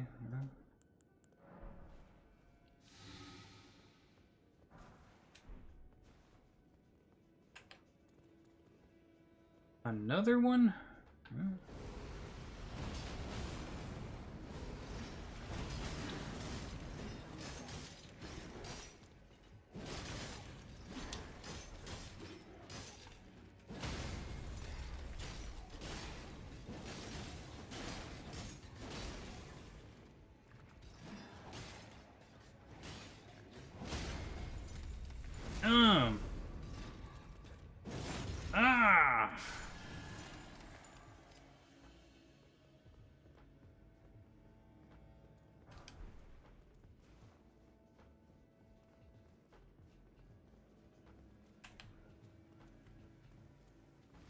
How many of you guys are there?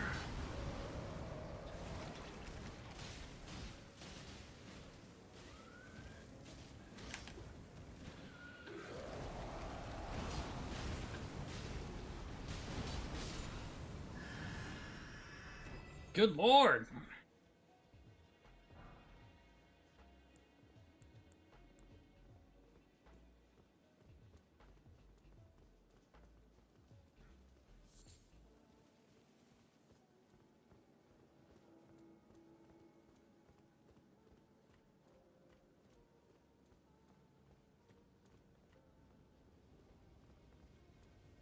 Gonna be like one more here? Yep.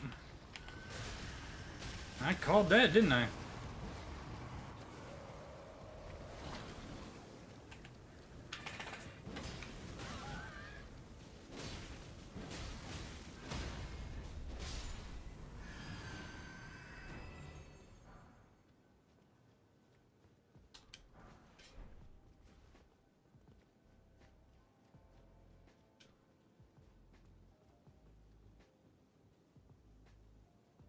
Well, we killed a bunch of them, that's for sure.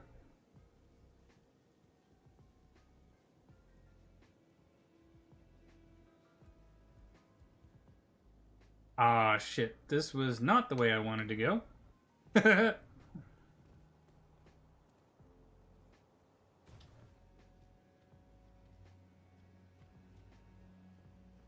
I definitely don't want to go head on into that,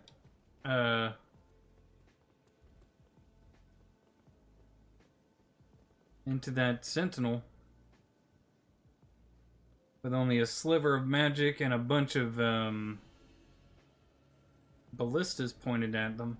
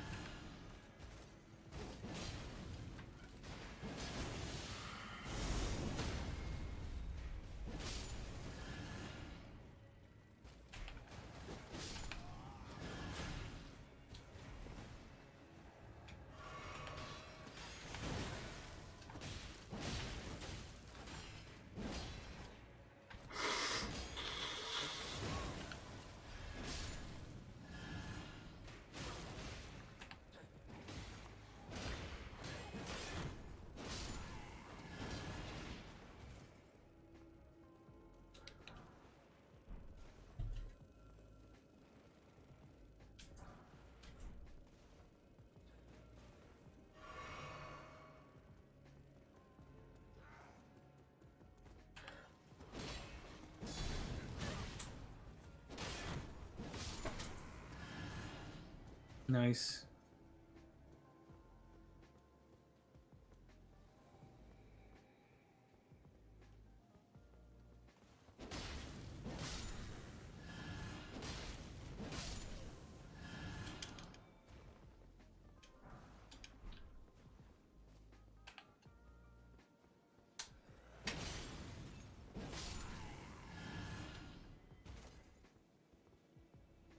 Woo! Don't have to go back down there? Yeah. That's like the only piece of good news that they have for me. Now I have to make this jump. Ugh. Okay.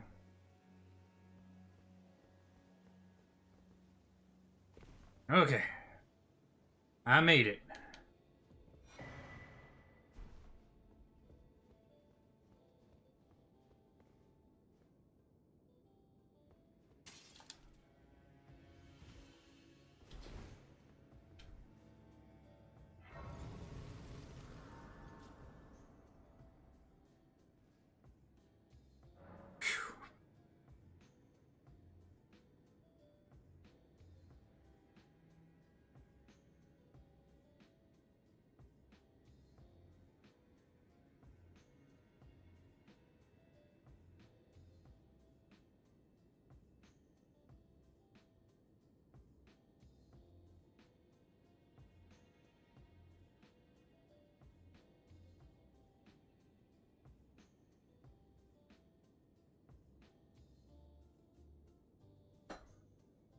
Making sure that my phone's actually doing what it's supposed to do now that it's fully, no, not fully charged, but it's charged up again.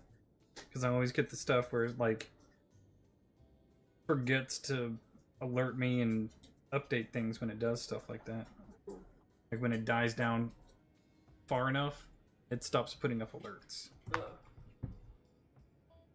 Okay. Level up. There we go.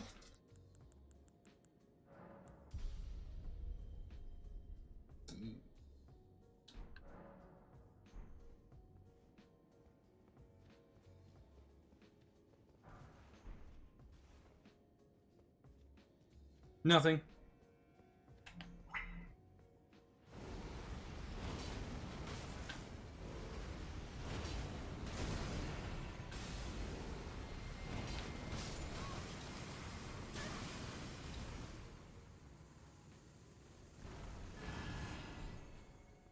There we go.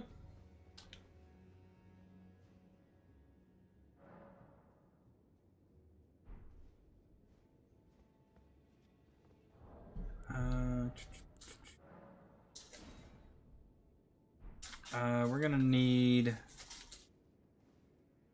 Yes, I did.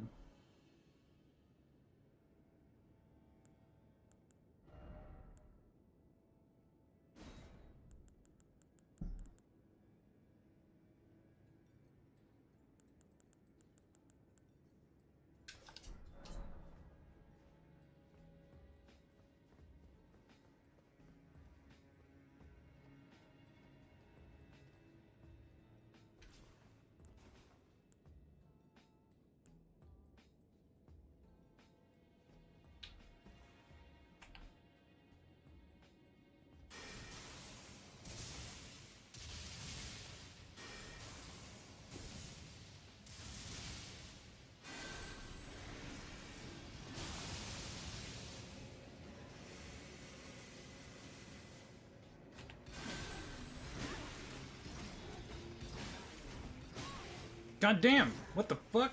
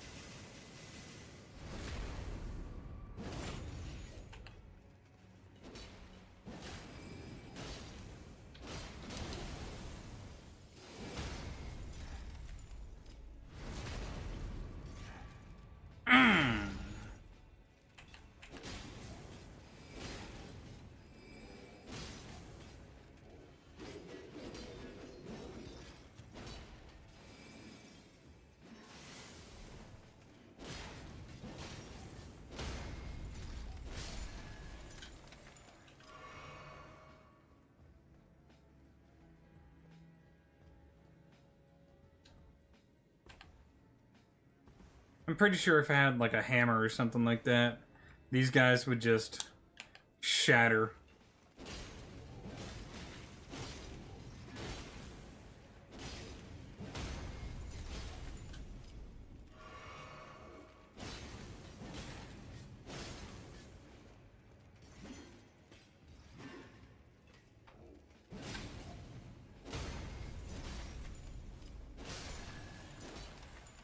Yeah, I learned that in my first playthrough. It's like rock string and basically blunt force damage is what does these guys in.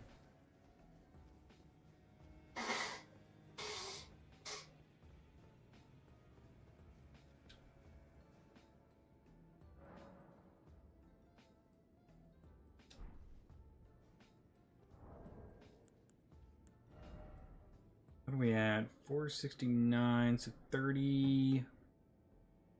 You need almost 80k more.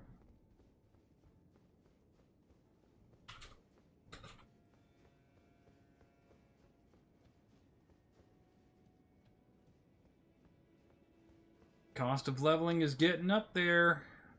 Getting expensive.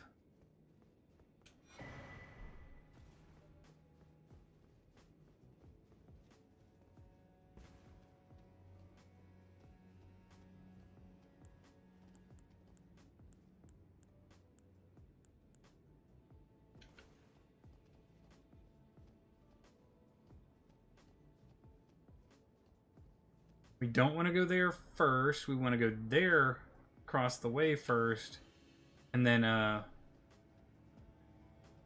work our way over. Do I have any golden? Do I have the gold scarab on? No. I don't think so. No.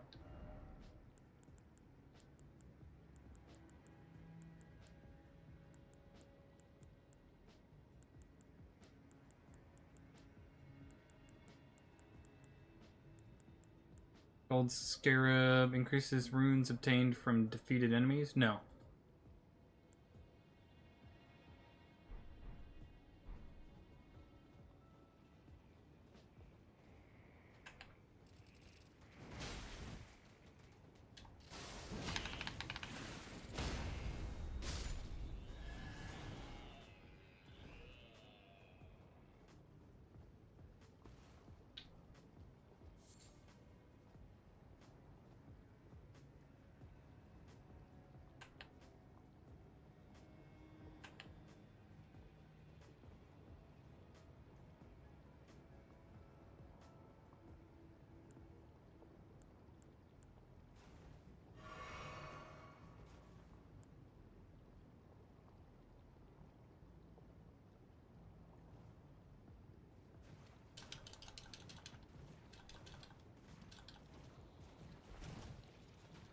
Did not mean to roll.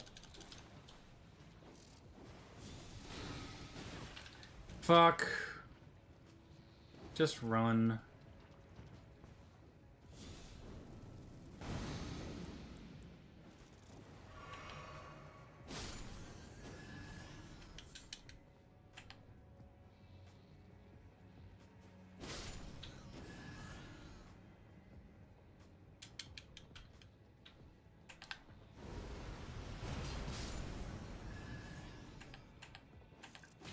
Oh shit.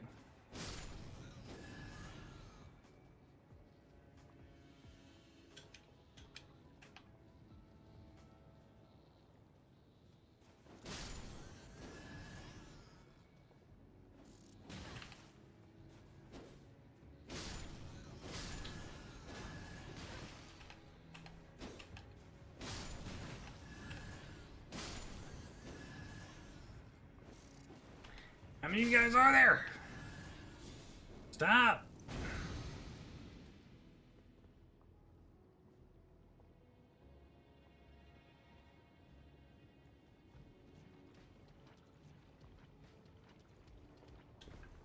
Why is it faster to run that way now? It used to be you had to... Okay, hold on, hold on. I gotta figure out how the... Go up. Okay.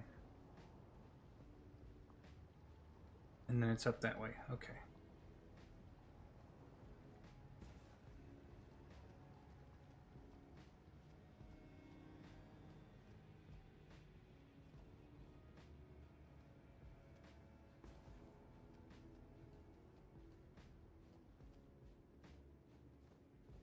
Yeah.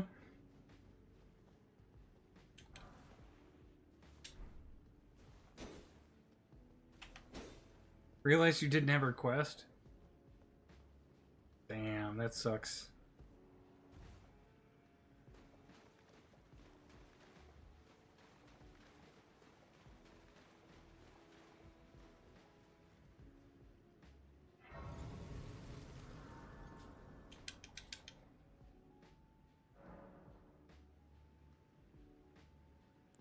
What are we at? We need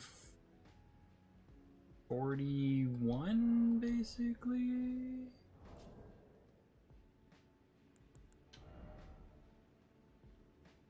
No, we need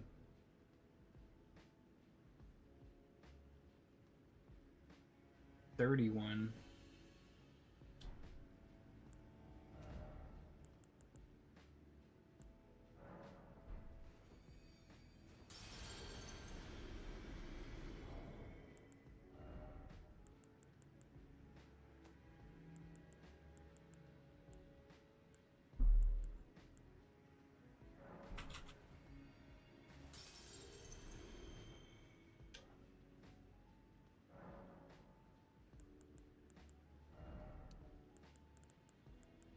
There we go.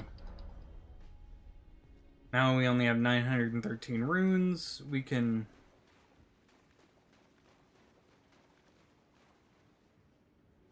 safely go for these 2 different fights.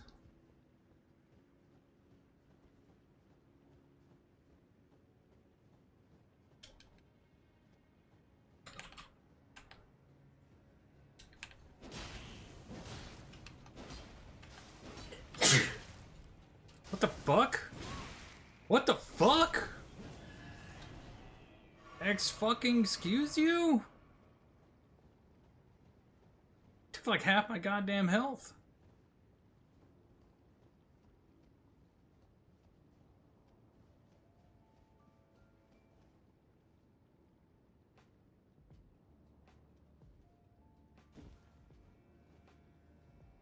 I almost fucked that up.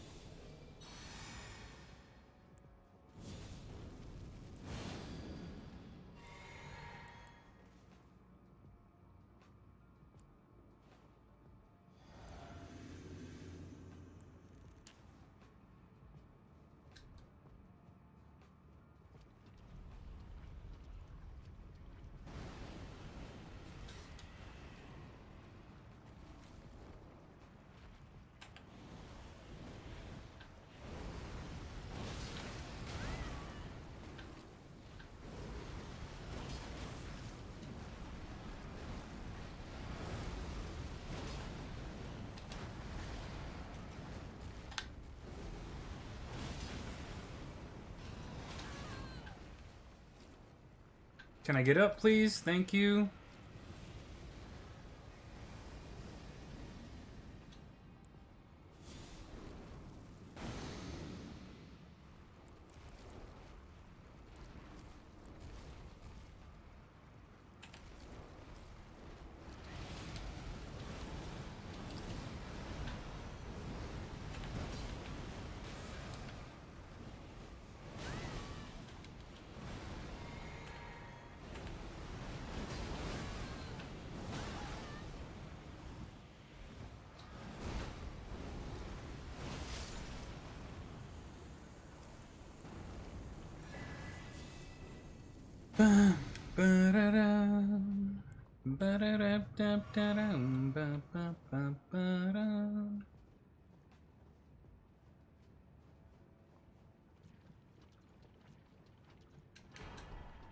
Okay, dragon dead.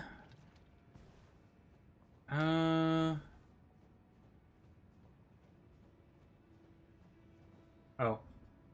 Be summoned to assist Millicent. Let's go. What are we doing here? Let's go back here and rest up, redo our stuff, get all our buffs back and everything, and then we'll go and help Millicent again.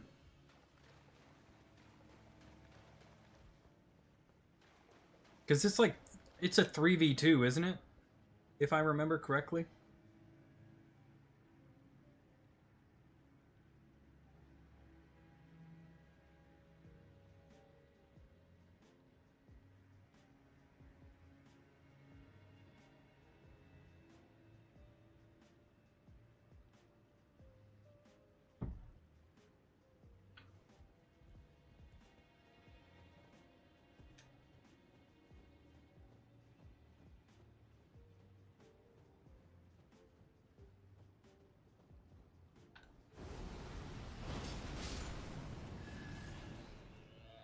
There.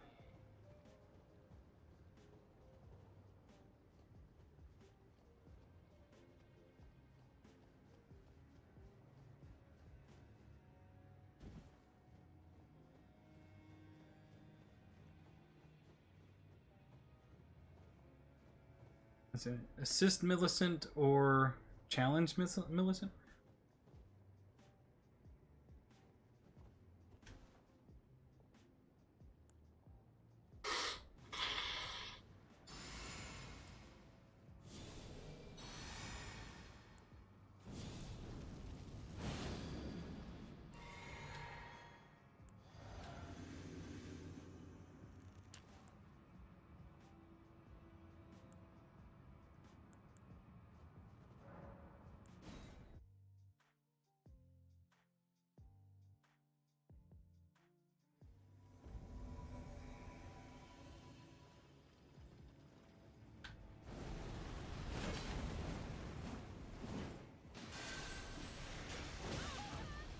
Oh, okay.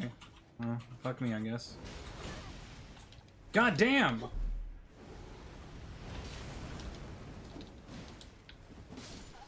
Oh, okay, sure. Shit. Okay.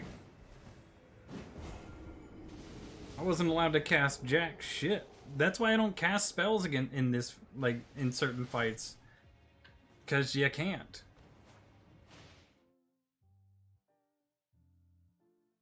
Some fights... Ooh.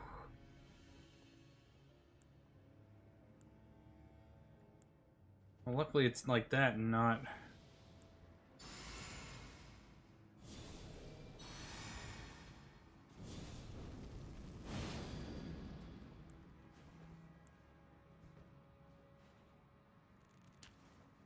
Alright, well, let's try again.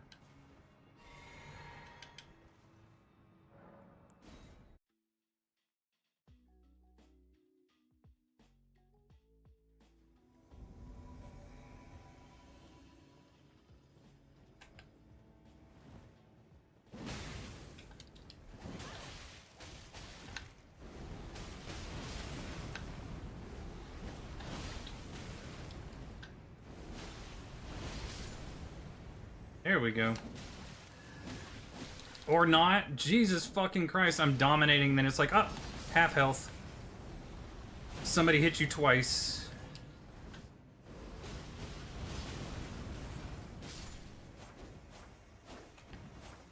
Am I allowed to, like, get past Millicent to hit her? God dang. Millicent cock-blocking me. Thank you, Millicent. You're welcome. It's a 4v2. Never mind, not a 3v2.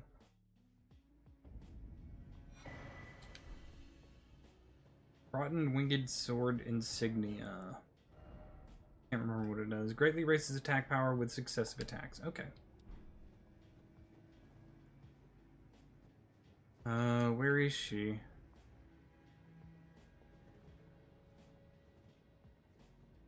Is she up on the hill? She's got to be up on the hill because that's where the thing was, right?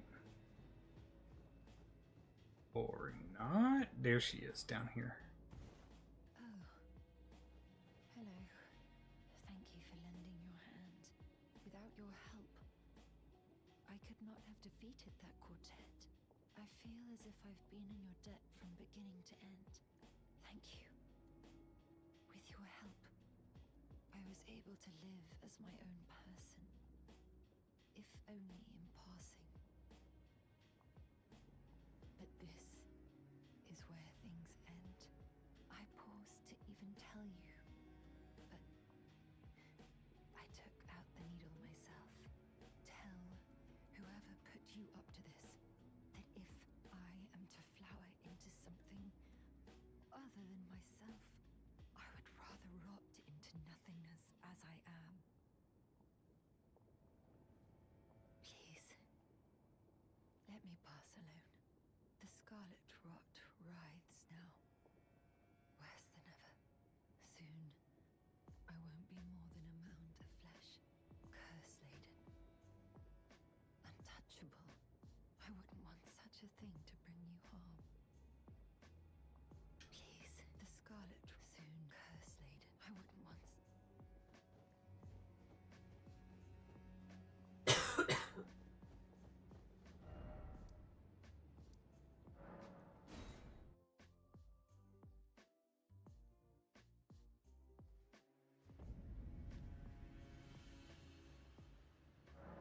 Just real quick.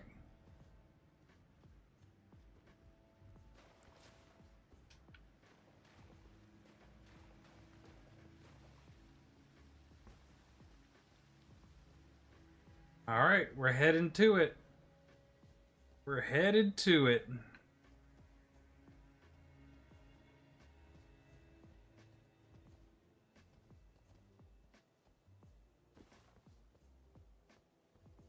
Headed to the big girl.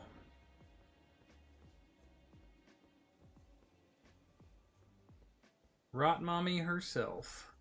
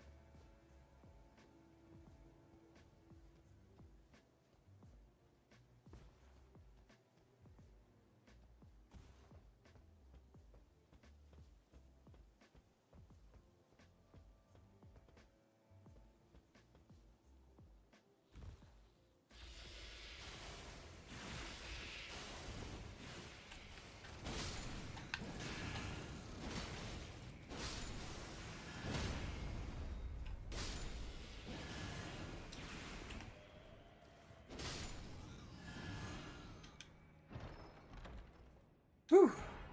Dragon Crest Great Shield Talisman. Let me see.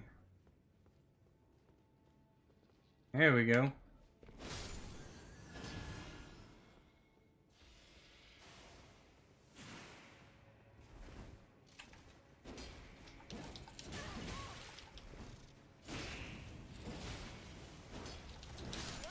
Fuck! Those goddamn strings! And they're nowhere near as good if you use them, because you can... I have that spell. You can use that spell, and it's not as good as what they get. Nowhere near as potent.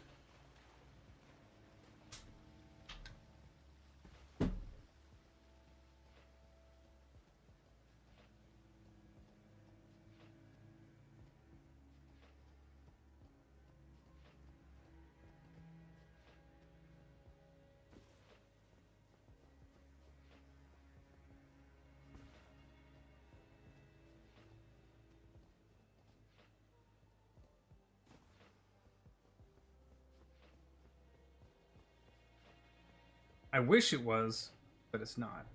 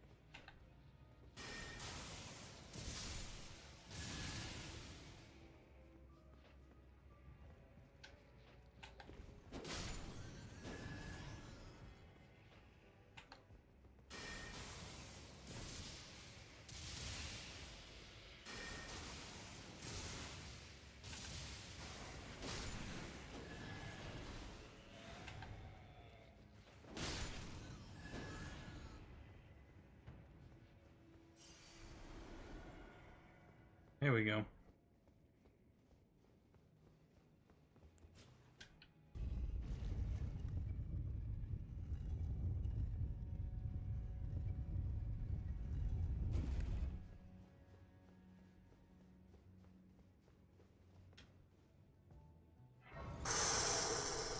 Okay.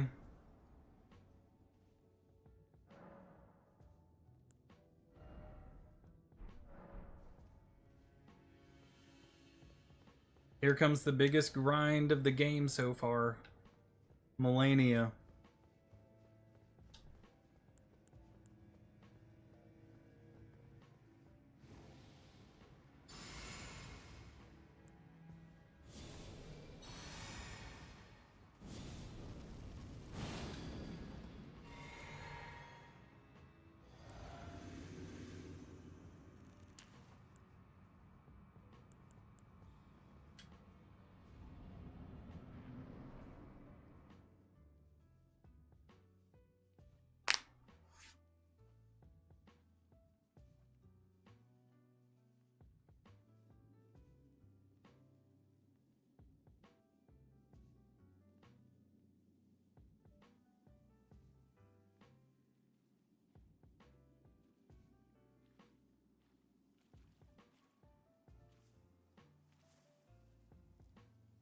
Here we go.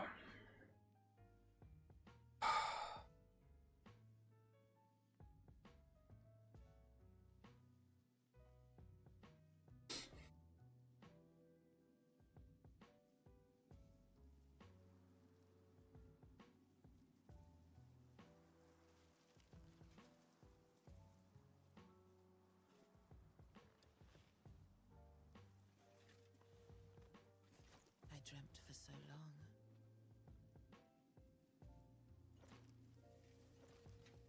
My flesh was dull gold, and my blood rotted. Corpse after corpse left in my wake. As I awaited his return.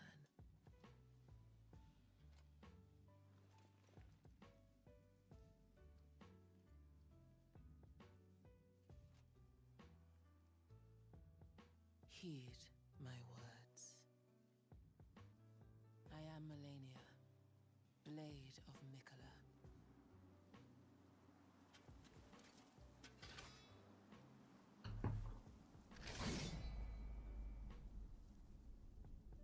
And I have never known defeat. All right.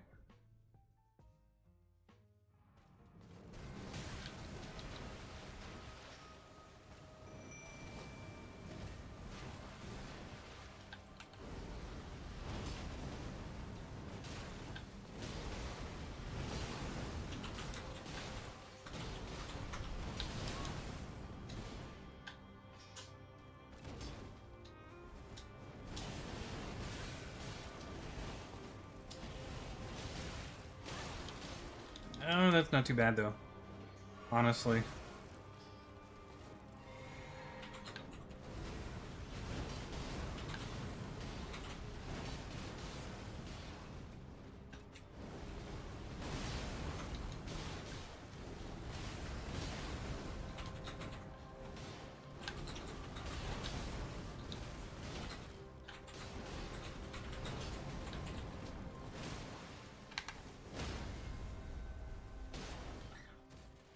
Yo.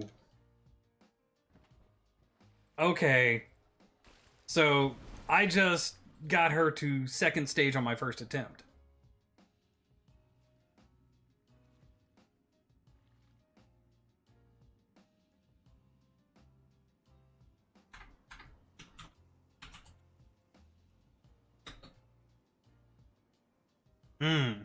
Okay.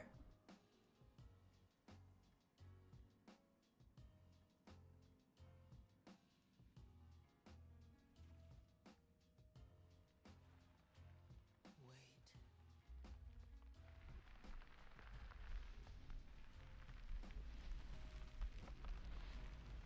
This right here is like she's saying, I have never known defeat, and then she's like, wait, do-over, that one didn't count.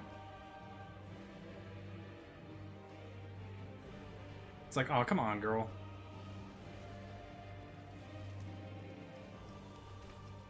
So I probably won't get this attempt, but it might not be as bad as I thought it would be.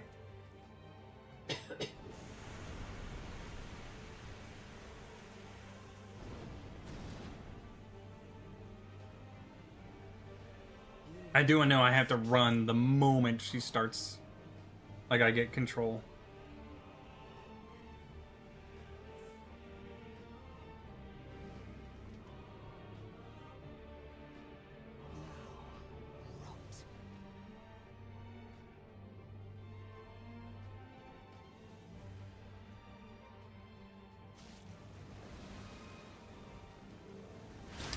It didn't let me. Fuck. It had me still locked on, and it didn't, like, it was literally just slow walking me away. Fuck. That's so dumb. I think I could have done pretty good if I had been able to actually, you know, run.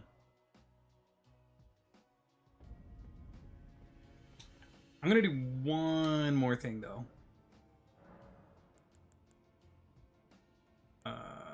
Last allocation.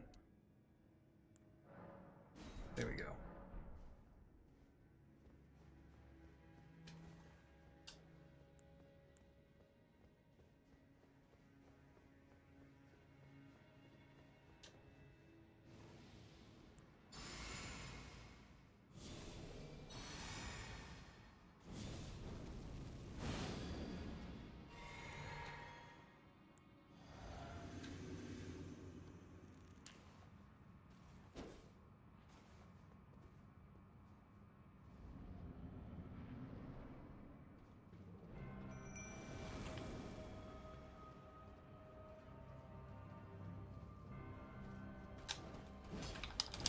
Oh, okay.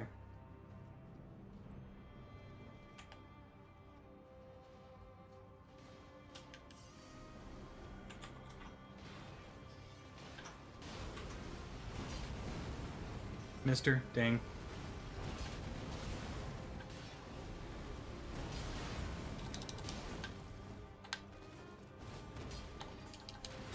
Oh shit, she got that.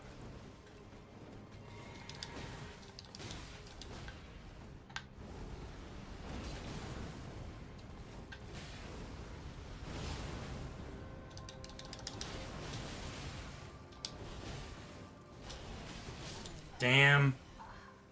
Waterfowl. I out DPS her. Okay. I out DPS her and I out heal her. I just have to be able to stay clear of the waterfowl.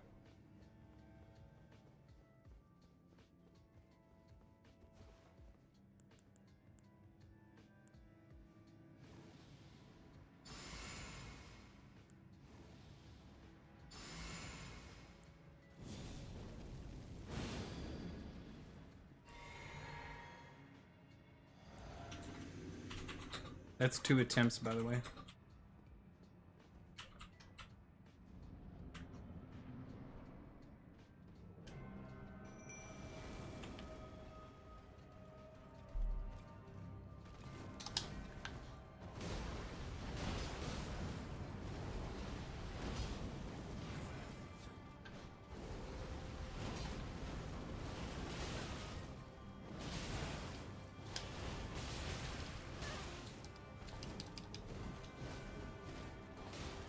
Shit!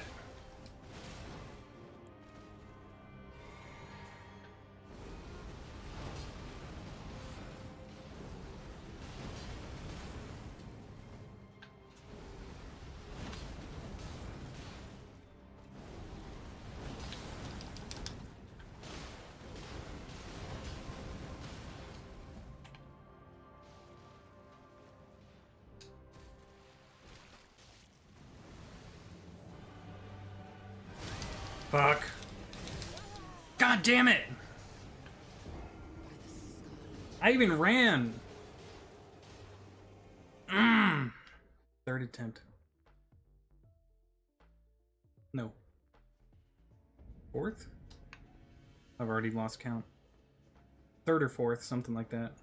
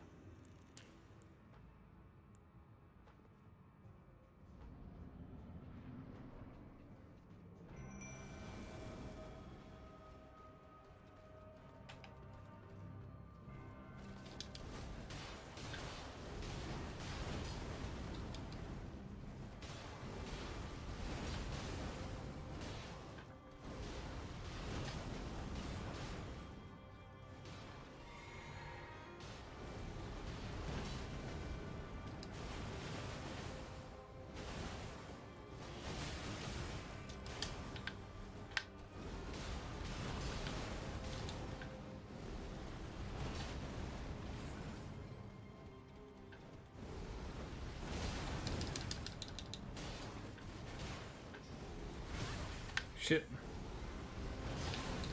Fuck! I'm dead.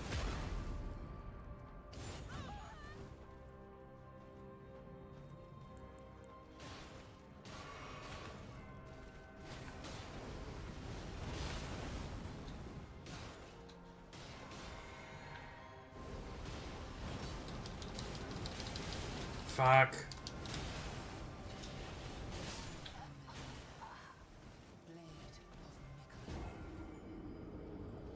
Oh well.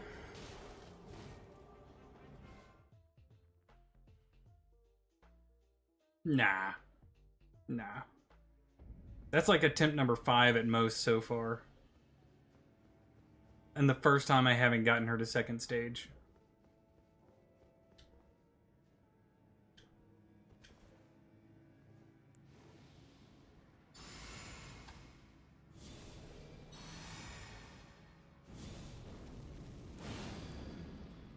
I just got unlucky with 2 waterfowl dances.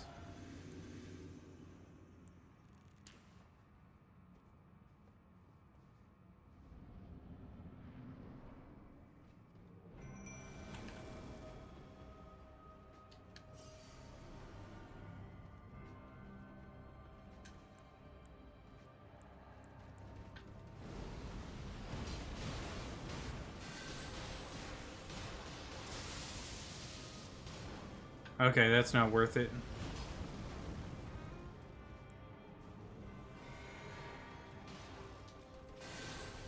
Oh shit, I just said it's not worth it and I pressed the button to do that again.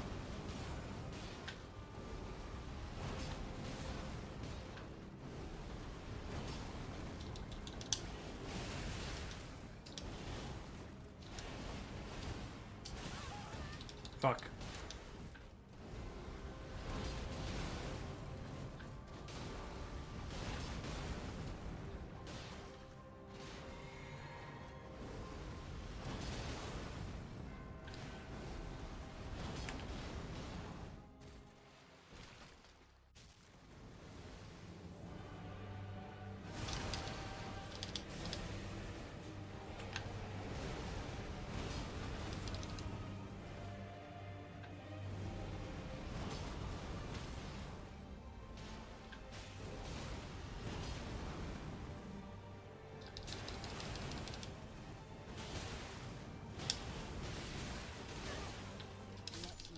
Fuck! That was an awesome start to 6. That was an awesome start to the second stage. But she went right into the waterfowl dance right after that. Mmm.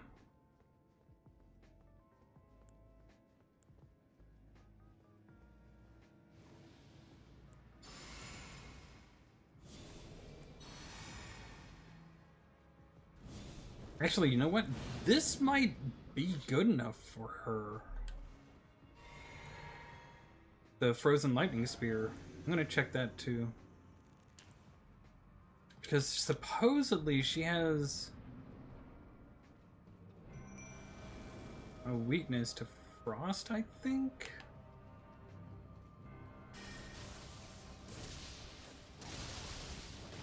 Not as good as the... Yeah. Nowhere near as good as that.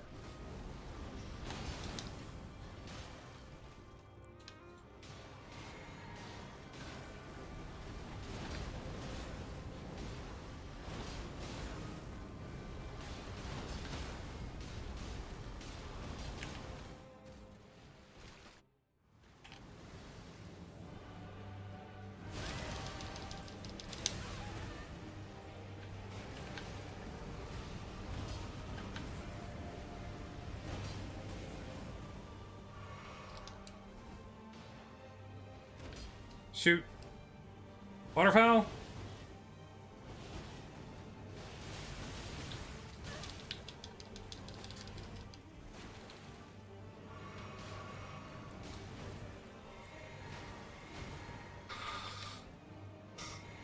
Hold on. Can I please cast the goddamn spell? Thank you.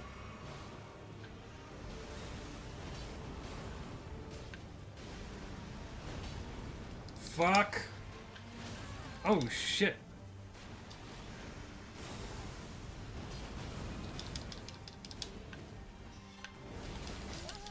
God damn it. It kept making me drink potions instead of cast my flame cleanse me. That was so good. I got her about halfway. 7.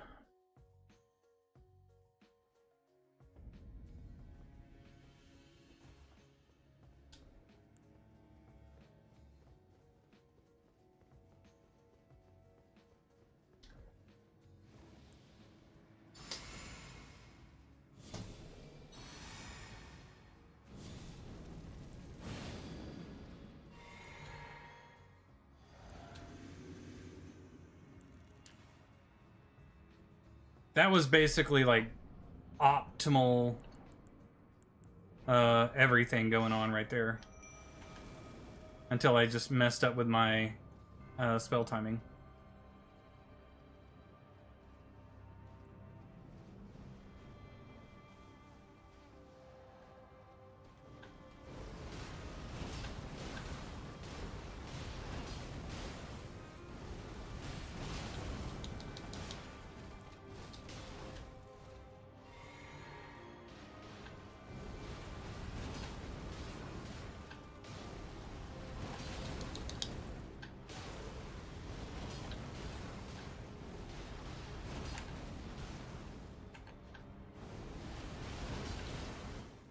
Nice.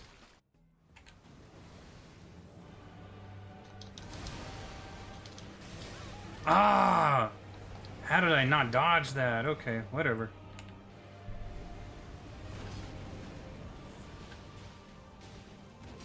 Oh, shit. Ah, fuck. God damn it.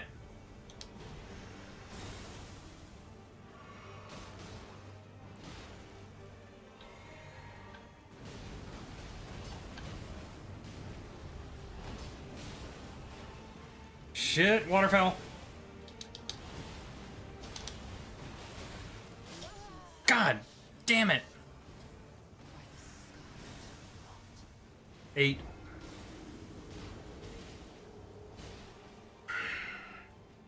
That waterfowl. If I could keep her off it somehow. I could probably win. Just need to figure out a way to like dissuade her from doing it, but there's no real way.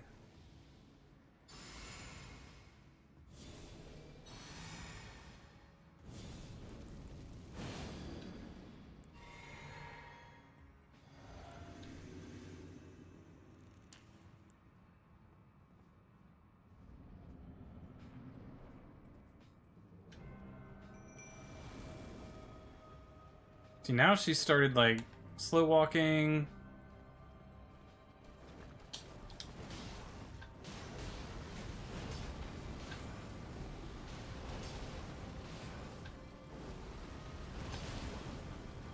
Fuck, a waterfowl right off the bat.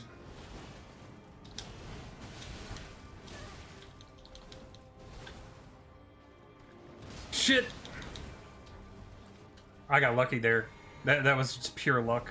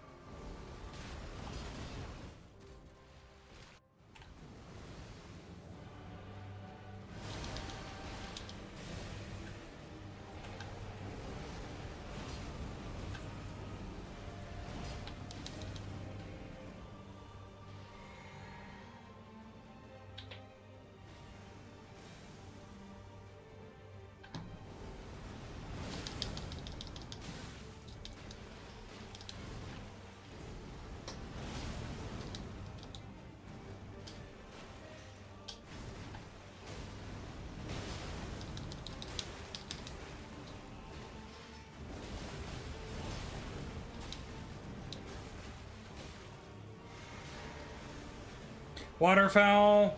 No, no, no, no.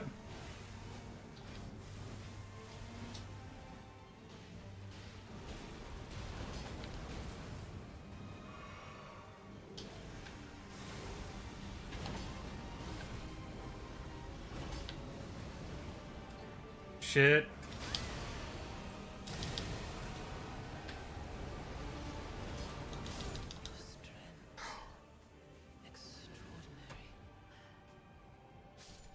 Nine! Oh my god! No! No! Oh, I still got it. I still got it. Oh, thank Christ.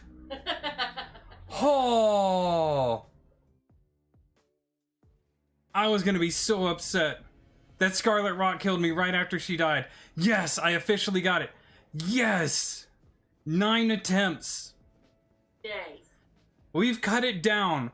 It went from 111 to 21 to 9.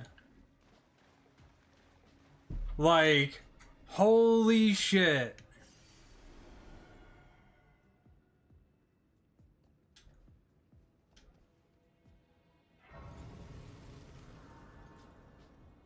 Bro.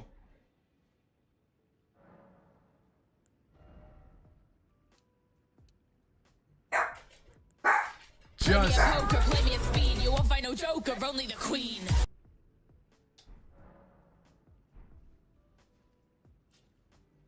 Nine attempts. Honestly, I thought it was going to be more than 20. Like, just no lie.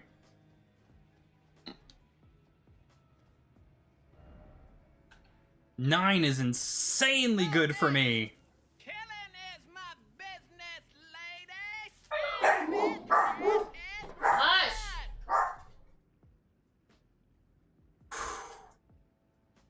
That's crazy. That is crazy.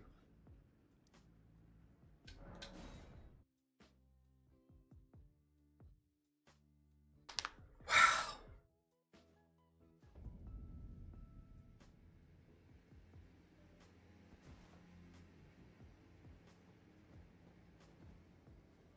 Man. I don't think there's a way to describe how satisfactory that is.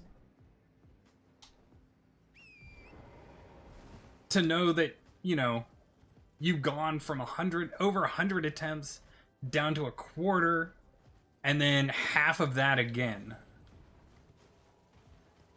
You know?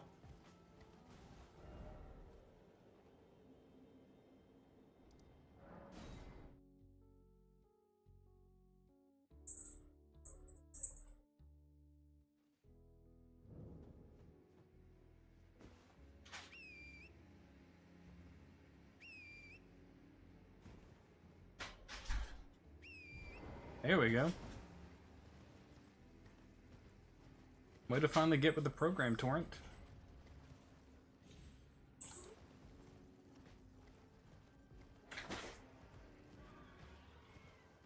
Now here's going to be another challenge is Fire Giant, because I've never done Fire Giant all melee before.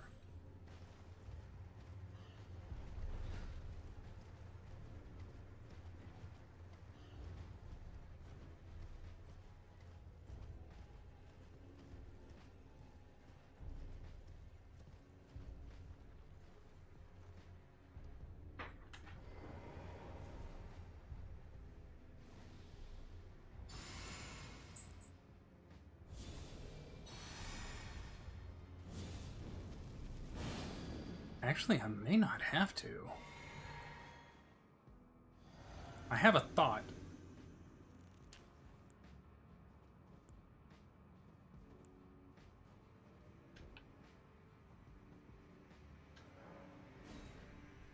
Alright, Alexander, you're coming in with me, bud.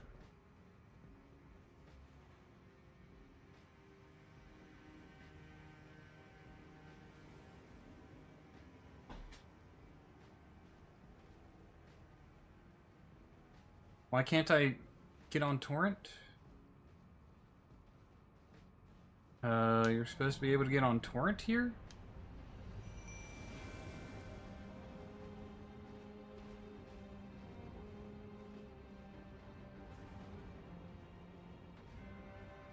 Dunno.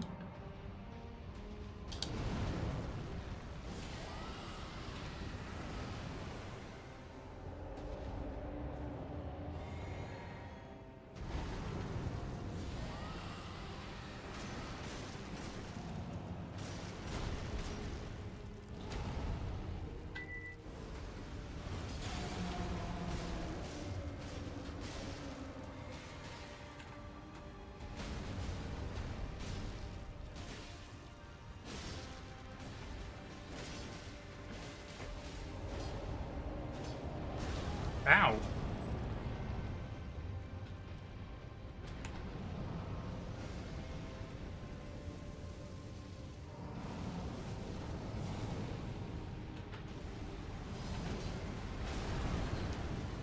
Damn, what the fuck did he do?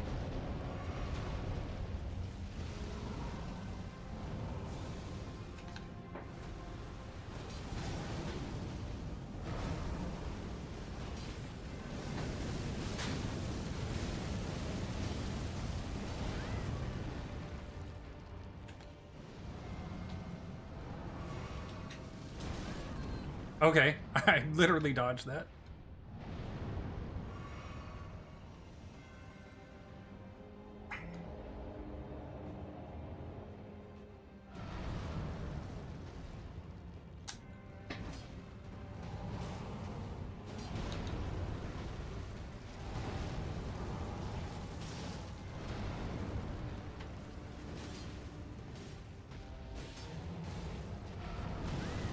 Ow. Yeah. I've used Torrent to dodge him and catch up to him every time I've fought him.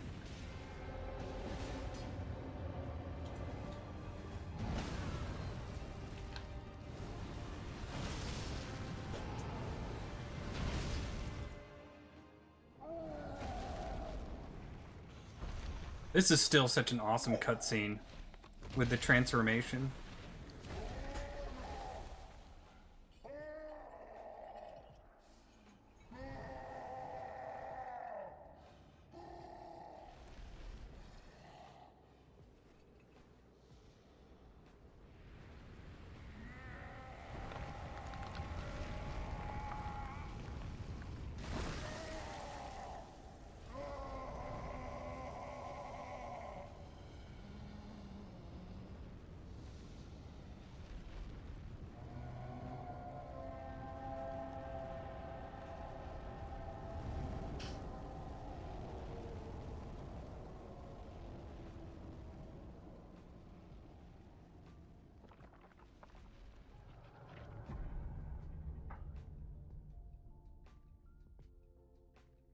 Of course, he has a Sharingan.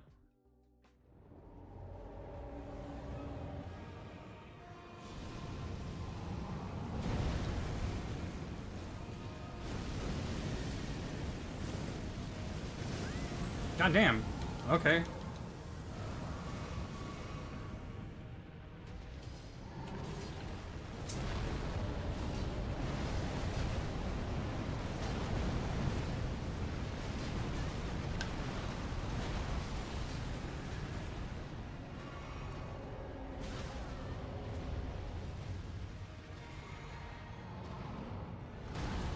Okay.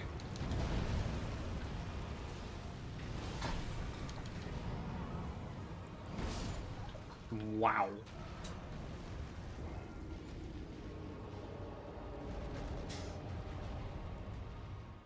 I guess I didn't just actively dodge that. Like the last hit, no, but the other hits, yes.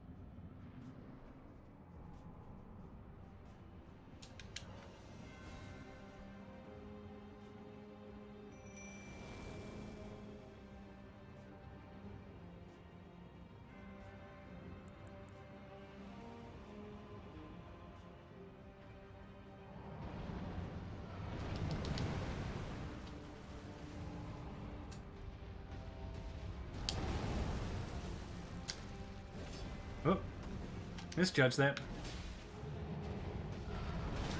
Ow.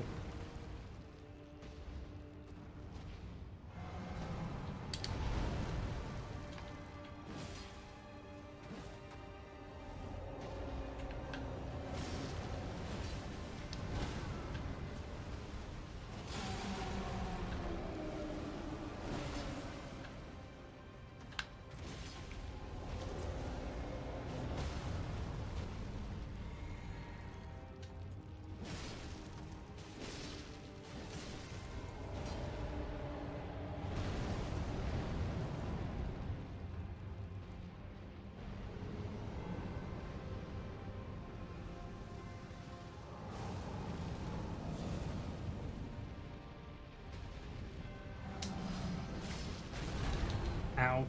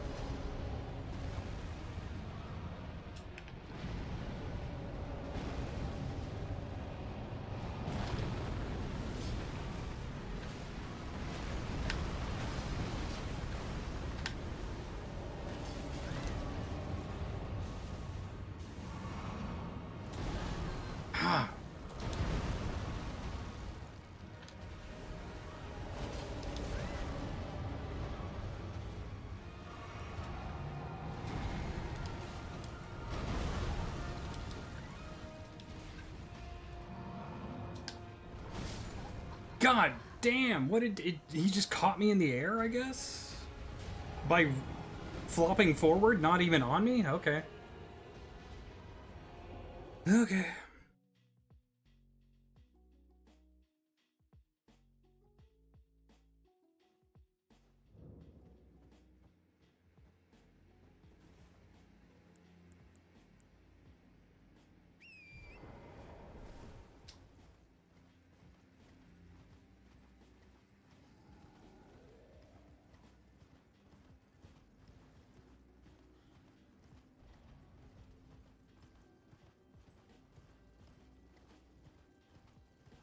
It's weird that I can't use torrent.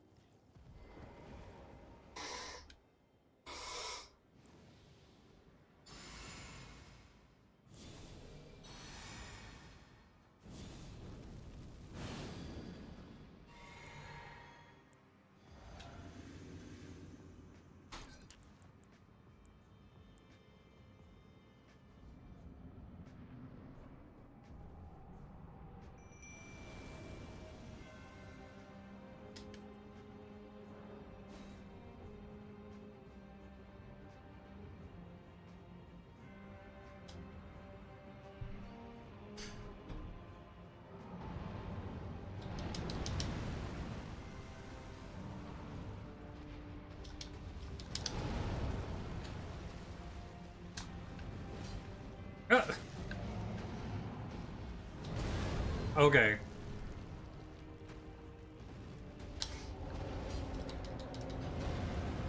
Okay. If you say so.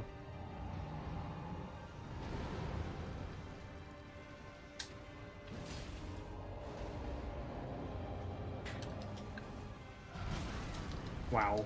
All right.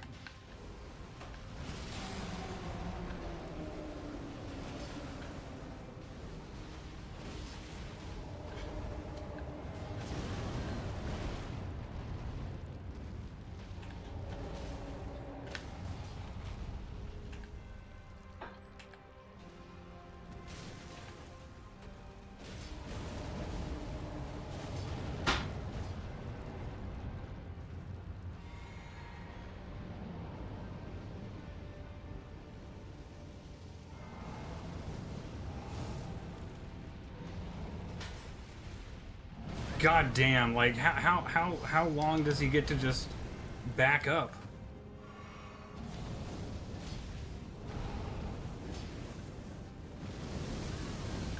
Okay. Okay.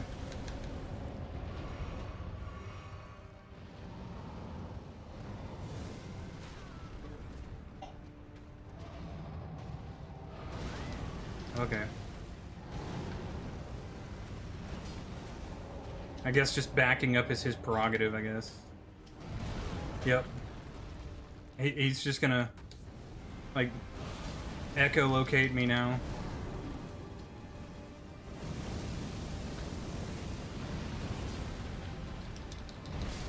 Yep. Okay.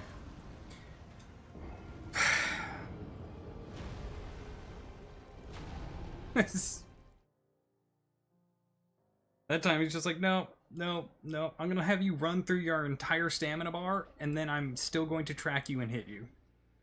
And then while you're actively underneath me, I'm still going to hit you with an attack that's ahead of me.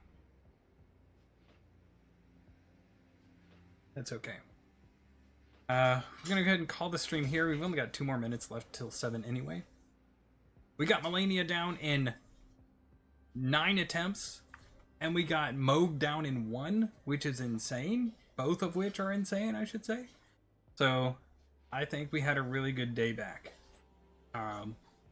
Probably be back Monday. Hopefully we've got a full week ahead of us. You know, we take down Melania. We already took down Melania. We would take down the fire giant, and then it's just Godfrey Radagon and Elden Beast after that. So we should be finished on Monday with our Faith playthrough of Elden Ring. Thanks for hanging out. Hope you guys had a great one, and we'll see you on Monday. Bye-bye.